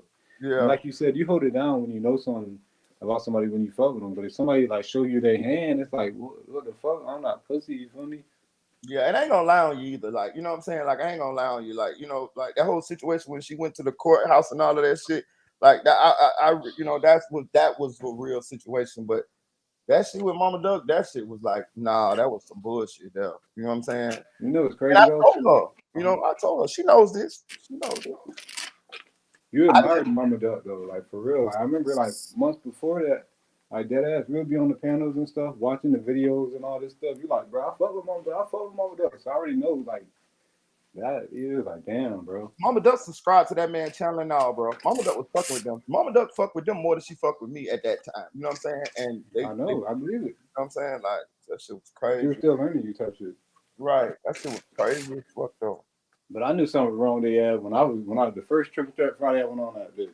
Nigga, I went on a stream yard like 5 times. I'm like, damn, bitch can't even say like pay homage on this hoe. You remember? I'm gonna tell you what happened with you. Do you remember? You remember when I told you that he thought that you was unspoken? Oh really? I didn't know that. Yeah, he thought that you was unspoken. Oh wow. Yeah, he thought that you. He hit me up one time. He said, "Marita, why didn't you tell me that unspoken anonymous ones was unspoken?" I said, "What you talking about?" He say unspoken is anonymous. I say no, he fucking not. He said yes, he is. Bro, I say, bro, listen, that man is a young man that just started on YouTube, bro. I say, I think you got names confused or whatever. He was like, cause you have been talking to him a little bit or something? Yeah, I was trying to build my rapport, bro. You say Okay, this so he man told me cool that. and shit. He do YouTube. I'm Right. telling him, I told a nigga real shit. I said, bro, you help me with YouTube, bro. I help you with TikTok. Cause like, truthfully, I got 8,500 on TikTok. I started in June, bro. You need 10K to get monetized. So I'm like, yeah, bro, what's up? You feel me? So he told me that. He was like, man, I've been talking to him, but but you got me talking because they don't like unspoken. They just fucking don't like unspoken. And they was like, he was like, yeah, unspoken. That's unspoken though. I say, no, that's not, bro. I say that man is a young man who just started on YouTube, man. The man have been on my panel and everything. I say, bro, unspoken have been on your panel. We know unspoken. You know how unspoken voice sounds. I say unspoken and anonymous ones is not the same person, bro. Anonymous ones is a different person. He was dead set that you was unspoken. Yeah, that's crazy. Yeah. And then at the end though, he did realize, he was like, oh man, I got the names. Yeah, he realized after the nigga sent me like a music submission live. He sent me, well, I don't want to say names, but he sent it to somebody live. And then I went on that whole, I was submitting my music, whatever. Nigga saying, like, Yeah, I think the names confused him. Unspoken, yeah, sure. anonymous ones. He just said no. He just they both sound like some like off the radar shit. So he like, yeah, I said this nigga crazy. You know what I'm saying? But these people is crazy, man. But I'm glad I'm back over here with the family, and I'm cool. Like I told y'all, man, I don't chase views. Like I make videos on what I make videos on. You know what I mean? But they do. I promise you, they sit right around, and if that motherfucker, man, I know it's all. I mean, they pick it. You know what I mean? And that's one thing I was learning too. I was like, oh, so this is what they do. Like they chase views. Like if they feel like something ain't gonna get them a certain amount of numbers, then they don't do it. I understand it, but it's a slippery slope though, because that's how you end up selling your soul. That's how you end up selling out for clicks, likes, and views. Like again, I'm gonna say this, y'all. Y'all did that. Okay. They did that shit to Mama Duck, but y'all, and it was all for clicks, likes, and views. But what did you really? How many clicks, likes, and views did you really gain? I'm telling you, she never got paid more than a couple $100 off of YouTube. Period. I know this for a fact. All right, look. Let me ask you this question. This is a question for you, Marie. Can you name me 3 YouTubers, top tier YouTubers that ain't sold they soul, that ain't said some shit that you was like, no, or lied or whatever? Just name one, name 2. I can't, and I know that off top. I ain't even got. So when you get like, that's what I'm saying. Like either you're going to commit to saying, when I get in this position, nigga, I'm gonna have to put it on thick. Whether I lie on a nigga mama, I might have to lie on a nigga sister. He dead. I might have to lie on his partner just to make the story juicy. I might have to do this. Some niggas just ain't built that way. Do you have to though? But I know. I'm saying so. Okay, anonymous. If you don't have to, then name me some 100,000 plus subscribers. No, I definitely can't do that, fam. Yeah, all doing it. But I'm saying, do you have to on a personal standpoint? From like, if me personally, bro, I ain't trying to come on this bitch line, bro. Yeah, like, I ain't with that shit either, man. So gain the world, but lose your soul. Like, nigga, I believe. Okay. So then that's and that's why certain people fuck with y'all and understand how y'all coming, right? But don't be mad at your subscribers and shit. No. And don't be upset about how you not growing. Right. You gotta be that. You have to deal with that in your own mind and look yourself in the mirror, like as a content creator, and say, look, I'm probably not gonna be I'm not probably gonna get to 100,000 because I'm not. Well, it's ways to do that though. Okay, so yeah. But that's where that's nigga. Please tell me so I can. I mean, once you figure it out, or if I figure it out, then I'm gonna tell you because I haven't figured it out. Okay, so let me tell you how you do it, right? So it's ways to do it without. It's ways to finesse the shit without actually lying and or spinning narratives or something like that. When a basic way to do it is when you going out on a limb and you making and you just like hypothesizing or something, let it be known. Let it be known that you hey, look, man, I'm just thinking of this. Maybe I don't got no proof of none of this, but let's just talk about some shit. Like how we did with the Melly shit. Like we You didn't do know that what, a lot too. yeah, You we do that didn't a know what lot, the like in fuck your was going videos. on by the time we just sat up here and just shout out a bunch of shit. And we had like these brainstorming things. Okay. Also, it's another way you can do it. You can switch your platform to where once you get you a couple dollars, you can start interviewing people. You know what I'm saying? Hey, I'm gonna pay you. I'm gonna pay you $2,000-$3,000 to come through. You know, I'm gonna start with the low tier people that I can pay to come through to get on my platform. And I mean, look at Witty Apprentice. Yeah. He went from not showing his face, just doing videos, to still not showing his face, doing interviews like Vlad. Yeah, so like I see it. You know what I'm saying? I see that. I feel you. You're right. You're right. But I'm with you now. If you saying, or you can just be like me and don't give a fuck. Like I'm not chasing no goddamn subscribers. Like my subscriber count might mean something to somebody else, but it don't reflect how I feel about what I'm doing, or it doesn't reflect how the people feel about me. And I had to learn that too. Your name sometimes is bigger than your goddamn platform. Know what I'm saying? Sometimes your name will be bigger than your platform. You get what I'm saying? Like, or your story, or exactly. or the like your stories, the things that you've been through in your life. The people connect as people. You might have came in the game a certain way, right? But more people probably gravitated towards you because of just understanding you and loving your stories and kind of being one with you, understanding like, damn, I've been through some shit similar to that. Damn, my homie got shot just like that. Whatever. You know what I'm saying? So like, you know, I got a little bit under 5,000 subscribers, right? I know this for a fact that more than 1 million people know who I am.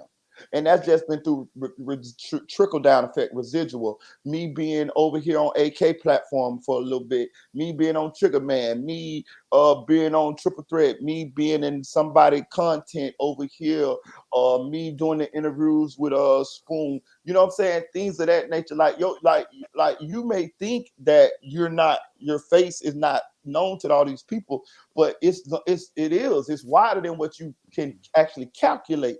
When I first talked to Mama Duck husband, he said, yeah, I know you, Marita, you're doing your thing. The first thing I thought, nigga, I got 5,000 subscribers. Fuck you mean I'm doing my thing? But some kind of way he had done got to me. Ruger, when I dropped the video about Ruger, that video still ain't got 300 motherfucking views on it. Nigga, Ruger jumped in that goddamn DM so goddamn you know what I'm saying? You know what I'm saying? Like, all right, well, you got pulled. Yeah, it like the thing is, bro, the name do be bigger than what you think. I'm telling you, like, you know what I'm saying? Some people. And I feel like you got it better, kind of, bro. Like some people might have a quick come up, bro, but their subscribers might not even bang with them, like for real. Like you, I can say, you got genuine people that really mess with you, bro. And everybody that's gonna go like bring your platform up, really gonna mess with you, bro, and always gonna rock with you. And one thing I learned, like going on other platforms, seeing people like play battles and shit on TikTok. Yeah, you can have the numbers sometimes, but it's about who really supporting you, who really gonna drop those super chats, who really gonna hit the cat. You can have less people than other people, but still be more, Yeah, some people. Okay, put it this way: successful or profitable. So it's like some people platforms be bigger than who they is. Like I'm gonna give you an example. Gorilla Monsoon got more subscribers than Scope. Scope way more known than him. I'm gonna take it a step further than this. I got way less subscribers than Gorilla Monsoon. I bet you I'm known more than him. See what I'm saying? Like as far as like me, my name, my personality, you know what I mean? Like I believe that. You see what I'm saying? So it just depends on how you build your platform. That's why I ain't gonna lie to you. I pay attention. I watch Scope platform, right? And I said to myself, I said, God damn, Scope don't really drop no videos. He don't drop them. Scope go live. You know what I'm saying? And they'll tell you the money is in actually doing the videos. You know what I'm saying? But depending on how you build your platform and depending on the people that come to your platform and your subscribers dictates your view count on the content that you create. I can drop a video right now. Like I know how to drop video now. I learned that, how to edit them and all of that shit. That video, I can drop a video, that shit maybe get 200-300 views in a couple days, right? But if I go live, I could get 700, 800, 1,000, 1,400 views depending on whatever I'm going live on. You see what I'm saying? Because this channel was built off of going live, just like Sko's channel is. Sko's channel is built off going live. I pay attention to Sin City. She go live every morning.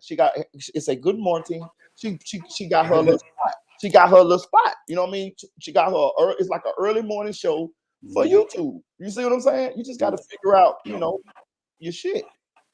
And one thing I shouldn't have did, but I just wanted to get away from it, and I had to see. My platform is built on melody content, and once the trial had ended, I was exhausted, and I just didn't want to keep regurgitating that shit. I was exhausted from that shit, so I wanted to kind of wean my subscribers off of that. But you guys are hard starched. Want to know what's going on with the melody? I'm in Broward right that's now. the I'm not trying to problem. give up my job, nigga. I'm in Broward right now. Of course I want to. You know what I'm saying? Like, that's the problem, nigga. Remember we used to talk about that shit, like what the fuck niggas gonna do? You know what I'm saying? Like that's the problem. Like once you so fixated on a certain situation, you bring those fans, yes, or supporters.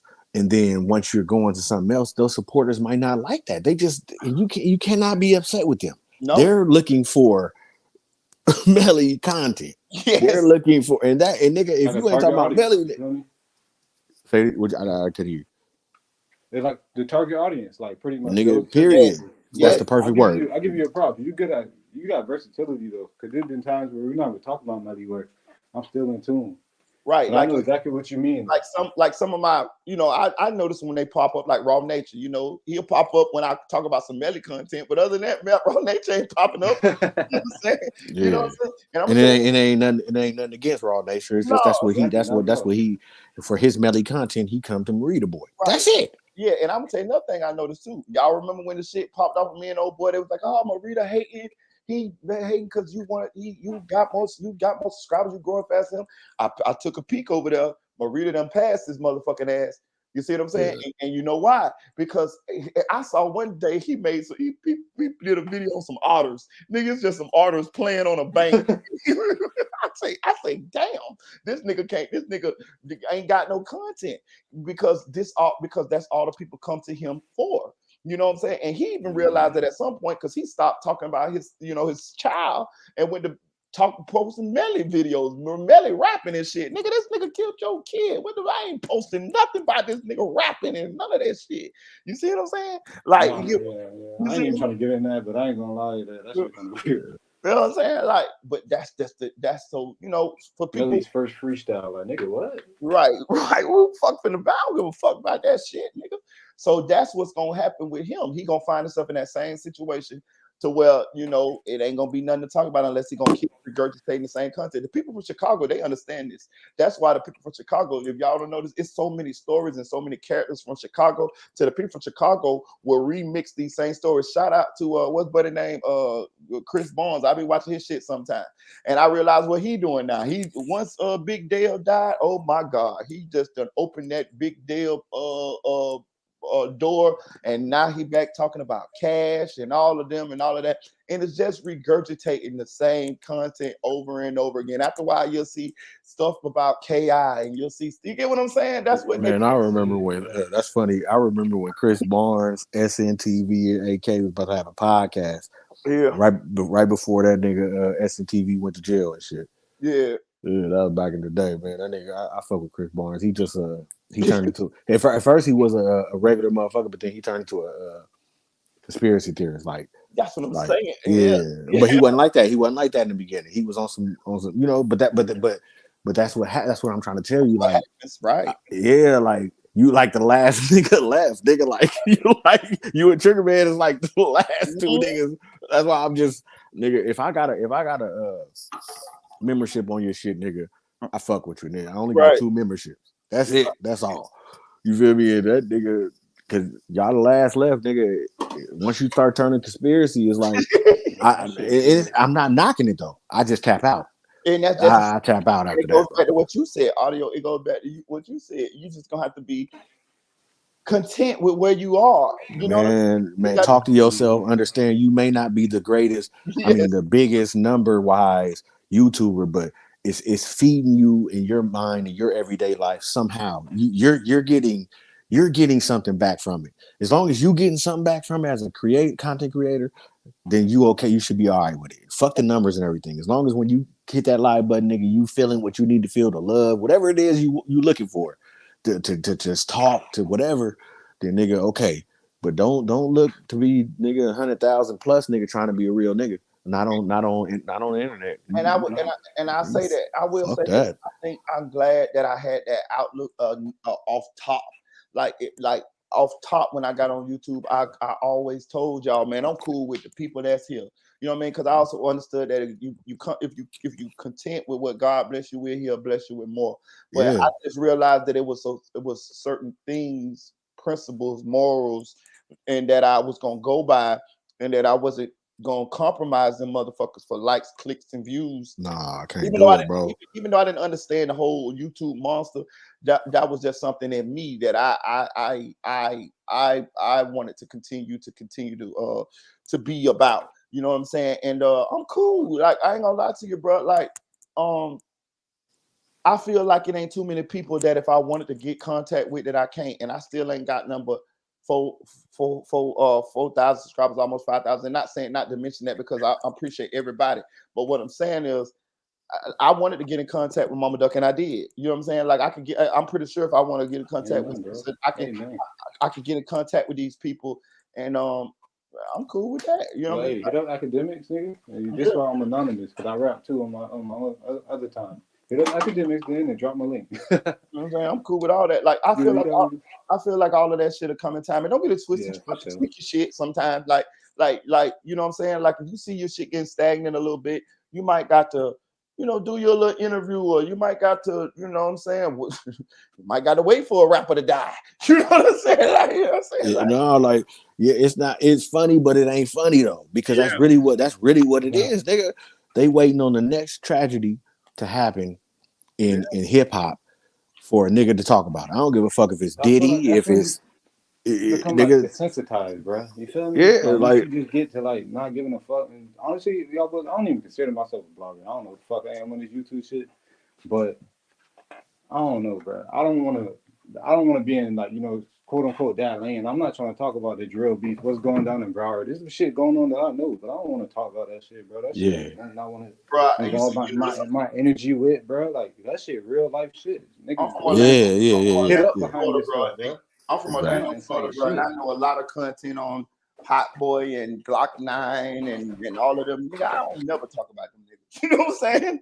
Like that shit would be endless for days if I wanted to. You know what I'm saying? And I notice a lot of people do blog on their communities and stuff like that, but I don't. And if you ever pay attention, King AK-47 don't either, and I don't I either. blogged on one thing in my community, the Slim 400. What he got? You know what I mean? Yeah. Right down the street from my crib. Which you know what I'm saying? Community.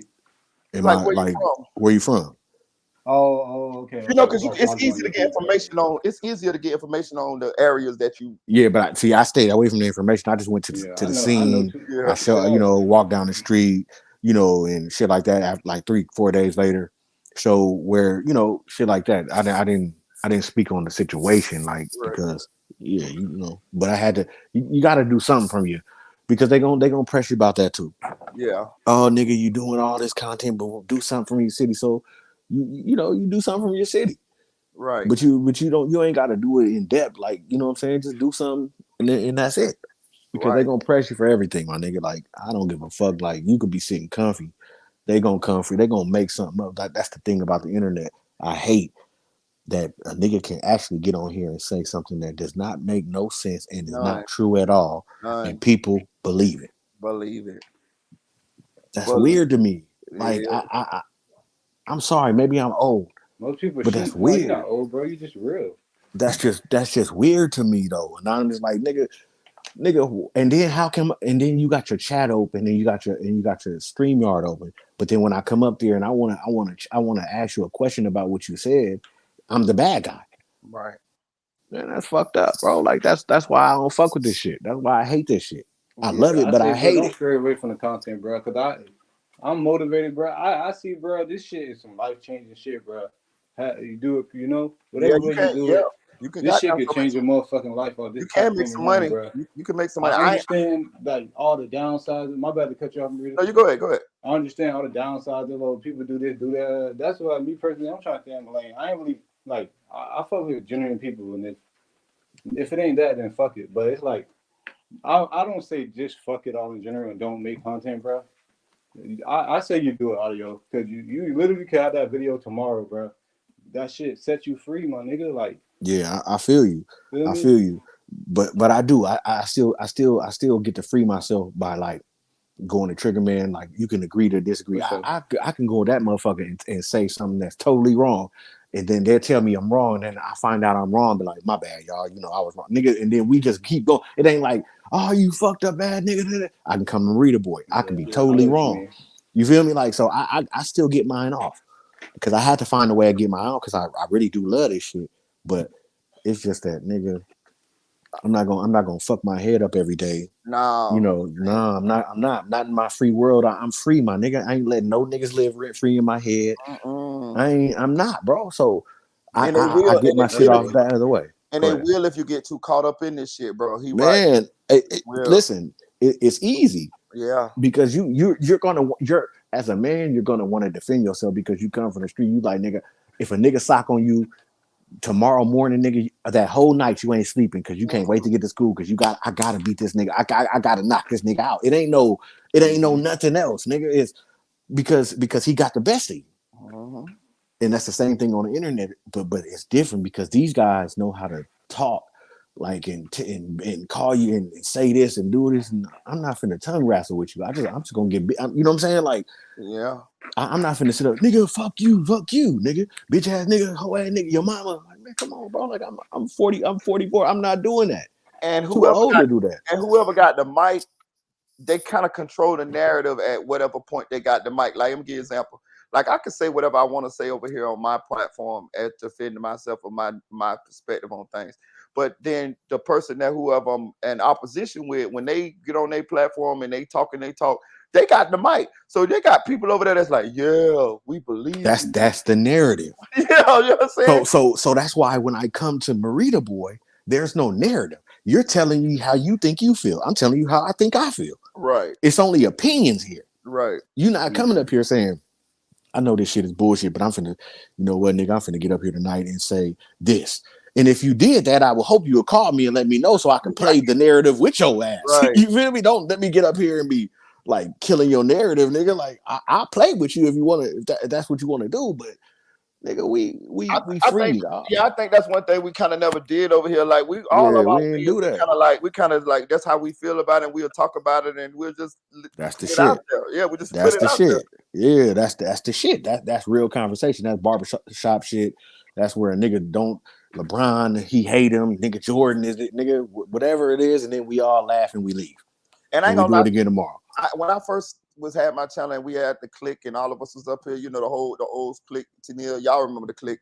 And I didn't realize that I promise y'all, when the shit was going on to y'all, I was kind of caught in limbo. I just let the shit go on because I was new. I didn't know what the fuck was going on. But I was wondering at some point, I was like, what the fuck is everybody over here for? You know what I'm saying? Like, I was like, why is everybody over here? Like, is there something I'm missing? Like, you know what I mean? Because we had it popping for a little second. Like, we had a night, There was some epic nights. Yes. And we was talking that shit, and we was like, nigga, we was challenging each other. Yeah, but on some cool shit. Yeah, but now that I know what I know, I think that was the appeal of it, was that it was the one place where you can come and you can share your opinion, and you know what I mean, and it was like free, like everybody else. You can't go everywhere else and do that, like, you know what I'm saying? For real. Nigga gonna mute you, nigga gonna put you backstage. Nigga, don't start saying don't start challenging what a nigga said. It's over for you, and then the chat gonna get on you, and you was just really had a legitimate question. That's all you had was a question. Yeah, man, you fucked over, bro. So I learned that, man. I hate that shit. That was one beauty. That was definitely one beauty of this. Like, it still is. Like, being able to come with your opinion and all that. And like what Audio said earlier, you definitely strayed away from it. I'm not saying like, I know you're busy, bro. You're a grinder. But you definitely strayed away from like just doing your personal content. Yeah, like for sure. doing the lives and shit, bro. There were times, bro. I love this shit. You see what time it is right now, bro. I Yeah. still like every night, nigga. You hop on this bitch 2 a.m. I'm ready to go. Yeah, man. You feel me? Yeah. And it's just like it's definitely that though, for sure. Yeah, it's a learning process, and I course. definitely learned from that little what's the name that I went down from, and and when you it's a lesson, you know what I mean. You learn shit, you know what I mean. Everything. Like I understand like more of how this shit work now, and what I want to do, and you know, it's what's the name, you know what I'm saying. I'm cool. Man, that's just a part of your resume, your YouTube resume. Right. You was a original. No, you was a, because what's the name was. So you was so you'll be the second member of the whatever triple that's it, my nigga. Like most YouTube shows that I have seen throughout the career of me watching YouTube, they have fell off. They went months, some of them went some years. Yeah. But eventually people went their separate ways because at the end of the day, the money started getting involved. You know, okay, so you're getting the views on your show, you're getting paid for, you know, those things start getting involved in that shit. So I've seen that's just part of YouTube, bro. It's nothing to be upset about. It ain't nothing to be fucked up over, you know what I'm saying? And y'all probably could be cool later, you know what I'm saying? Because that's how YouTube go though. That's, I swear to God, nigga, a YouTube motherfucker will tear a nigga down, call CPS, do all this, and then the next thing, you just said it, they'll be on a panel together. Yeah, I ain't gonna lie to you though. I'm like you though when it comes to that shit. It depends. It depends on what's said and how it went down. Them motherfuckers, nah, I ain't never fucking with them. And I'm gonna tell you why. Because they're not good people, bro. Like, you know what I'm saying? Like, it's different if it was a misunderstanding and things of that nature. But I got a chance to know them, and I know they don't care. They don't legitimately give a fuck. Like, I'm telling you, like them bitches like dictators, like them bitches like Adolf Hitler. I'm telling you, them bitches that they never gave a fuck about burrito. They never gave a fuck like I gave a fuck. Damn, you know what I'm saying? For real. I'm telling you. You leave with love, bro. That's one thing. So why do you feel like they reached out to you if they didn't give a fuck about you? Because because it was a used thing. It was, I had the little motion with the little melly shit, and they saw that. I'm gonna tell you something that I peeped that they didn't think I peeped. When Blick Diddy Daddy Dollar, whatever that nigga name was, came over there, they wanted to switch me out with that nigga at the end. I peeped that. You know what I'm saying? Yes, when he was giving the play-by-play from the courthouse, they wanted to switch me out with Blick Diddy Daddy Dollar then. No, it was Diddy pissy. Yeah, you know what I'm saying? They never said it, but I felt the vibe.